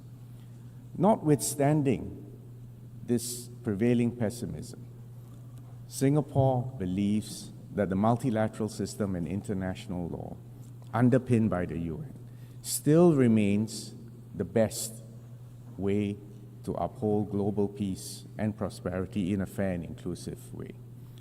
As a small state, we cannot afford to be passive or fatalistic and pessimistic. In fact, we're here to call on all of us to double down on multilateralism founded on international law. Even small states and middle powers have agency, and we have strategic autonomy to collectively protect our long-term national interests and the global commons. And Singapore will support the UN 80 process to strengthen this institution and the multilateral system. The good news is that actually the multilateral system still works. And let me cite a few success stories. The BBNJ treaty agreement was on the 17th of January 2026. Earlier this week, we exceeded the 60 ratifications necessary to bring it into force. It is a legally binding treaty to conserve and to sustainably use marine biodiversity beyond national jurisdiction.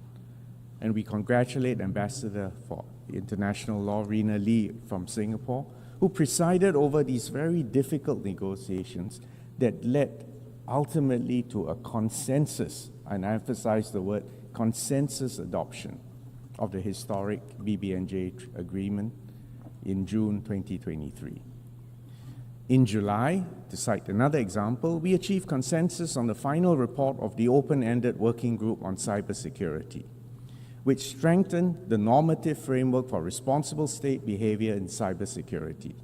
We also agreed to establish the global mechanism on cybersecurity as a permanent home for this work at the UN. Mr. Berhan Ghafor, our PR of Singapore to the UN, had the honor and the burden of chairing this open-ended working group over the past 5 years. To give you a third example, in 2024, 2 World Intellectual Property Organization treaties on IP and the genetic resources and the associated traditional knowledge and the Riyadh Design Law Treaty were concluded under the leadership of Mr. Darren Tang. These 3 examples demonstrate that even in these fractious times, it is possible to come together to manage our global commons and to achieve agreement and consensus.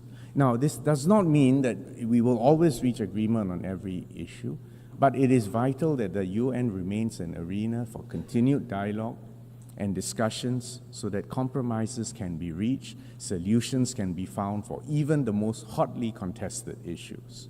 The key to the multilateral system for small states is international law. And on this note, I'm proud to share that Singapore will nominate Ambassador Rina Lee as a candidate for the International Court of Justice, which is the principal judicial organ of the UN. Our nomination underscores Singapore's deep commitment to upholding international law and support for the ICJ. If elected, Ambassador Lee will be only the second person, and in fact the first woman from Southeast Asia to serve on this court. Madam President, Excellencies, just as the world has changed dramatically in the last 80 years, it is also clear that the UN needs to reform to be fit for purpose for the next stretch. We need a more representative and a more inclusive UN that reflects current realities. The UN Charter confers on the UN Security Council the primary responsibility for the maintenance of international peace and security. It clearly needs reform to better fulfill this mandate. The increasing, and if I may add, cynical use of vetoes by the P5 must be constrained, and the wider UN membership must reach agreement on how this veto is to be exercised in the future. We commend the role played by the elected members of the Council, which gives the wider membership of the UN greater agency in addressing the pressing issues of the day. We also believe it is important to strengthen the relationship between the Security Council and the General Assembly. We need a UN that delivers for real people on the ground. Clean water, education, pandemic preparedness, social mobility, jobs, education, and an international financial architecture that delivers stability and prospects of progress for all. These are the building blocks for sustainable development and human dignity.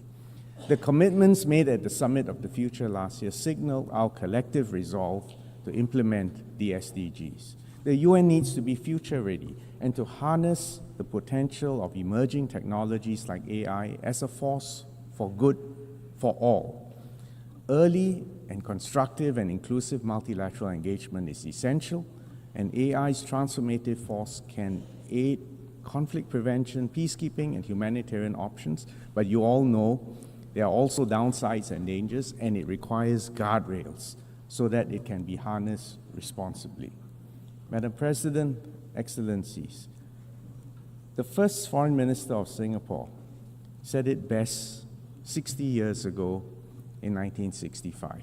Quote, "Despite cynics who focus attention on its many shortcomings, Singapore has faith in the future of the United Nations simply because without it, there is no worthwhile future for humanity." Unquote. These words still ring true today. So together, let's ensure that this institution continues to serve as humanity's best hope for peace and prosperity for all of us.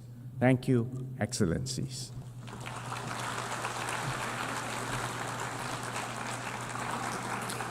I thank the Minister for Foreign Affairs of Singapore.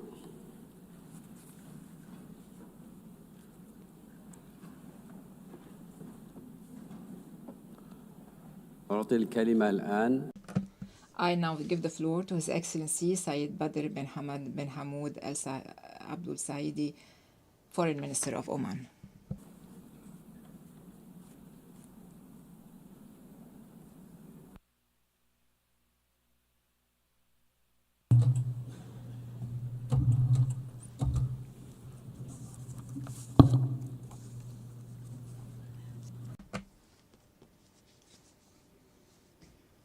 Your Excellency, President of the 80th session of the General Assembly, distinguished heads and members of delegations, esteemed participants. the international community is today confronted with a broad spectrum of critical issues that weigh heavily on the human conscience. They require genuine cooperation and collective responsibility to be addressed effectively. The Sultanate of Oman has repeatedly expressed its vision and clear positions on these matters. Foremost among them, the climate crisis and the imperative of transitioning to clean energy sources, in addition to the call for seizing emerging opportunities in trade and sustainable development. However, there remains another human and political issue, deeply painful and enduring, that must take precedence in our deliberations and decisions. And that is the Palestinian question. For too long, this conflict has persisted. The suffering has grown unbearable, and the time has come to end the occupation, to undo the injustice, and to restore the legitimate rights of the Palestinian people through the implementation of the two-state solution, which is the only just and viable path toward a lasting and comprehensive peace that ends decades of conflict and deprivation. The Sultanate of Oman is convinced that just peace is a fundamental pillar for sustainable security, stability, and development. From this perspective, the establishment of an independent Palestinian state with East Jerusalem as its capital must be at the forefront of strategic priorities to bring about a just and lasting peace in the Middle East. Therefore, the recognition of the State of Palestine is the most crucial step in this critical phase of the history of the Palestinian cause. The Sultanate of Oman expresses its deep appreciation to the governments that have taken this step, a step that reinforces respect for international law and aligns with the Charter of the United Nations and Universal Declaration of Human Rights. Recognizing Palestine also reflects the international community's commitment to this two-state solution as outlined in UN resolutions and the outcomes of the two-state solution conference and the New York Declaration under the auspices of the United Nations. Distinguished heads and members of delegations, esteemed delegates, the Sultanate of Oman remains firmly committed to its consistent policy of working toward peace and security in the region. It has a record of notable initiatives and achievements in this regard. It continues to engage constructively with all parties and partners in pursuit of this noble goal for the benefit of all. Today, we celebrate 80 years since the establishment of the United Nations, this global institution that embodies our collective commitment to working together for peace and to settle conflicts through dialogue and peaceful and legal means. Yet, Israel continues to disregard international appeals, refusing to engage in a serious dialogue that would lead to a just and comprehensive solution. Its continued use of force and disregard for reason threaten the credibility of the international system. Therefore, it is our shared responsibility to intensify our efforts and to apply effective pressure to bring Israel to the negotiating table, and to make it clear that the path to peace cannot be forged through dictation or the imposition of a fait accompli, but rather through mutual understanding and respect for international law and the rights of peoples. My country, the Sultanate of Oman, calls upon the international community to adopt measures that limit the Israeli government's ability to continue its policies of genocide, destruction, and illegal occupation of the Palestinian territories, and its ongoing policies of starvation and blockade against the Palestinian people, and the obstruction of humanitarian assistance. From this very podium, we call for a global peaceful campaign to lift the blockade and undo the injustice imposed on the Palestinian people, and to secure their freedom through the establishment of an independent and sovereign Palestinian state. Esteemed delegates, drawing on its principled stances and principles of supporting peace and regional stability, and on its categorical rejection of any violation of state sovereignty, the Sultanate of Oman reaffirms its solidarity with the sisterly state of Qatar, supporting its right to take the dissuasive measures to protect its security and full sovereignty over all its territories. We renew our condemnation of the Israeli aggression against Qatar on the 9th of September of this year. We also renew our condemnation of Israeli aggressions against Iran, Yemen, Syria, and Lebanon. We call for imposing sanctions on Israel in response to its blatant violations of international law and its unlawful encroachments on the sovereignty of states. Distinguished delegates, the international community, particularly the permanent members of the Security Council, must empower the Secretary General to fulfill his mandate in line with the purposes of the UN Charter, particularly in the areas of international peace and security. We must also cooperate with him to achieve the Sustainable Development Goals, especially those related to inclusive economic growth, job creation, encouraging innovation, and reinvigorating global partnerships for development, as well as the eradication of poverty and disease, and ensuring food, health, and energy security. The Sultanate of Oman attaches the highest priority to education and health. We recognize them as fundamental rights for all and key pillars of development.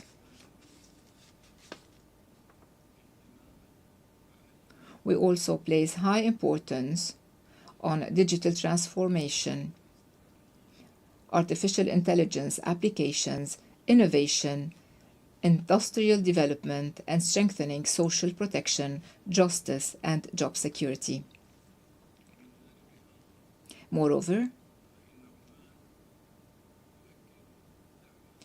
Oman remains steadfast in its commitment to youth empowerment through education and knowledge. We acknowledge youth as the driving force behind development and innovation and the knowledge-based economy. We continue to work on creating and diversifying opportunities to allow youth to harness their skills and actively contribute to building the future.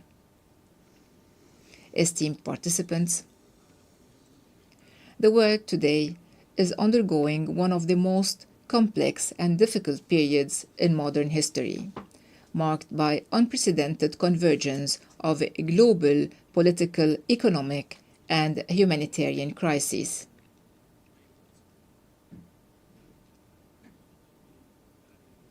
Amidst these critical circumstances,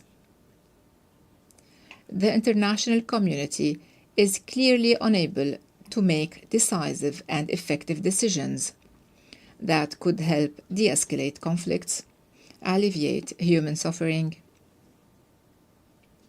or address crises from a just and comprehensive perspective. However, and despite these challenges, we believe that the current moment represents a real opportunity to correct course and to renew the foundations of collective international action toward the future of justice and fairness. Let us, in this General Assembly, reaffirm our collective and genuine commitment to international law, international humanitarian law, and the enduring principles of the United Nations Charter. Let us strengthen the role of this international organization and all its subsidiary organs, so it may play a more robust role in maintaining international peace and security, in promoting sustainable development, and fostering a culture of justice, tolerance, and mutual respect. This is the path toward realizing the aspirations of peoples for freedom, prosperity, and a just, stable, and prosperous future. Thank you for your attention. Peace, mercy, and God's blessings be upon you.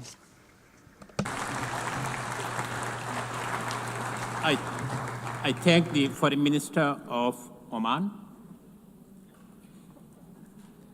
Now I give the floor to His Excellency Mr. Mohammed Hassan, Minister of Foreign Affairs of Malaysia.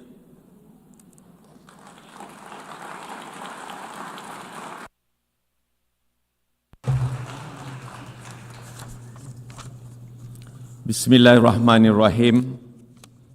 Madam President, Your Excellencies, may I begin by congratulating President Annalena Baerbock on being elected as the President of the 80th session of the General Assembly.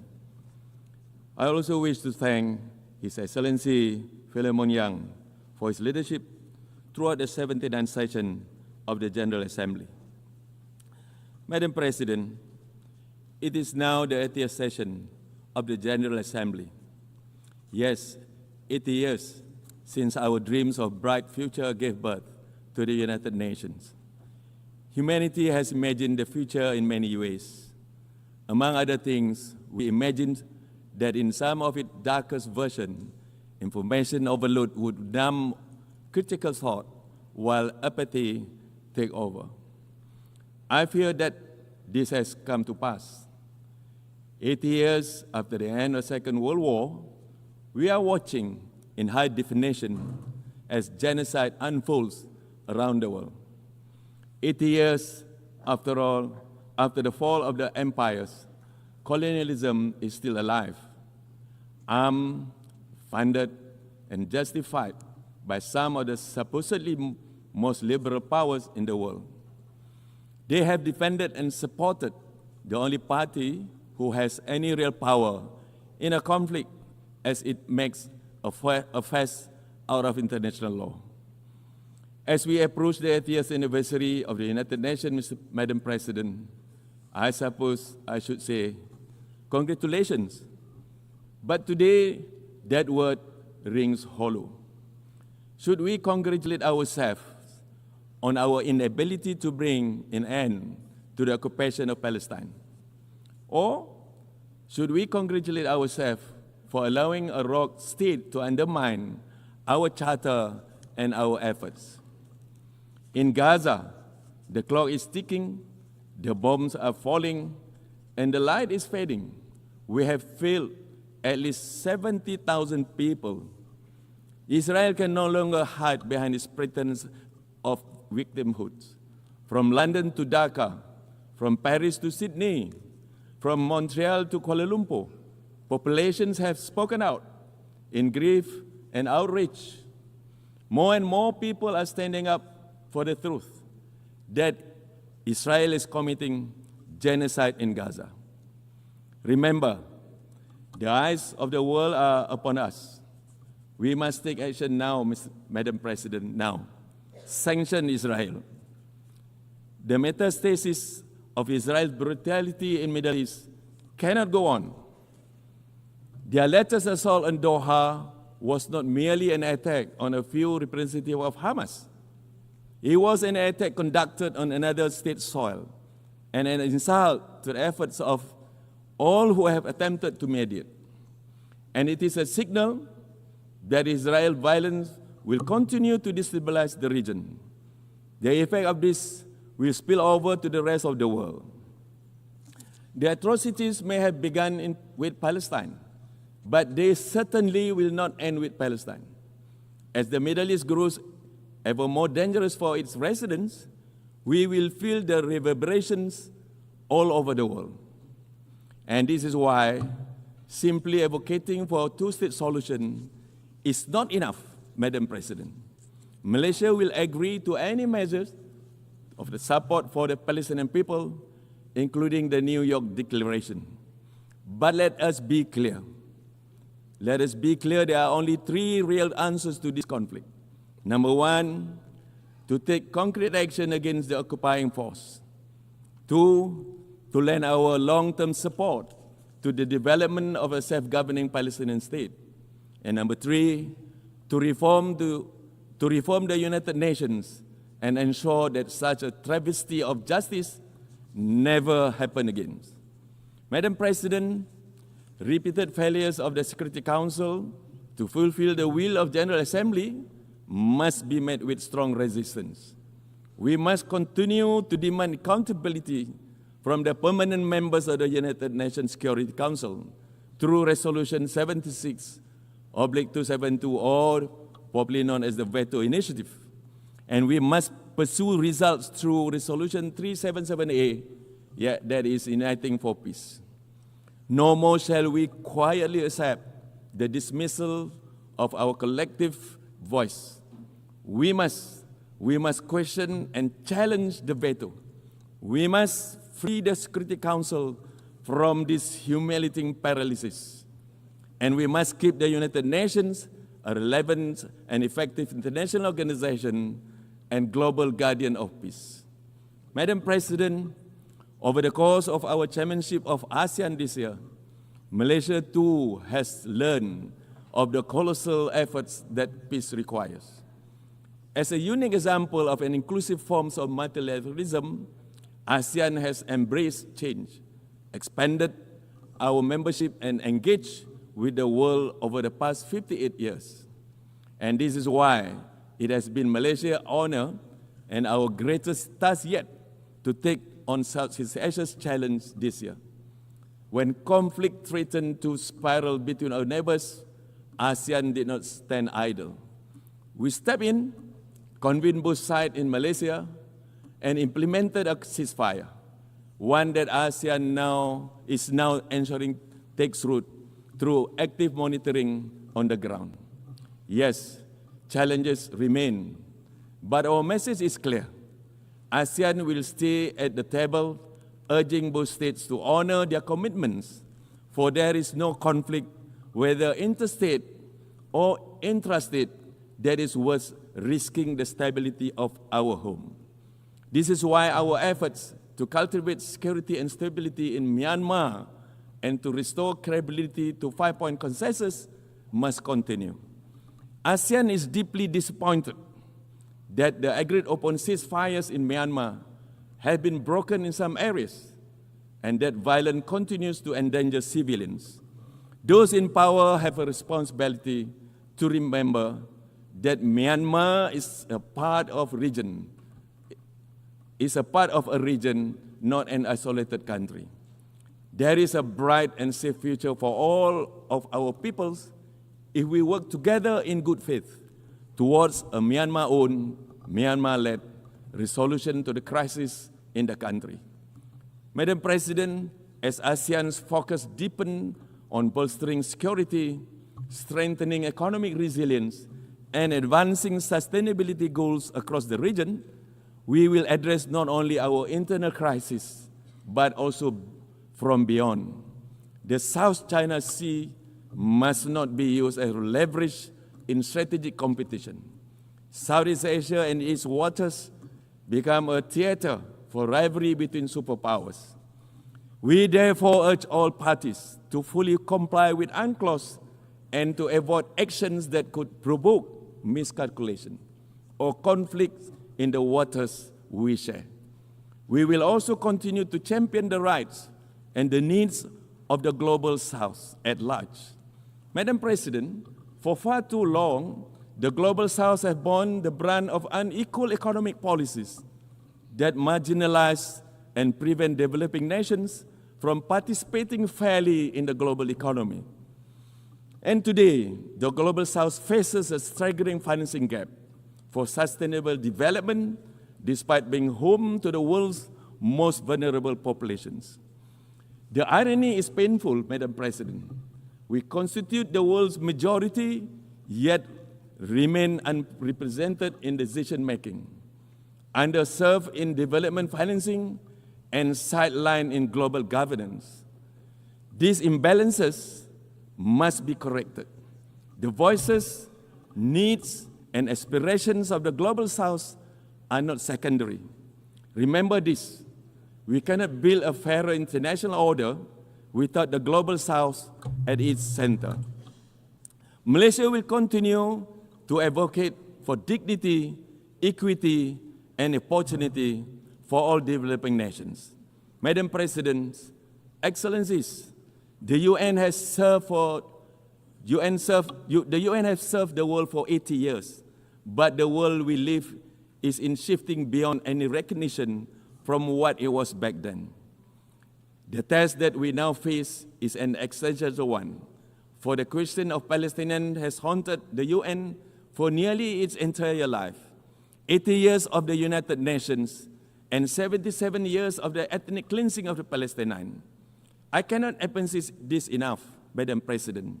If we cannot resolve this, the citizens of the world will lose faith in us and the international order. Because there is no longer any way to deny that this is modern-day colonization.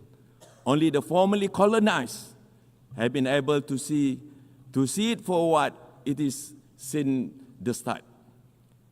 It is a genocide. And it is a genocide dressed in the cape of Western tolerance. For us to remain relevant, we cannot move forward on the habits of the past. We must summon the same courage that built this organization from the ruins of war. To conclude, Madam President, Malaysia believes that 3 urgent reforms are key to our survival. First, we must limit, if not abolish, the veto. We must challenge it each and every time that is wielded, particularly in cases of crimes against humanity.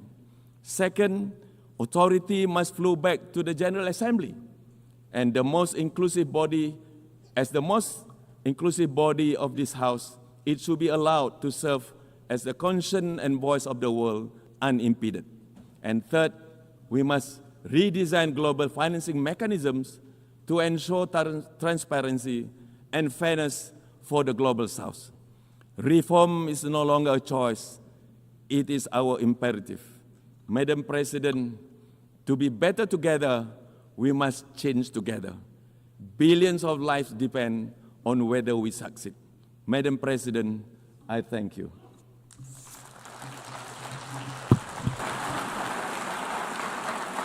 I thank the Minister of Foreign Affairs of Malaysia. Now I give the floor to His Excellency Mohammed Ali Nafti, Minister of Foreign Affairs, Migration and Tunisians Abroad of Tunisia.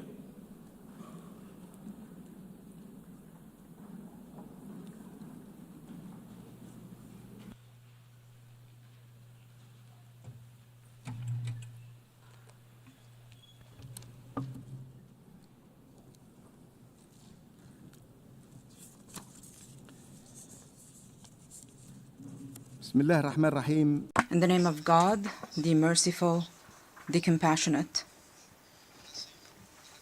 Mr. President, Your Excellencies, ladies and gentlemen, at the outset, allow me to convey to you the greetings of the President of the Republic of Tunisia, Mr. Kais Saied. He expresses his deep appreciation to Mr. Antonio Guterres, the Secretary General of the United Nations, for his tireless efforts for rights, justice, and rebuilding trust in multilateral work. We reaffirm our support to his initiative, UN 80, to reform and develop the work of the organization at this critical time for our world, a time of instability and unprecedented frequency of violations of the rules of international law and the principles of the Charter. I would also like to deeply congratulate Ms. Annalena Baerbock on assuming the presidency of the General Assembly during its 80th session. We wish her luck in managing its work. We would also like to express our thanks and appreciation to Mr. Philemon Young for successfully presiding over the 79th session of the General Assembly. Mr. President, during this session, we are proud to celebrate the 80th anniversary of the United Nations. On this occasion, we recall the number of principles and noble purposes for which it was established, notably human solidarity and the unity of our destiny, which inspired those who came before us in their diplomatic steadfastness and struggle. Our United Nations was established following the most brutal and vicious of wars in our history, so that it is the voice of collective conscience for our people, so that it is the bulwark that protects humanity from the scourges of conflicts and wars. Today, we truly need to strengthen this common home so that it can be the light that guides us towards security, peace, and human dignity, so that it remains a home for international legitimacy and a platform for dialogue, negotiations, and reconciliation, so that we can build a more secure, just, and stable and peaceful world. A world that is committed to our global values. Let us learn from the lessons of the past. We must learn from the wars and conflicts that caused humanitarian suffering and grave violations. We must learn that the logic of might, no matter its justifications, cannot break the will of people and their belief in their right to self-determination. Today, we stand on the steps of a new era that requires us to be determined and to work tirelessly to renew our trust in multilateral work and the ability of the United Nations to achieve the global goals for which it was established, to continue the path of reform and to adopt a comprehensive roadmap that is well-defined in order to implement the UN 80 initiative, to restore international legitimacy and to strengthen the theme of our former session, to leave no one behind. We renew our commitment to multilateral work and our common responsibility to confront the accelerating changes and the economic, social, security, environmental, and climate challenges confronting our world today. We trust the vital role of the United Nations to find suitable solutions for these challenges. The President of the Republic of Tunisia, on the occasion of the 80th anniversary of the United Nations, decided to consider 2025 as the year to strengthen multilateral work and enhance cooperation with the United Nations. This is the theme that is guiding Tunisian diplomacy. We have organized a number of events at the International Diplomatic Academy in Tunis in coordination with specialized UN agencies on a number of topics in line with the outcomes of the Summit for the Future for 2024, and these topics include security, development, science, technology, and culture. Mr. President, we believe in the ability of our organization and its agencies to remain steadfast before the deep changes confronting our world. We believe that it can give hope and optimism for future generations, for a better future. However, we feel disappointed today as the Security Council is still unable to put an end to the terrible humanitarian tragedy and the genocidal war and starvation against the steadfast Palestinian people, as the brutal occupying entity continues to worsen the suffering of the Palestinian people before the entire world, without accountability and with full impunity. It is evident today that the crimes of the occupation aims to liquidate the Palestinian question and prevent the Palestinian people from enjoying their right to resistance and maintaining their entire territory. Tunisia deplores from this rostrum the announcement of the occupying entity that it intends to reoccupy the Gaza Strip fully and to force the Palestinian people to abandon their land. How can we strengthen the rule of law and give precedence to the UN Charter and its principles at a time when the State of Palestine still has not acquired full membership, although UN resolutions have ratified decades ago Palestine's right to independence and full sovereignty and self-determination without any foreign interference? At a time when the occupying entity maintains its membership at the United Nations, despite its systemic, continuous, and uninterrupted violations of the rules of international law, and despite its attacks against the work of the United Nations and its specialized agencies and immunities in the occupied Palestinian territory. We value the wave of international recognition of the State of Palestine, with 150 states recognizing the State of Palestine. We do hope that this will support its full membership at the United Nations without delay or hesitation. We recall that the State of Palestine is a state pursuant to international law. When states recognize the State of Palestine, this does not create this right. It only supports and highlights this right.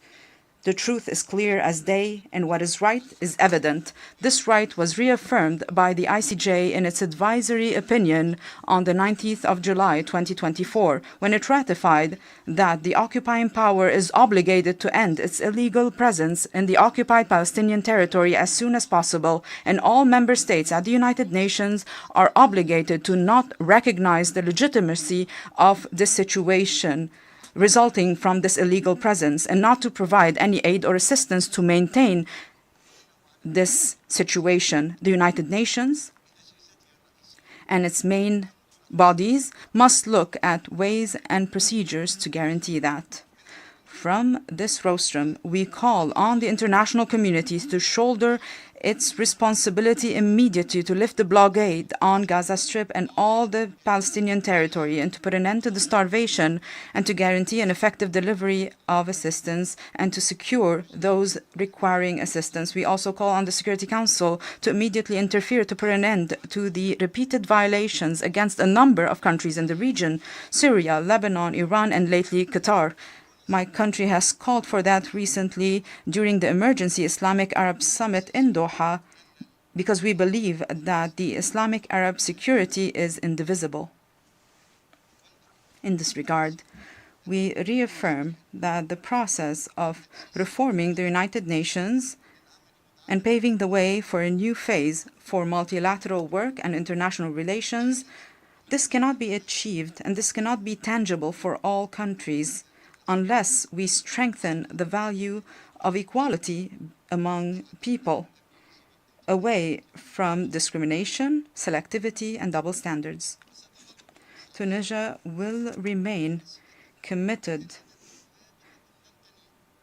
with an unshakable will to support the Palestinian people in their struggle to reclaim their legitimate, inalienable, and imprescriptible rights, notably their right to self-determination and to establish an independent state, a sovereign state, all over Palestine territory, with Al-Quds al-Sharif as its capital. Mr. President, achieving the objectives of the Summit for the Future continues to guide our approach. However, these objectives continue to be difficult unless the international community truly wishes to make a change and reach a consensus on diagnosing the deep-rooted issues that led to the failure of the current international system. We cannot confront the current and emerging global challenges if we do not rebuild international relations based on solidarity, constructive cooperation, justice, mutual respect, and the non-interference in the affairs of others, and respect for national sovereignty. This is the difficult formula that the Secretary General mentioned in his opening statement. Therefore, Tunisia renews its call for a comprehensive and deep reform of the international financing system and its institutions to guarantee justice and access to financial resources, to strengthen its effectiveness to serve comprehensive development by putting in place innovative mechanisms to finance development, similar to the ESCWA initiative, to swap debts for climate action, which we have joined, which aims to transforming obligations of external debt service to investment in climate work and the SDGs. Tunisia reaffirms the importance of making every possible effort to recover stolen and smuggled and guarantee people's right to development and good governance. My country believes that this is a sovereign, imprescriptible right. Mr. President, we believe that there are close links between development and peace. Therefore, my country reaffirms that investing in people, especially when it comes to education, health, infrastructure, environment, this is the main guarantee to prevent conflicts and to address the causes of irregular migration. Our approach when it comes to dealing with the flows of irregular migration is based on respecting human rights and rejecting all forms of racial discrimination and hate speech. Tunisian authorities continue to make every possible effort to save the lives of irregular migrants on land and at sea, to provide them with care and enable them to voluntarily return to their countries of origin in cooperation with the IOM. We renew our call to adopt a comprehensive approach to migration that takes into account the human and historic dimensions and not just the narrow security dimension. And we should not place on countries of the South a burden that exceeds their capacity. We need to support efforts of development in countries of origin and strengthen the integration of young people at the economic and social level and facilitate regular movement. We refuse to be a country of transit for irregular migrants that are victims of networks of human smuggling and human trafficking. Migration must be a choice and not a necessity. If it's regular, it allows us to create wealth and new job opportunities and maintaining human dignity. It is a lever for development and cultural rapprochement between countries. In this regard, we recall the International Conference on Migration that was held in Rome in 2023. We recall the initiative of the President of the Republic of Tunisia of reaching comprehensive and permanent development solutions and to mobilize financial resources to implement them. Tunisia reaffirms the need to separate between financing climate and financing development. We consider that climate financing is a historic responsibility and a right in terms of reparation, despite the limited contribution of a number of developing countries to global emissions. However, they are the ones facing worsening climate challenges, water scarcity, agricultural land degradation, rising sea levels, and other extreme weather phenomena. Therefore, Tunisia calls on meeting the international pledge to mobilize $300 billion annually and to allocate a percentage of this amount to programs of adaptation, while providing mechanisms to access these resources by facilitating technical and financial conditions, and to activate the Loss and Damage Fund as an effective and fair compensation mechanism. My country reaffirms that the right to development is an indivisible, essential right based on the principles of justice, equality, and social and international solidarity. We reaffirm that achieving this right requires an international environment that allows the transfer of technology and facilitates access to concessionary financing and strengthening partnerships between the North and the South. Tunisia is on the path of reform. This was launched in 2021 to strengthen a genuine democracy that guarantees rights and freedoms for all our citizens and meets the aspirations of the Tunisian people to address economic and social challenges. We are relying first on our own ability and our human capital by diversifying partnerships on the basis of mutual benefits in order to serve the interest of the Tunisian people and maintain the independence of the Tunisian decision. We reaffirm our commitment to the values of human rights and public and individual freedoms pursuant to the Constitution of July 25, 2022, and based on our international obligations and the respect of our national sovereignty and independence of our decision and the choices of our people. We reaffirm the importance of strengthening the comprehensive nature of human rights, including economic, climate, social, science, and cultural rights, notably the natural right to development. We also believe that the social dimension is important in order to achieve development, to build a coherent and cohesive society. We support the participation of young people in our policies and in solutions, because we believe that we must listen to young people. We must take full advantage of their capacity, for they are able to change our reality towards the better. Tunisia will also continue to support the legislative and strategic frameworks for an economic integration of women, to make sure that women participate in the public sphere and guarantee that they have access to equal opportunities. And we are combating all forms of violence and discrimination against women.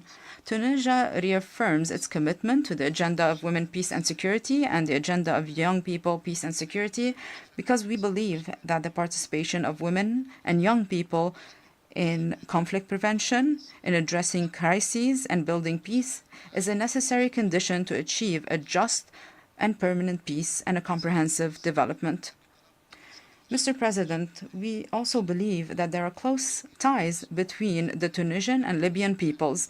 We reaffirm our firm and principled position that supports the free choices of the Libyan people. We believe that the situation within Libya is a purely internal affair and not an international affair. The solution can only be Libyan-led without any interference. The Libyan people is a sovereign people and is the only one entitled to put in place solutions with the support of the United Nations.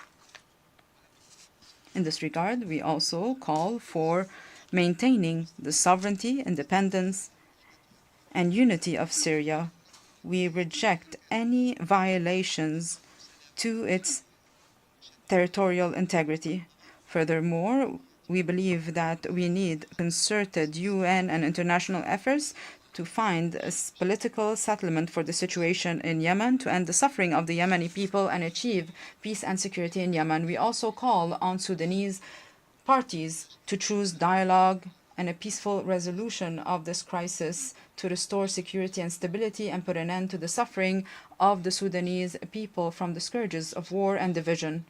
When it comes to the situation on the African continent, we are proud that we are a part of the African continent. Tunisia reaffirms the need to address the vulnerabilities confronting a number of countries in the continent. We call for more concerted UN and international efforts to assist Africa to confront the different challenges and to get rid of crises and advance the efforts to achieve stability, security, peace, and development. We also support the partnership between the United Nations and the African Union, especially by supporting financial resources to prevent conflicts, to address conflicts, and to guarantee the sustainability of peace and security and development all over the African continent. My country believes that we need African solutions for African problems. This should be our approach to achieve our goal of silencing the guns by 2030. We also renew our call for financial and logistic support from the United Nations to peacekeeping operations, and we also need continued cooperation and coordination between UN and regional entities within a participatory approach that prioritizes the security and stability of Africa, the Africa we want. Mr. President, Tunisia renews its commitment to the culture of peace as a strategic choice and a firm principle in our foreign policy. We also reaffirm the need to intensify international efforts to combat hate speech and incitement of violence. We need to support the role of the United Nations in terms of conflict prevention and conflict resolution through peaceful means. Without selectivity, we also need to strengthen dialogue between civilizations and cultures as a cornerstone for peaceful coexistence between nations. Tunisia participates in peacekeeping functions based on our diplomatic and security doctrine that places people at the heart of our concerns. We believe that protecting civilians is a moral obligation and not just an international obligation. Since the first years of our independence, and although our national army was newly formed, Tunisia was one of the first countries that contributed to peacekeeping operations. Today, it is participating in 4 peacekeeping operations. This reflects the trust of the international community in the qualifications and discipline of Tunisian troops and their commitment to the principles of the United Nations. Based on our historic experience and our early engagement in these humanitarian operations, we believe that protecting civilians is not just a temporary response. It is a continuous action based on prevention and anticipation. Based on our experience, we have organized the International Conference on the Role of Armed Forces in Protecting Civilians in Peacekeeping Operations on the 10th and 11th of July 2025 in cooperation with the UN Peacekeeping Operations Department, which resulted in a number of initiatives and proposals to strengthen the protection of civilians and to achieve the desired outcomes from peacekeeping operations and to renew the trust of countries and peoples in these operations. In conclusion, I reaffirm, Mr. President, Excellencies, that Tunisia, which engaged in the work of the United Nations even before our independence and following our liberation to complete the components of our sovereignty. We are proud of what we have achieved since we have joined the UN on November 12, 1956, in order to defend the UN Charter and reinforce the principles of international peace and security in words and in deeds, and our contribution in the efforts of peacekeeping. With the same determination, Tunisia will continue to actively engage in all genuine initiatives to achieve security, and stability for all people of the region and the world. We remain hopeful that we will be able to build together a future that carries opportunities that meet the aspirations and the hopes of our people and future generations. May the peace, mercy, and blessings of God be upon you. I thank you for your attention.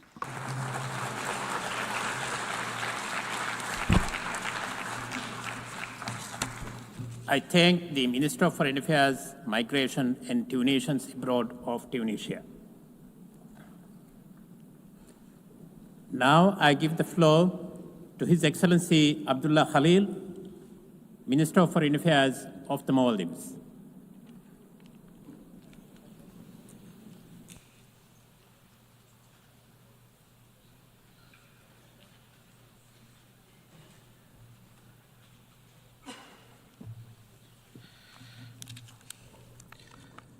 Bismillahirrahmanirrahim. Madam President, Mr. Secretary General, Excellencies, ladies and gentlemen.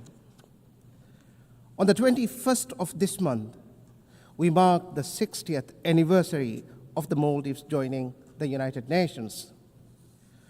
Over the last 60 years, we have placed our confidence in this institution and in the multilateral system it represents. A promise that sovereignty matters, borders are respected, and every country, small or large, has an equal voice in shaping our shared future. That confidence was never naive. It rested on the conviction that laws restrain might and rules hold firm against coercion. But assurances endure only when the rules-based order is upheld.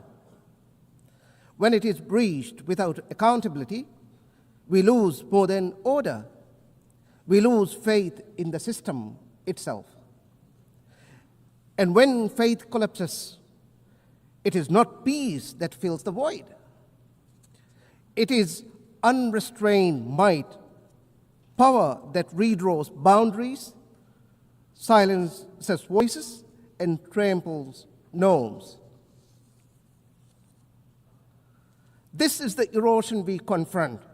Three fault lines in the global order. First, the taboo against conquest.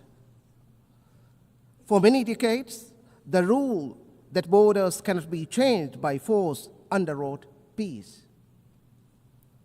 That foundation is cracking. Every breach, once allowed, becomes precedent. And precedent invites repetition. Second, respect for sovereignty and territorial integrity.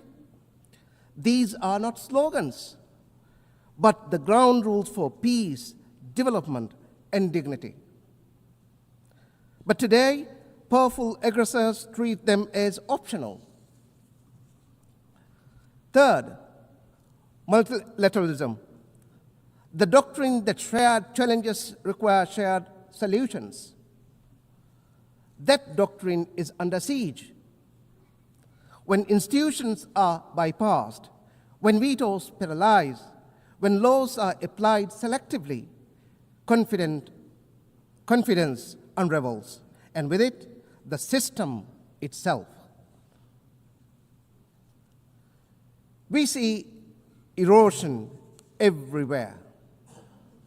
In Palestine, especially Gaza, Israel's ongoing genocide has killed more than 66,000 civilians, more than half of them women and children. In the West Bank, settler violence intensifies, trying to force more Palestinians out and annex more land. Israel has willfully, shamelessly, and repeatedly violated international law.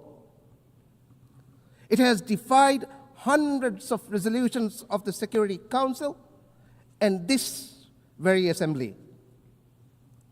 It has rejected the decisions of the International Court of Justice and sanctioned the International Criminal Court. People killed while begging for food. Mothers holding lifeless babies. Children staring blankly at the ruins of their homes and their future. These are the images that you simply cannot forget and move past.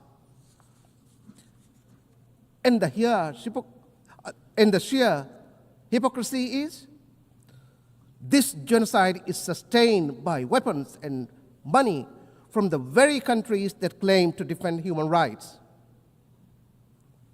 The same countries that helped define the very norms and laws being broken. By their actions, they refuse to see Palestinians as equal human beings, deserving of life, dignity, and freedom. This complicity is the shame of this century.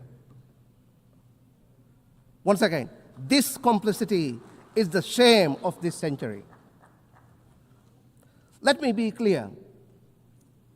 Famine can never be a weapon of war. Innocents must not be mercilessly maimed, arbitrarily jailed, and ruthlessly killed. The assault on sovereignty is equally clear in Israel's illegal attacks against Qatar, Syria, Lebanon, Yemen, Tunisia, and Iran. Each strike is a reminder that borders are trampled when power speaks louder than law. In each case, where laws give way to leverage, where responsibility gives way to convenience, the pattern is the same. If this erosion continues, the question will no longer be whether it will happen again, but who will be the next victim. UN 80 must be the repair moment, the turning point. Reform is no longer optional. It is the only pathway forward. Any serious reform must tackle the Security Council, the Council's paralysis. We need an expanded and more representative council. A rotating seat for SIDS is where we must start. We need a council that is transparent in its deliberations and accountable in its decisions to the membership and to itself. We need a council that does not hide under the threat of veto. The Secretary General's three-track reform should be member state-led, member state-driven, and implementation-focused. It should enhance the UN's presence, especially in SIDS. It should align mandates and secure predictable development finance. It should ensure sufficient program delivery staff. Realign must not mean less, but better service and better support. We must also confront another imbalance. The United Nations should exemplify equally. But the shameful reality is that it has never had a female Secretary General until today. The time has come to correct that.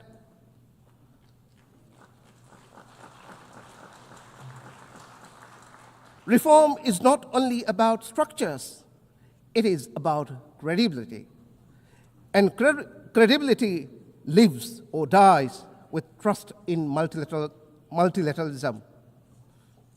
That trust is eroding, and unless we act, the institutions built to uphold our systems will weaken further. If the UN cannot act to prevent, to protect, and to provide, trust in multilateralism will continue to erode. UN 80 must repair the guardrail before they fail beyond repair. Repair also begins with the global commons, the ultimate test of whether law and multilateralism still matter. A decade ago, this assembly adopted 3 foundational documents. But today, the 2030 agenda is off track. The promise of Paris is broken, and the Addis Ababa action agenda lies unfulfilled. The climate emergency deepens as major emitters evade their responsibility to cut emissions and to pay for loss and damage inflicted on countries like mine, the Maldives. Similarly, under the crushing weight of external debt, creditors and institutions tighten the vice, stripping developing economies of the fiscal space needed for resilience, health, and education. There are promises worth keeping. The BBNJ agreement entering into force next January must be universally ratified and fully implemented, with benefit sharing, technology transfer, and capacity building that are real, predictable, and accessible to SIDS. Comments from the UN Ocean Conference, commitments from the UN Ocean Conference, and the Financing for Development Conference must translate into tangible gains for our islands, and above all, deliver debt relief. The global financial architecture must deliver deeper, faster, fairer structuring, scaling up concessional financing for SIDS, and ensure that climate finance is additional, predictable, and aligned with adaptation needs. We do not need to look far for solutions. The Antigua and Barbuda agenda provides the roadmap for SIDS to achieve resilient prosperity. But it requires building economic resilience, scaling up climate action and support, accelerating biodiversity protection, conserving and sustainably using the ocean, and mainstreaming disaster risk reduction. The upcoming World Social Summit in Doha must renew the social contract. A clean, healthy, and sustainable environment, decent work, universal social protection, and inclusion are not privileges, they are rights. Human rights must never be wielded as tools for political or diplomatic leverage. They must be a means to relieve suffering and support communities. The Maldives will continue to champion core human rights values, including climate justice, gender equality, and the voice of youth. We will continue to be a voice for small island developing states, too often excluded, unheard, and ignored. We advocate for reform abroad by taking responsibility at home. Maldives 2.0 is our blueprint for change. It is reshaping governance, digitalizing services, and building an inclusive, future-ready economy, so every child on every island has the same chance to thrive. Health is central. We have banned vaping devices, e-cigarettes, and tobacco for the next generation.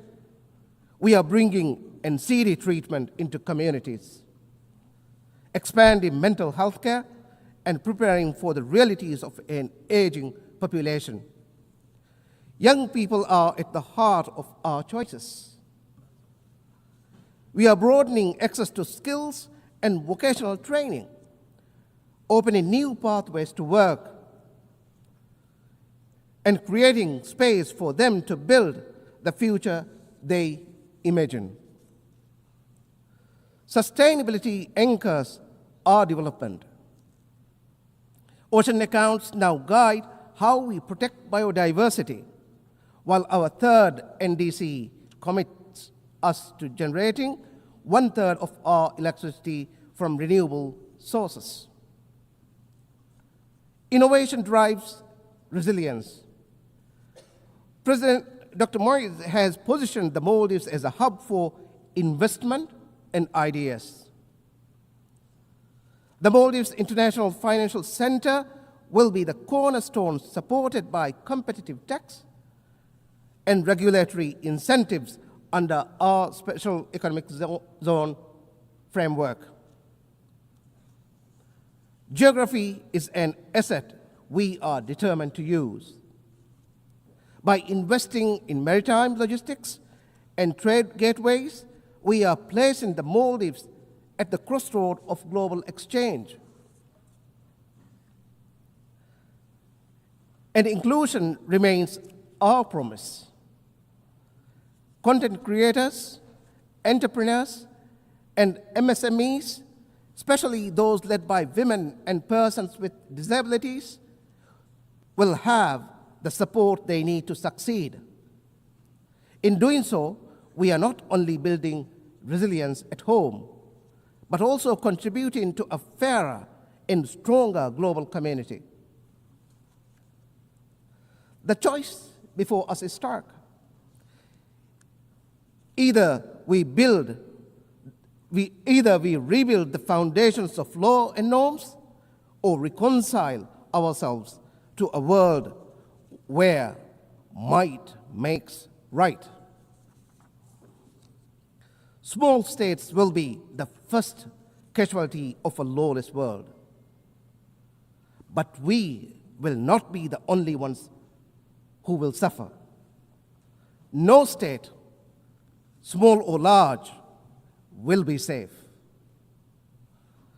In such a world, borders become bargaining chips. Human rights become selective, and the global commons become a free for all. We refuse to accept that fate. At UN 80, let us restore the taboo against conquest. Let us renew respect for sovereignty and territorial integrity. Let us revitalize multilateralism, not as a talk shop, but as a system that acts with courage, clarity, and conviction. If the rules stand, the small can stand. And if the small can stand, all of us will stand taller. I thank you all.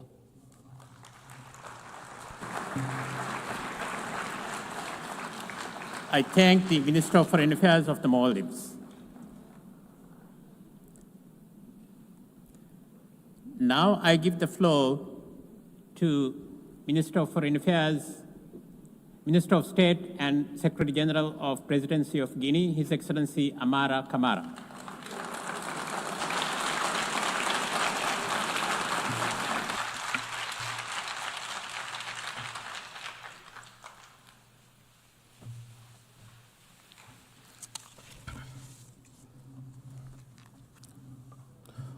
Bonsoir à tous. Good evening to all. Madam President, Mr. Secretary General, ladies and gentlemen, heads of delegations, it is an honor and a privilege for me to speak at this universal platform and to do so on behalf of His Excellency President Mamadi Doumbouya, President of the Republic of Guinea and Head of State. On this solemn occasion, he has entrusted me with conveying his warm congratulations to Ms. Annalena Baerbock. Congratulations on her brilliant election as President of the 80th session of the United Nations General Assembly and to assure her of the Republic of Guinea's full support during her mandate. We also salute the ongoing efforts of Mr. Antonio Guterres for global peace, and we pay tribute to Mr. Philemon Young. We thank him for his remarkable work accomplished during the 79th session. Guinea, whose voice it is an honor for us to express here, fully identifies with the theme of this 80th session, which is Better Together, 80 years and more for peace, development, and human rights. In our national context, this theme resonates particularly deeply. Better together through refounding. After more than 66 years of independence, peace, coexistence, development, and human rights are becoming a reality in Guinea. And I am asking you, ladies and gentlemen, to receive the congratulations and greeting of the people, the President, and the government of Guinea. 2 years ago, President Doumbouya stated, "My country continues to place hope in the United Nations to find appropriate solutions to the challenges facing our world. But the founding principles of our organization must adapt to the profound changes in our society." This hope, unfortunately, is increasingly giving way to concern. It is becoming increasingly clear that the world is in turmoil and no continent is spared. Spared the following: the fact that peace is becoming a luxury, that wars and conflicts are becoming normalized, international and regional organizations are weakening, and alliances depend far too often on the will of current leaders. At this pace, we must have the courage to acknowledge that the best years of our shared organization may be behind us.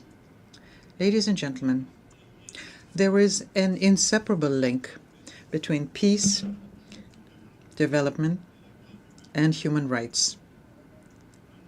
And we pay tribute to the men and women who fight for peace worldwide. But we must acknowledge that a mere denunciation of atrocities is far too often the ultimate level of international action. Furthermore, nature, which was once assaulted by human beings, now inflicts dramatic consequences in the form of the scarcity of arable lands, worsening droughts, increasing floods, and increasingly unbearable heat. These realities must prompt deep reflection on our part. Ladies and gentlemen, the well-being of the people and people peacefully living together are true synonyms of peace. President Doumbouya made this a guiding principle of his leadership. And it is through his rigor and consistency here Guinea has been able to reconcile with itself and is now boldly advancing towards development. In acknowledging the end to an imbalanced and unjust era where Africa had no voice, President Doumbouya chose to fully embrace our national sovereignty.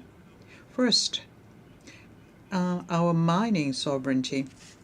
And this was done by revoking several permits which were not in compliance with our laws, in particular with Guinea's mining code. And then our intellectual property. This was done by transforming the education system we have and by promoting excellence. This led to the creation of Simandou Academy, which offers top-performing students of the country a chance to study in the world's best schools under the best conditions, thus providing our country with the human capital we need for development. Ladies and gentlemen, we know better than anyone the price of peace and the cost of underdevelopment. This justified the recent intervention of our defense and security forces to prevent a national collapse in the country. And now, with a methodical approach, which is a forward-looking one, President Doumbouya has launched Simandou 2040 program, which is built on the pillars. The first one is agriculture, food industry, and trade, which is the engine of our growth. The second one is education and culture, and it is the foundation of our future. The third, structure, transport, and new technologies to better connect our country. The fourth one is economy, finance, and insurance to ensure our financial sovereignty. And finally, the health and well-being pillar, which is a national priority. The Simandou project, which is home to the world's largest iron deposit, will significantly contribute to global decarbonization due to its exceptionally high ore quality, about 65%. And to ensure the sustainability of the program, a sovereign fund will be established, financed essentially by Simandou revenues as well as other conventional mechanisms. Ladies and gentlemen, let me recall yet once again the words of a great African leader who spoke from this very podium and said, I quote, very clearly, without being hypocritical or pretending otherwise, looking at each other face to face, we all recognize that the democratic model imposed on us after the La Baule summit in France, almost religiously, this model does not work. Various economic and social indicators show it clearly. And this is not a value judgment on democracy itself. It's a statement of fact, a conclusion from decades of chaotic experiment of this model in our environment. A time which was focused only on political jousting at the expense of the essential, which is the economy. I quoted the President Doumbouya.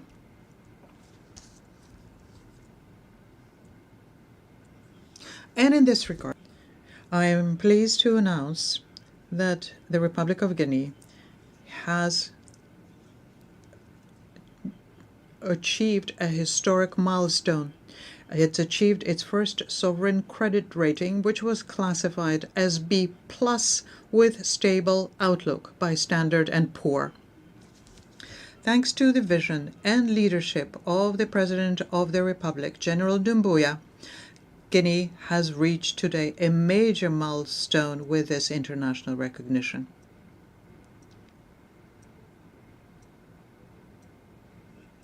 This rating now places the Republic of Guinea as the second largest economy in French-speaking West Africa and opening access to more favorable and competitive international capital markets. For Guinea, respect for human rights means recognizing the inherent dignity of every person and applying the principles and standards that protect these rights as defined by the Universal Declaration of Human Rights. Unfortunately, its application throughout the world remains inconsistent according to regions, actors, contexts, and interests. Ladies and gentlemen, President Doumbouya has asked us to reaffirm here his sincere commitment to the theme of this session. He places the highest importance to peace, development, and human rights. Madam President, we wanted to provide our country with a constitution that reflects and unites us.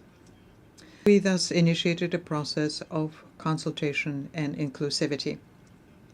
It took a long time, but it was necessary given our history. And we are proud to announce from this podium that the constitutional draft submitted to the people of Guinea by referendum, on behalf of the head of state, to applaud the maturity of the people of Guinea and also applaud our commitment to the future of our country. As of yesterday, 26 September 2025, following its promulgation by the head of state, Guinea now has a constitution marking its long-awaited return to the constitutional order, much awaited by our people and the international community. I thank you for your kind attention.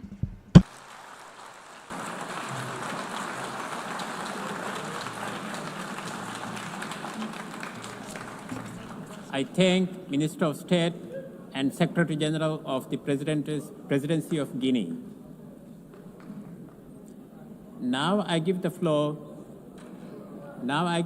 to Her Excellency Maria Teresa Lazaro, Secretary for Foreign Affairs of the Philippines.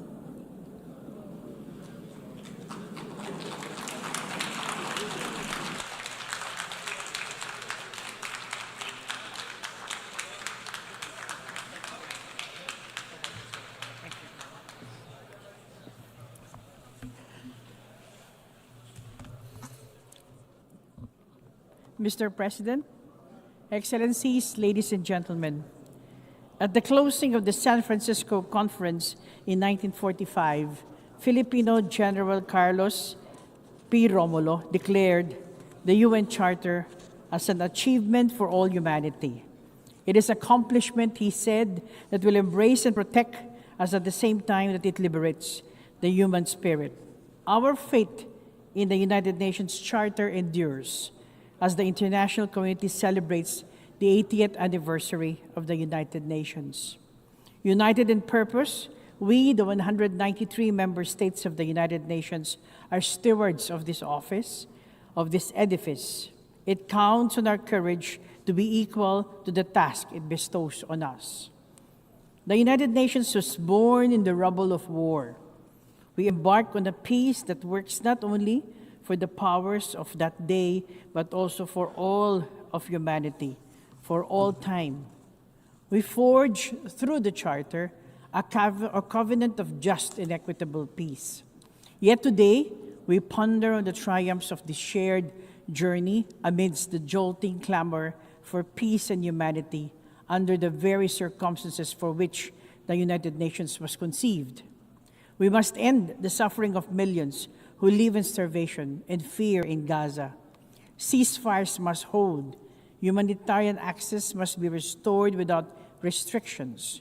Children, women, and innocent civilians must be saved from further violence. Healing must begin. The two-state solution is the only viable diplomatic solution for sustainable peace. We must end the conflict in Ukraine. A just peace is only possible with respect for Ukraine's sovereignty, independence, unity, and territorial integrity. We must double down to address humanitarian crises around the world, looking at their roots and investing in durable solutions. We must protect and assist displaced populations in Sudan, Syria, Afghanistan, the Democratic Republic of the Congo, the Sahel region, of the Rohingyas, and in many other parts of the world. This June, the Secretary General reported that over 40,000 cases of violations against children in armed conflict, the highest recorded in 30 years. This is unconscionable. We owe our children peace. Excellencies, distinguished delegates, as UN founders recognized that peace was the antidote to fragility and uncertainty after the war, this time's call on the United Nations, particularly the Security Council, to make bold decisions. We must forge new pathways for international peace and security. This is a challenge that the Philippines is ready to rise up to as we seek a non-permanent seat in the Security Council for the term 2027-2028. We look ahead to the solemn honor of serving this body. The Philippines is committed to contribute to the Security Council in a manner that takes into account the views and concerns of the general UN membership and other principal organs of the United Nations. We recognize the weight of the responsibility of the Security Council. When it acts for the interest of humanity, it is a fulcrum of change, a force for good, and a bastion of hope for populations trapped in hopeless situations. We seek to be part of it to help advance the cause of global peace with the depth of experience earned from our struggles for peace. In the Philippines, we know that beyond stopping hostilities, peace is a just order with individuals flourishing in dignity at its center. The success story of the Bangsamoro Autonomous Region in Muslim Mindanao, or BARM, tells us that peace building, though sometimes arduous and long, endows communities their rightful future. Our vision for global peace finds its home in the 1982 Manila Declaration on the Peaceful Settlement of Disputes. Excellencies, distinguished delegates, the UN Charter binds nations in promoting peace and progress in larger freedom. This drives our quest for global solutions to the transcendent challenges that affect nations. New models are needed to achieve equitable, sustainable, and inclusive development. For decades, the UN development system has aided transformation in many nations, including the Philippines. Amidst current funding shortfalls, we must support reforms to help it deliver value to UN member states in tight accord with national priorities, with less bureaucracy and fragmentation. It is regrettable that politics and the demands of war have cut development financing globally, just as we embark in the last mile of the SDG agenda. This has shifted the focus to the roles of developing and middle-income countries as shapers of development solutions. And why not? Together, we are the fastest-growing economies, the largest consumer markets, and the top sources of human capital. Even as we manage our share of economic vulnerabilities within our borders, developing nations are assuming greater responsibility as agents of transformative and inclusive cooperation. We are actively reshaping the global development agenda in the 21st century. In the Financing for Development conference in Sevilla, we faced the sobering truth that the current financial system is untenable. It is one that has fostered debt burdens and perpetuated power imbalance, a system that mires the poor and favors the wealthy. Structural asymmetries undermine the ability of developing countries, particularly climate-vulnerable ones, to mobilize the scale and quality of finance required for resilient development. Access to finance remains skewed. Climate-vulnerable developing countries face borrowing costs that exceed their projected growth rates. The eligibility criteria for concessional finance is tied to outdated income classifications with no account for risks and vulnerabilities faced by many countries that need such lifelines for sustaining their growth. Reforms are long overdue. Multilateral processes must confront the widening gap between climate ambition and the means of implementation, whether in terms of financial resources, technology transfer, or capacity building. Developed countries must fulfill their financial obligations. Multilateral development banks must do their part.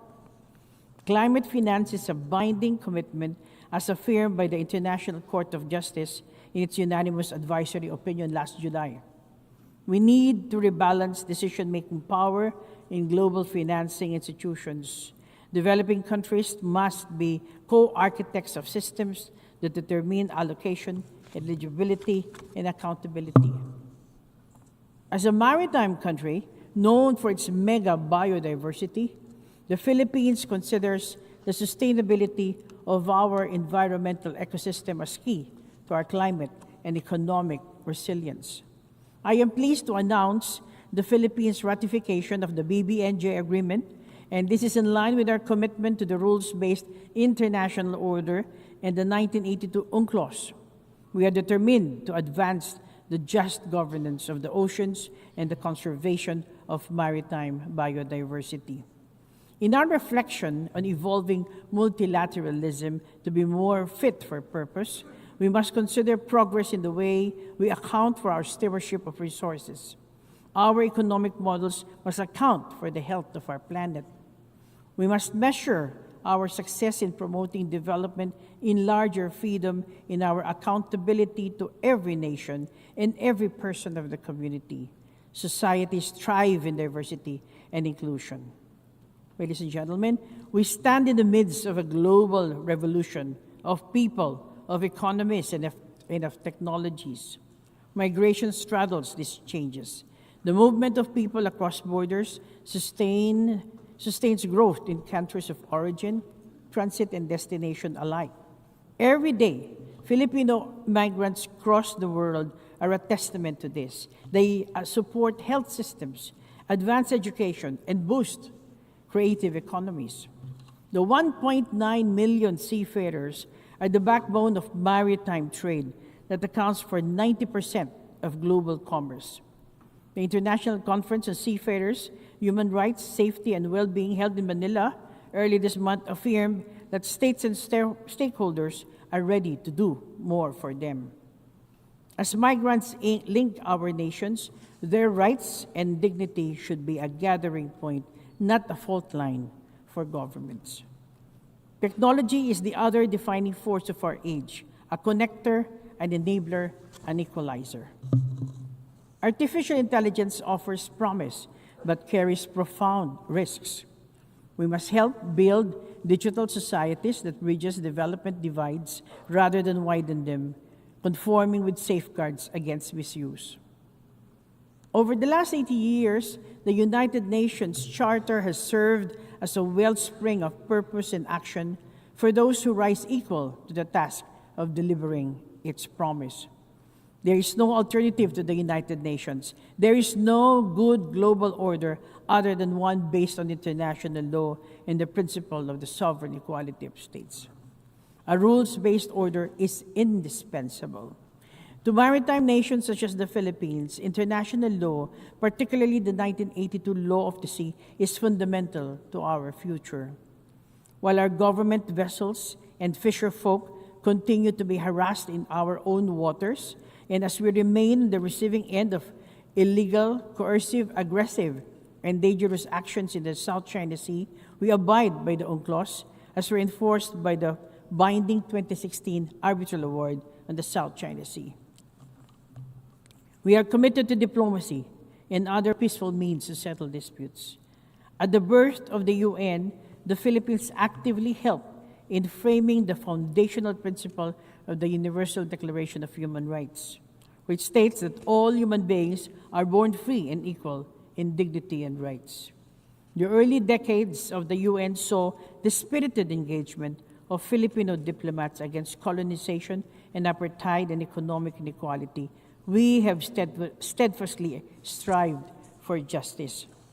For its cause, we have helped manage the front lines of climate diplomacy, from the drafting of the Climate Change Convention itself to the Kyoto Protocol and the Paris Agreement.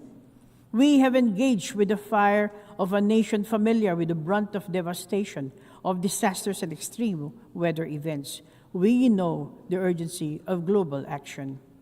Justice and equity was our guidepost during the crafting of the WHO Pandemic Agreement. The adoption of this treaty last May was a sweet spot in the Philippines' presidency of the World Health Assembly. Our pledge to peace is unwavering. The Philippines was among the first to respond to the UN call for assistance in the Korean War. A decade later, Philippine troops flew halfway across the globe to aid in peacekeeping operations in the Congo. Since then, we have sent nearly 15,000 troops to 21 peacekeeping missions in Africa, Middle East, and the Asia Pacific. This experience has taught us that peacekeeping is about empowering communities. It must carve exit strategies with focused, non-politicized mandates from the Security Council. New models must be tailored to context and needs on the ground. Then as now, we embrace our role as a bridge builder. As General Carlos P. Romulo put it in 1946, a bridge between two worlds, among the first of many that must be erected to make them one. Then as now, we offer steady hands in New York, Geneva, Vienna, Bangkok, Nairobi, Rome, and the cradles of joint action as a partner, pathfinder, and peacemaker. Excellencies, distinguished delegates, our world is far different from the world inhabited by the founders of the UN. Our new realities test the durability of the Charter at its 80th year.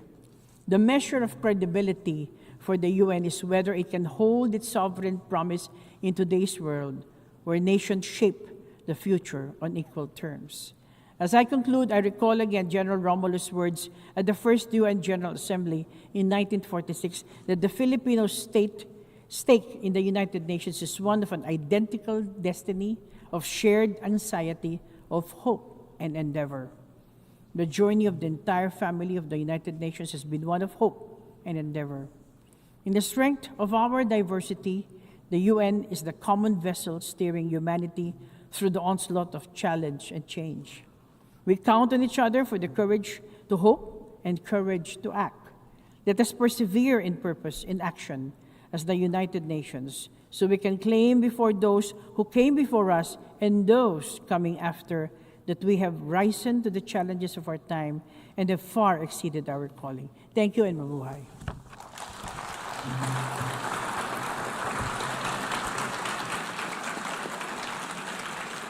I thank the Secretary for Foreign Affairs of the Philippines. I now give the floor to Her Excellency Lana Nusseibeh, Minister of State for Ministry of Foreign Affairs of the United Arab Emirates.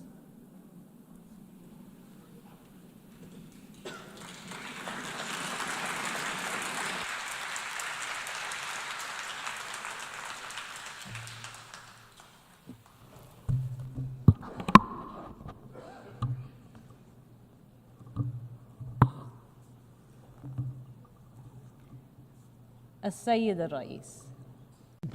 Mr. President, when the world stood amidst the ruins of war 80 years ago, it faced a watershed moment, one that required a transition to a new order, with the previous international systems having failed to maintain international peace and security. The world was faced with a choice. It chose peace and embraced a new era of international cooperation and solidarity, embodied by the establishment of this organization. Today, we once again face a pivotal moment. Today, the world is marked by turmoil, conflict, and humanitarian crises.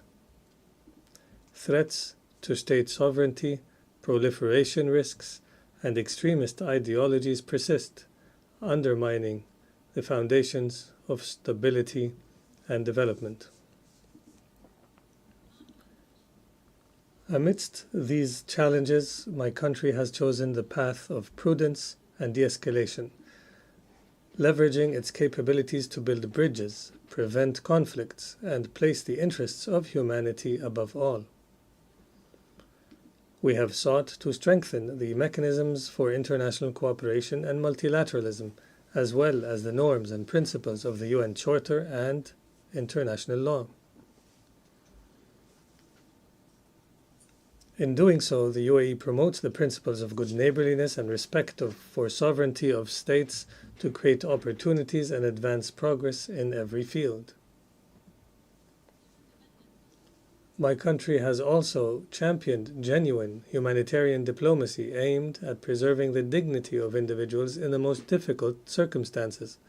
We have sought to bridge divides, facilitating the exchange of thousands of prisoners between Russia and Ukraine, hosting peace talks between Azerbaijan and Armenia, and undertaking efforts to de-escalate tensions in South Asia and beyond.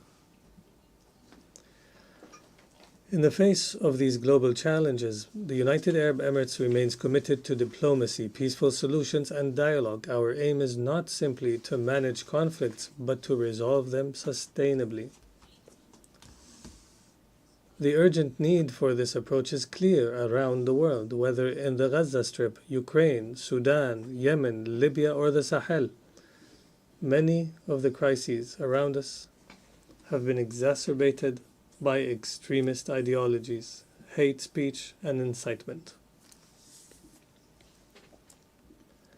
That is why we are leading efforts to advance the tolerance, peace, and security agenda, to uphold the values enshrined in the UN Charter, and to break cycles of conflict.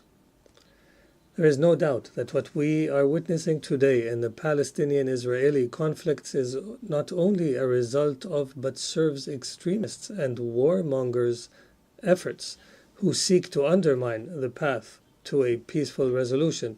Nothing can justify targeting tens of thousands of civilians, or besieging them, or starving them and forcibly displacing them, nor can anything excuse the pursuit of unacceptable expansionist ambitions, including the threat of annexing the West Bank. Similarly, there is no justification for the taking of hostages or the targeting of civilians in conflict. We emphasize the need to protect the hostages as per international humanitarian law. This situation also cannot serve as an excuse to attack countries in the region. Israel's treacherous and reprehensible attack against the state of Qatar constituted a flagrant violation of its territorial integrity and of the security of the Arabian Gulf region, as well as a breach of the most fundamental principles of international law.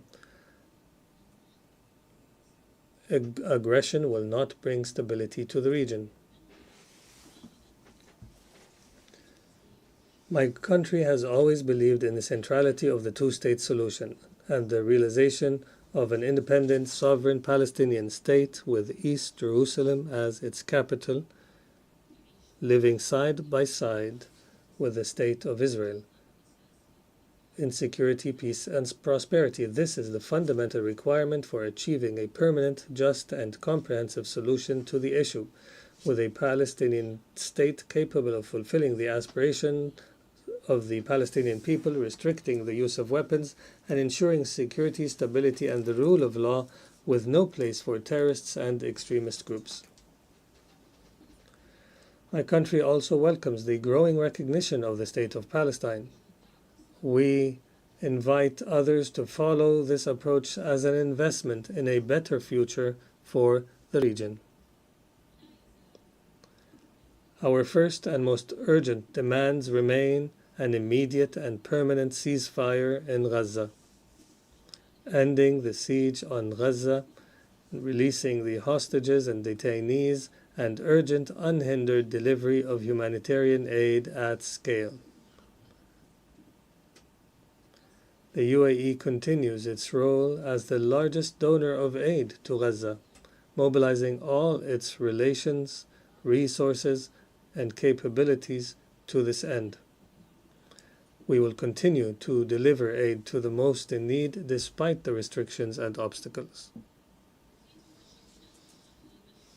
As part of our commitment to prioritizing diplomatic solutions and justice in the international system, my country continues to place the dispute of the 3 occupied Emirati islands in the Arabian Gulf, Greater Tumb, Lesser Tumb, and Abu Musa, at the forefront of our national priorities. We continue to call on Iran to end its occupation of these islands, which are an integral part of UAE territory, as well as to respond to our repeated calls to resolve this dispute through direct negotiations or by resorting to the International Court of Justice. We also reiterate here our full support for Moroccan sovereignty over the Moroccan Sahara and endorse the autonomy initiative within the framework of Moroccan territorial integrity.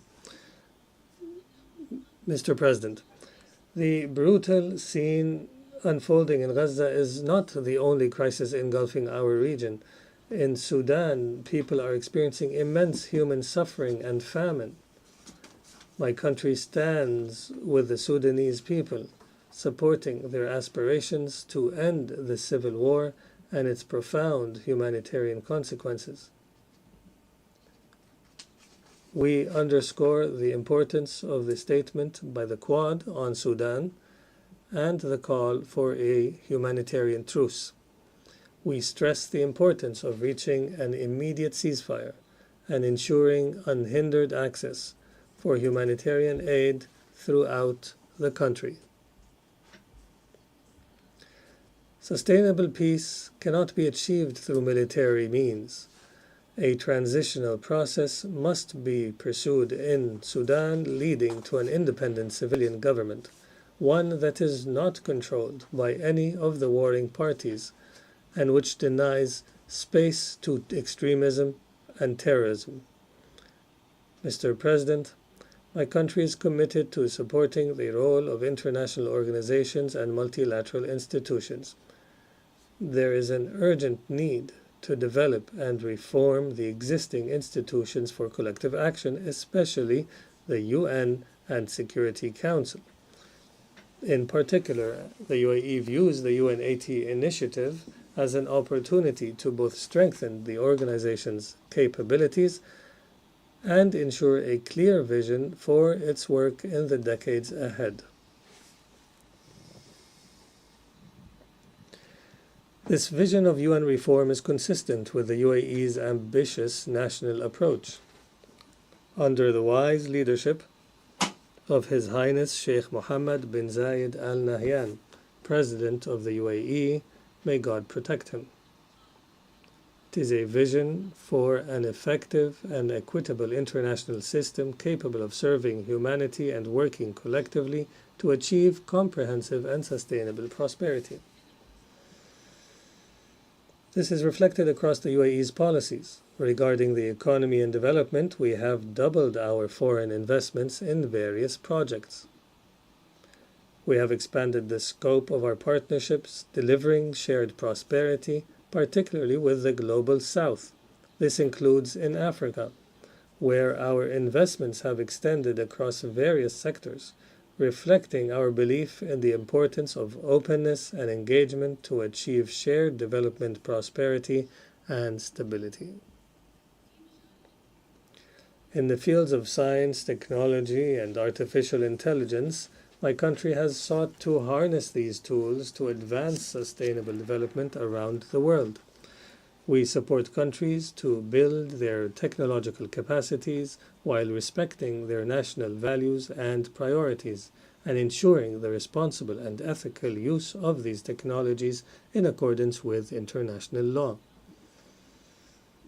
As for our ongoing efforts to protect the planet, the UAE is accelerating its investments in international climate action, supporting innovative solutions to achieve an orderly and responsible transition and to promote clean energy. My country affirms its full commitment to implementing the outcomes of the UAE consensus from COP28 held in Dubai in 2023. My country is also investing heavily in addressing the challenges of water scarcity, including through the Mohammed bin Zayed Water Initiative, which supports the development and application of pioneering technology to promote sustainable access to this important resource. And as we prepare to host the UN Water Conference next year with the Republic of Senegal, we will seek to strengthen international cooperation on this issue and stimulate investment in innovation. And in all our projects and initiatives, we seek to promote the full, equal, and meaningful participation of women as essential partners in society. In conclusion, Mr. President, at a time when our international institutions are weakened and the principles of international law are undermined, we must live up to our shared responsibility to ensure the continuity of our international system, to restore its credibility, and to secure a better future for generations to come. Thank you, Mr. President.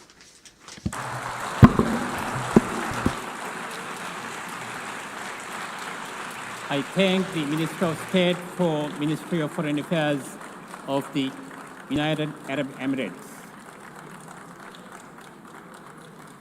We have heard the last speaker in the general debate for this meeting. We will continue the general debate on Monday, 29 September at 9 a.m. in this hall.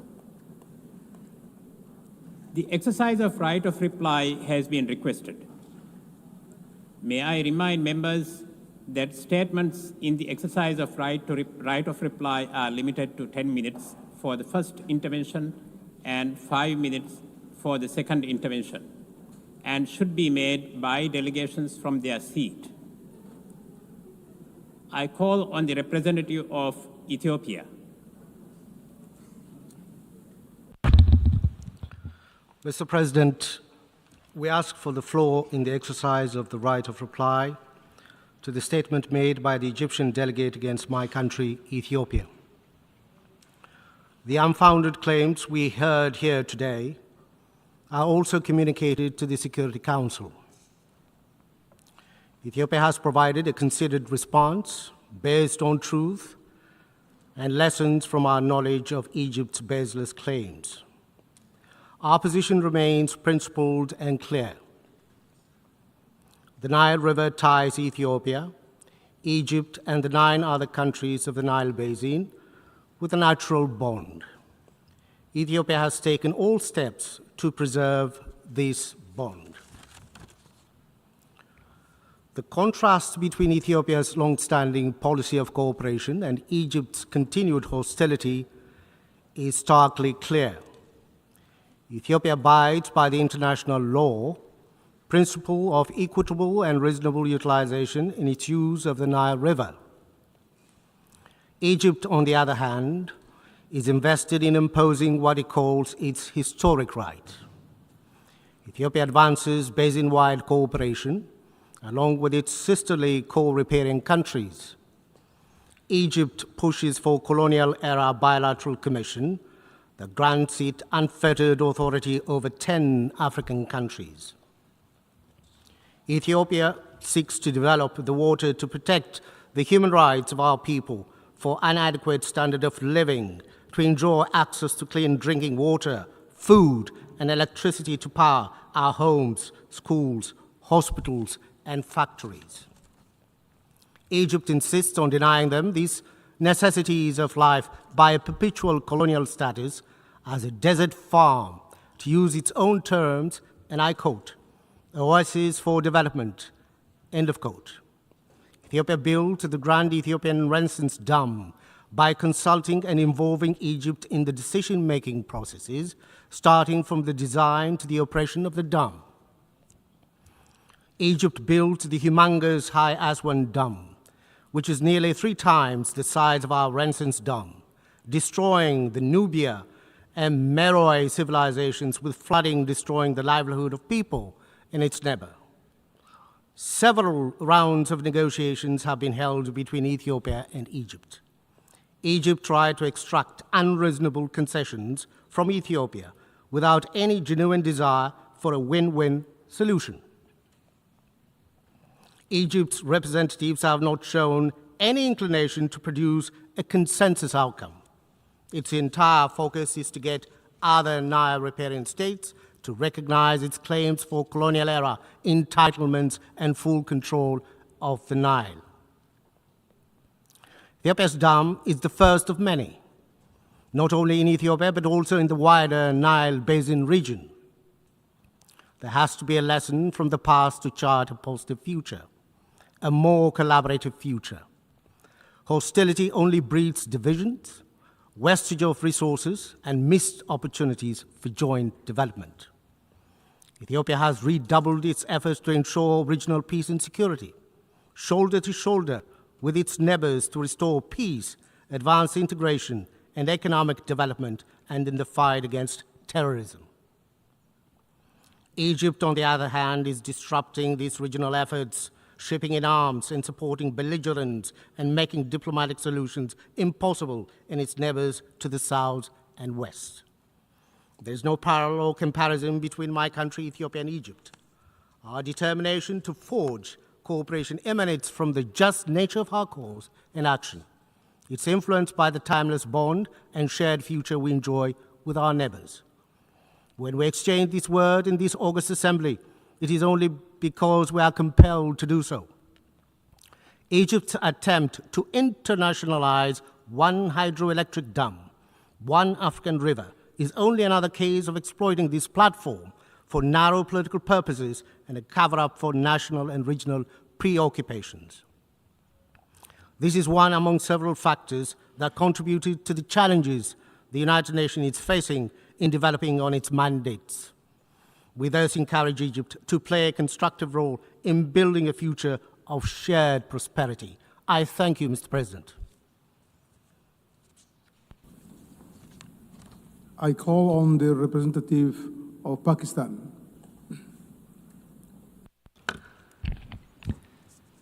Mr. President, today we heard the familiar rhetoric from one member state.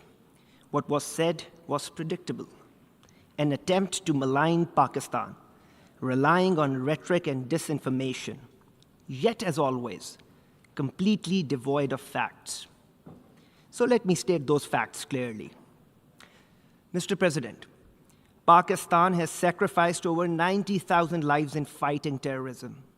Its sacrifices are recognized globally. We are one of the strongest pillars in leading global efforts for combating terrorism, as also highlighted by my Prime Minister at this forum.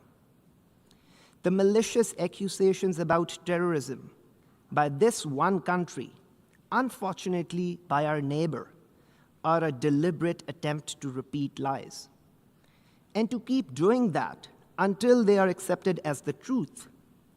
But as we know, that is far from ground realities. This country is not just a serial perpetrator of terrorism, it is a regional bully, a net destabilizer for the entire region, holding South Asia hostage to its hegemonic designs and radical ideology that regrettably inspires hate, divisions, and xenophobia. So let me put that in perspective. First, this country is in the league of those who illegally occupy territories, oppress populations, and violate fundamental human rights, as in the case of Indian illegally occupied Jammu and Kashmir. State terrorism in the form of extrajudicial killings, arbitrary arrests, detentions, stage encounters, and collective punishment under the cover of counterterrorism. Second, It is this country which runs a sinister cross-border terrorist web and clandestine networks through its proxies, both inside Pakistan and beyond. This country also holds the distinction of having its serving naval officer working for its intelligence agency, Commander Kulbhushan Jadhav, caught red-handed by Pakistan, involved in heinous acts of terrorism and sabotage. Third, we heard the bizarre and untenable claims surrounding the Pahalgam incident. It has become a routine script now. Whenever an incident occurs, Pakistan is reflexively blamed, without evidence, without logic, and without any investigation. Pakistan, as a responsible state, joined other members of the Security Council in condemning the Pahalgam incident. Moreover, Pakistan offered an independent and credible investigation, an offer that was flatly rejected.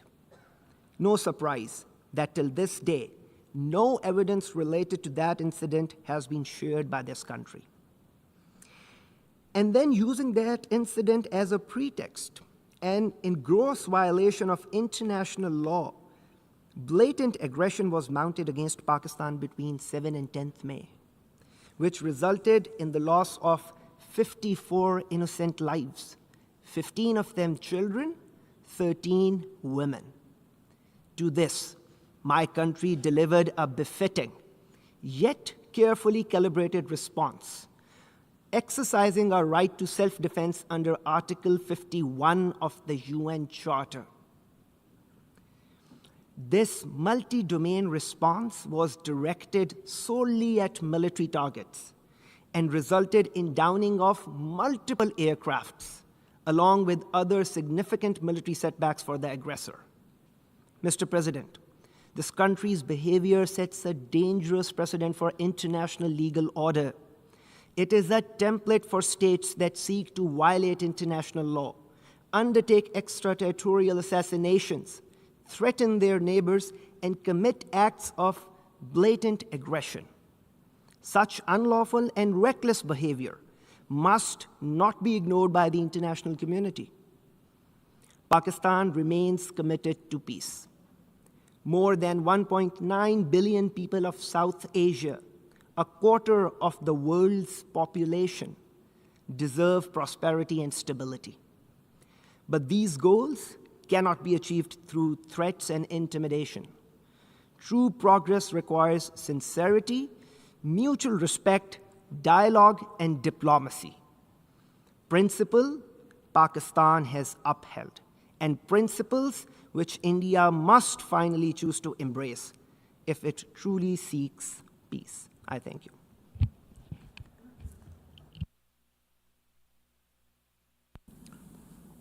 I call on the representative of Islamic Republic of Iran. Bismillah ar-Rahman ar-Rahim. Mr. President, in response to the distinguished representative of the UAE, I must stress that the Islamic Republic of Iran reiterates its full sovereignty over the Iranian islands of Abu Musa, Greater Tom, and Lesser Tom in the Persian Gulf and rejects categorically any claim to the contrary. The Islamic Republic of Iran underlines that the measures undertaken in those islands by the Iranian officials have always been conducted based on the principles of the sovereignty and territorial integrity of the Islamic Republic of Iran. My country always pursued a policy of friendship and good neighboring with all neighboring countries. As it was reiterated regularly, the territorial integrity and the sovereignty of my country over the said Iranian islands is not negotiable. I would like to stress that Persian Gulf is the only true geographical designation for the body of water lying between Iran and the Arabian Peninsula, which has been used since the dawn of history and endorsed by the United Nations system and must therefore be respected by all. Also, my delegation rejects the allegation of Germany against Iran. Such claims are part of their disinformation campaign intended to divert attention away from the crimes of the Israeli regime. In fact, the Israeli regime is the regional proxy for certain Western countries, as explicitly acknowledged by the German Chancellor, stating that it is the dirty work Israel is doing for all of us. Germany has fully supported such a dirty work. Germany is a compliance in genocide and other crimes of that regime, entailing the international responsibility of Germany. Moreover, while Germany has openly backed Israel's aggression against Iranian safeguarded nuclear facilities and also is a significant non-performance of its obligation under JCPOA and Resolution 2231, it is not in any position to lecture us here. Contrary to the false claim of the German foreign minister, Iran's nuclear program is and will remain entirely peaceful. Since November 2003, every report of the International Atomic Energy Agency has consistently confirmed this peaceful character. Iran has repeatedly and unequivocally emphasized that nuclear weapons have no place in its defense doctrine. In his statement before the General Assembly, the President of the Islamic Republic of Iran reaffirmed Iran's principled opposition to nuclear weapons and underscored the urgent need to uphold the Non-Proliferation Treaty. Iran's peaceful nuclear program poses no threat to international peace and security. Consequently, we oppose any attempt by E3 to treat this matter within the Security Council framework.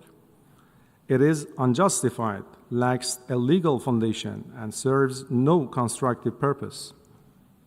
On several occasions, including informal communication to the Security Council and the Secretary General, the Islamic Republic of Iran has made it clear that the notification submitted by France, Germany, and the United Kingdom, the so-called E3, to trigger the snapback mechanism is legally and procedurally defective and therefore null and void. The E3, Germany included, took this action while themselves refusing to comply with their own binding obligation under the JCPOA and Resolution 2231. Not only did they deliberately undermine the Resolution 2231 by demanding arrangements beyond its scope, but they also went so far as to advocate and justify military aggression against Iran's safeguarded nuclear facilities. Accordingly, any attempt to revive terminated resolutions is devoid of legal basis and stands politically and morally indefensible. Issues related to Iran's nuclear program have already been comprehensively addressed and settled within the framework of JCPOA and Resolution 2231. The government and the people of the Islamic Republic of Iran remain determined to exercise their inalienable right to nuclear technology for exclusively peaceful purposes and to build upon their own scientific progress in advancing various civilian applications for that technology. At the same time, as the only nation in recent history to have suffered the use of weapons of mass destruction, Iran categorically rejects the development, possession, or use of such inhuman weapons on both ideological and strategic grounds. I thank you, Mr. President. I call on the representative of China. Thank you, President. In response to the remarks made by some countries, China hereby exercises its right of reply. China has consistently maintained that the United Nations is not the appropriate forum for discussing South China Sea issues. However, in light of certain erroneous arguments, China deems it necessary to offer a solemn response. China's position on South China Sea arbitration case has been consistently clear. The arbitration case was unilaterally initiated in violation of the principle of the state consent, international law, including the United Nations Convention law of the Sea. The arbitral tribunal in South China Sea case exercised its jurisdiction ultra vires and rendered an award in disregard of law. Its ruling is illegal and null and void. China neither accepts nor recognizes the ruling, nor does it accept any claims or actions based on it. China's territorial sovereignty and maritime rights and interests in the South China Sea remain unaffected by this ruling under any circumstances. The so-called ruling is an active example of international law and is by no means part of it. China's law enforcement activities in safeguarding its rights in maritime areas under its jurisdiction is beyond reproach. China has consistently advocated for peaceful settlement of disputes and will continue to resolve relevant disputes in South China Sea through negotiation and consultation with directly concerned countries on the basis of respecting historical facts in accordance with international law. China will continue to work with ASEAN countries to jointly uphold peace and stability in China, South China Sea. Thank you, President. On the representative of Egypt. Thank you, Mr. Chair, for giving Egypt the floor in order to exercise the right of reply against the allegations by the Ethiopian delegation.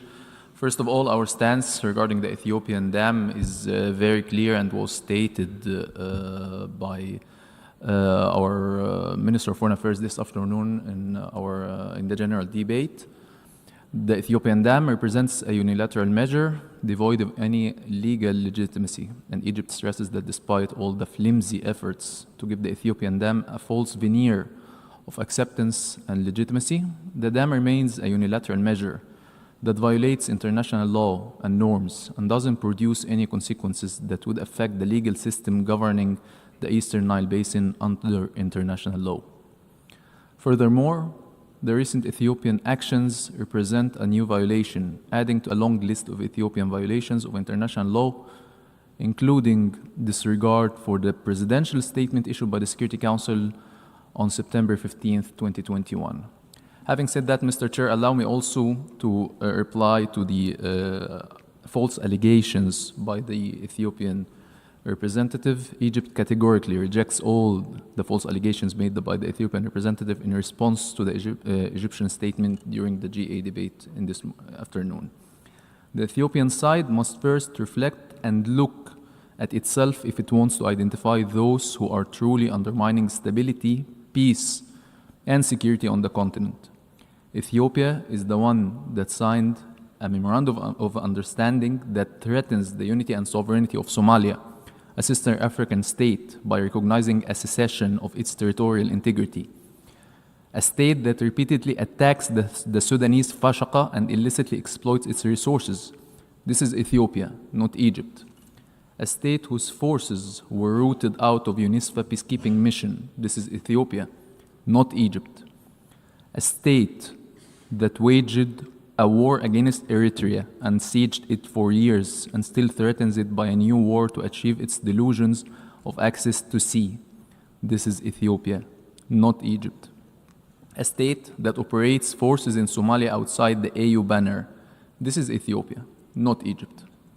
Ethiopia, which violates the established rules of international law and disregards the established African principle of sanctity of borders, believes it can control the Nile waters and deprive the downstream countries, Egypt and Sudan, of their historical right to the river's waters.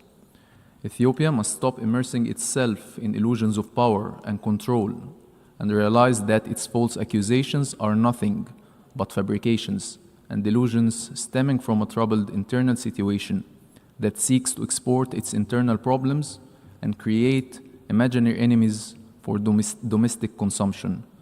Stable and civilized Egypt rises above this abhorrent approach.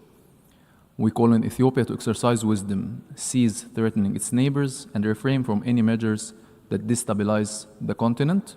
We call on Ethiopia to return to the African family as a pillar of peace and stability in the region, not as a threat or underminer. I thank you, Mr. Chair.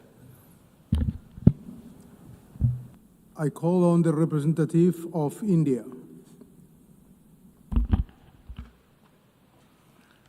I thank you, Mr. President. It is telling that a neighbor who was not named chose to nevertheless respond and admit their long-standing practice of cross-border terrorism. Pakistan's reputation speaks for itself. Its fingerprints are so visible in terrorism across so many geographies. It's a menace not only to its neighbors, but to the entire world. No arguments or untruths can ever whitewash the crimes of terrorism. I thank you, Mr. President. I call on the representative of United Arab Emirates. شكرا سيد الرئيس. Thank you, President.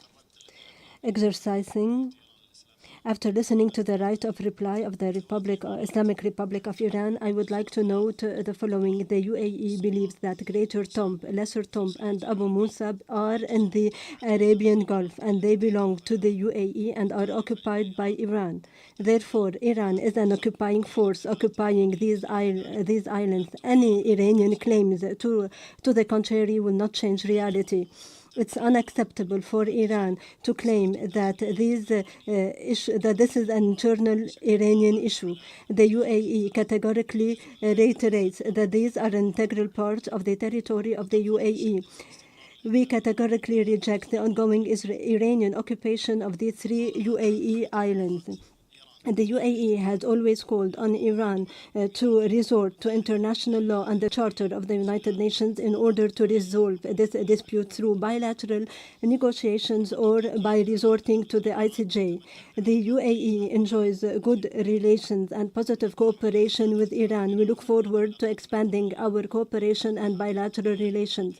But the issue of the 3 UAE islands will remain a bone of contention until we find a peaceful settlement acceptable to both in accordance with international law and principles of good neighborliness. Thank you. I call on the representative of the Philippines. Mr. President, I wish to refer to the statement of China referring to the 2016 Arbitral Award, which is binding to all parties and final. The award was an affirmation of the dispute resolution mechanisms of the 1982 United Nations Convention on the Law of the Sea, or UNCLOS. It authoritatively ruled that the claim of historic rights to resources within the seas falling within the 9-dash line had no basis in law and is without legal effect. It upholds the Philippine sovereign rights and jurisdiction in its exclusive economic zone. It affirms that certain actions within the Philippine exclusive economic zones violated and continue to be violated the sovereign rights of the Philippines and are thus unlawful. That large-scale reclamation and construction of artificial islands causes severe environmental harm in violation of international conventions, and that large-scale harvesting of endangered marine species damages the marine ecosystem. We firmly reject attempts to undermine it. At the same time, we welcome the growing international support for the award. We therefore strongly urge China to respect and implement the 2016 Arbitral Award. Thank you, Mr. President. I now call on the representative of Ethiopia for a second intervention.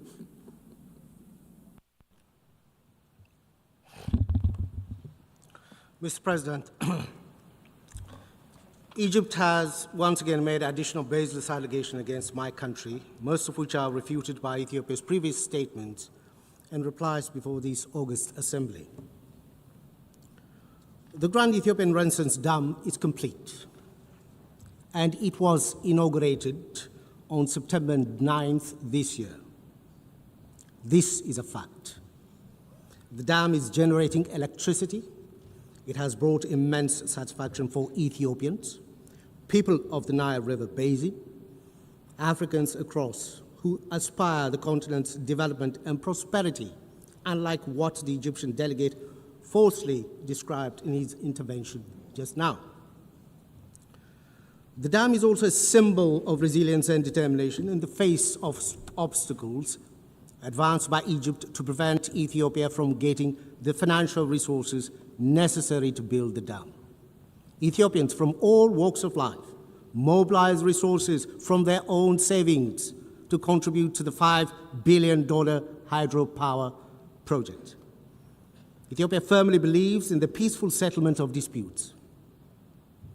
Ethiopia initiated talks with downstream countries, provided them with the necessary details about the dam, and gave them updates on the progress in the filling of the dam. It signed the agreement on the Declaration of Principles on the dam project to agree on guidelines and rules on the first filling and annual operation of the dam. Ethiopia's conduct, in fact, reversed the age of unilateralism in the Nile River basin that has been advanced by Egypt. Our efforts to find a mutually agreeable solution have been stymied by Egypt all the way. Egypt has hardly negotiated in good faith. Reaching an agreement has never been Egypt's objective. If it had been interested in collaborative approach, it would have joined the agreement on the Nile River Basin Cooperative Framework, which came into force on 13th October 2024. Nevertheless, Egypt wants a monopoly. In this century, that's not possible. The days of hegemony and colonial agreement are over. Egypt propaganda must stop its reckless threats. Countries sharing such a precious resource as water are not expected to propagate hostility. If Egypt is interested in genuine cooperation, it will find Ethiopia as a partner.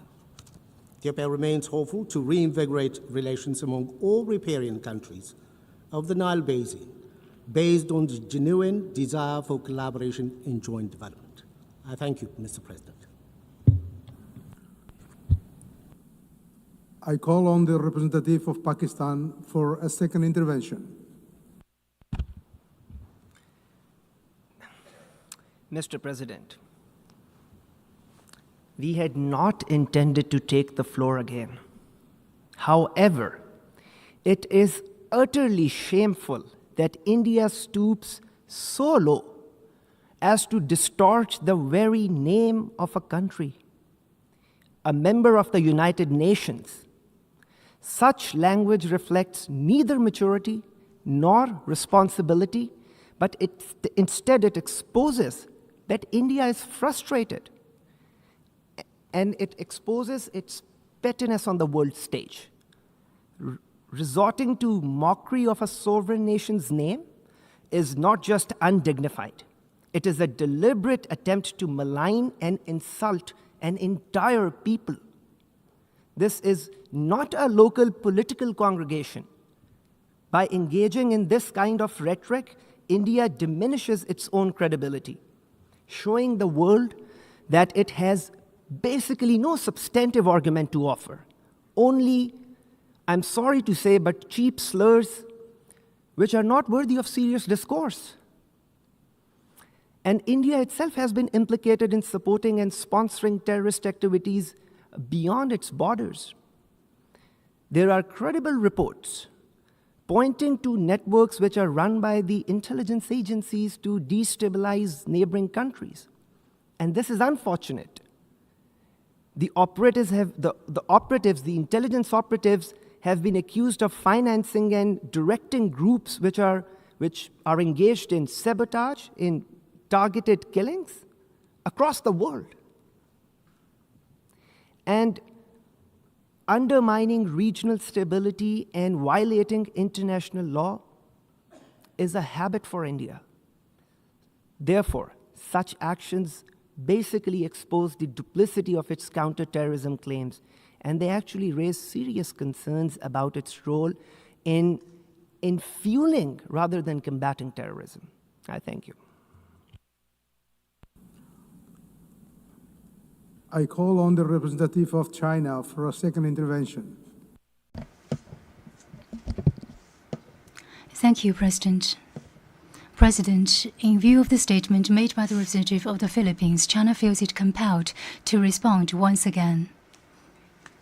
The disputes between China and the Philippines on the South China Sea are in essence territorial and maritime delimitation disputes. Territorial matters fall outside the scope of UNCLOS. Furthermore, on the issue of maritime delimitation, China has excluded the application of dispute settlement procedures in its 2006 declaration made under UNCLOS. Therefore, the arbitral tribunal has no jurisdiction whatsoever over the subject of arbitration. Regrettably, however, the tribunal not only exercised ultra-vires jurisdiction but also rendered an unjust award. The so-called award disregarded legal principles and facts on issues of the regime of islands, historic rights, and outlying archipelagos of continental states, putting forth erroneous reasoning and conclusions. This seriously undermines the spirit and principles of the Convention and severely impacts the authority and integrity of international law of the sea. China does not accept or recognize the so-called South China Sea arbitration case. Our sole purpose is precisely to uphold the international rule of law in the maritime domain and to maintain a fair and reasonable international maritime order. China carries out peaceful and constructive activities on its own territories. This is a just right of a sovereign country. This is not the so-called artificial island reef.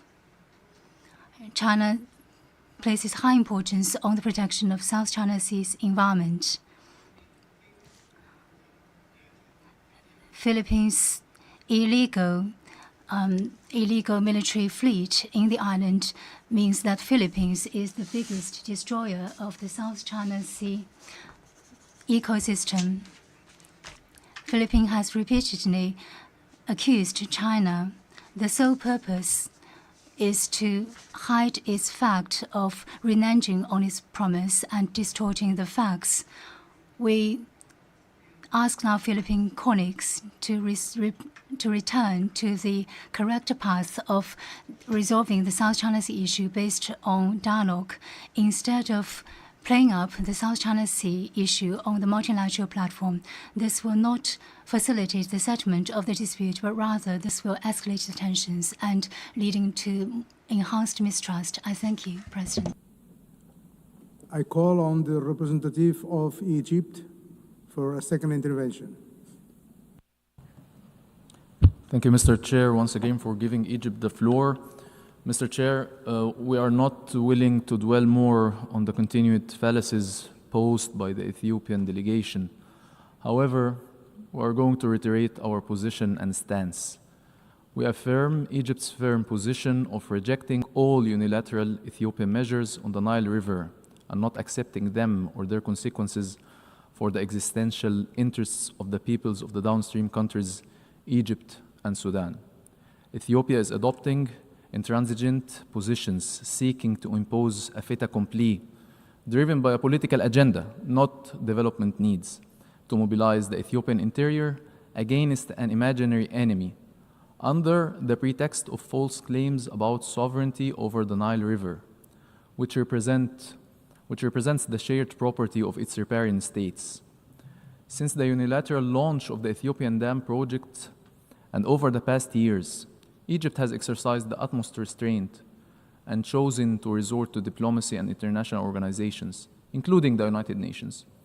This is not due to an inability to defend our existential interests, but rather stems from Egypt's firm conviction in the importance of strengthening cooperation and achieving common interests among the peoples of the Nile Basin countries, in accordance with the international law, and in a manner that serves development interests and takes into account the concerns of downstream countries.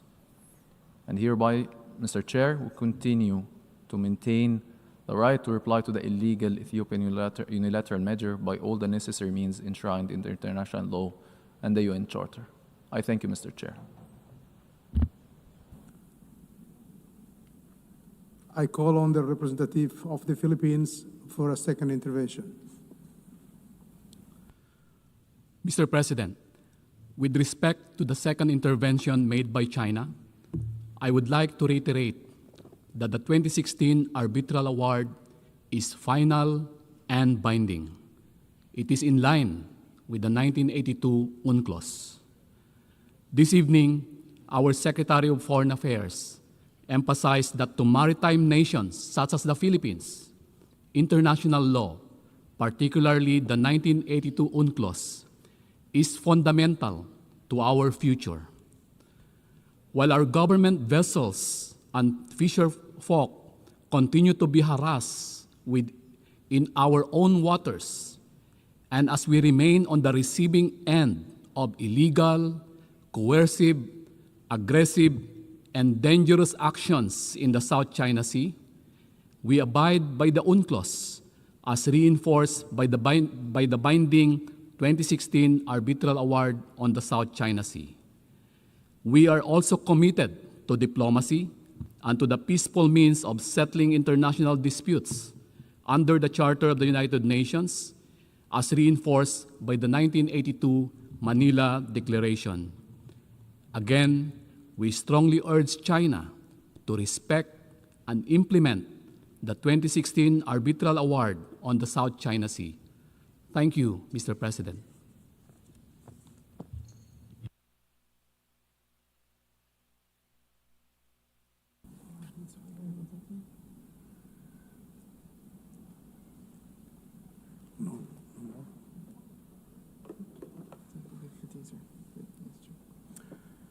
The meeting is adjourned.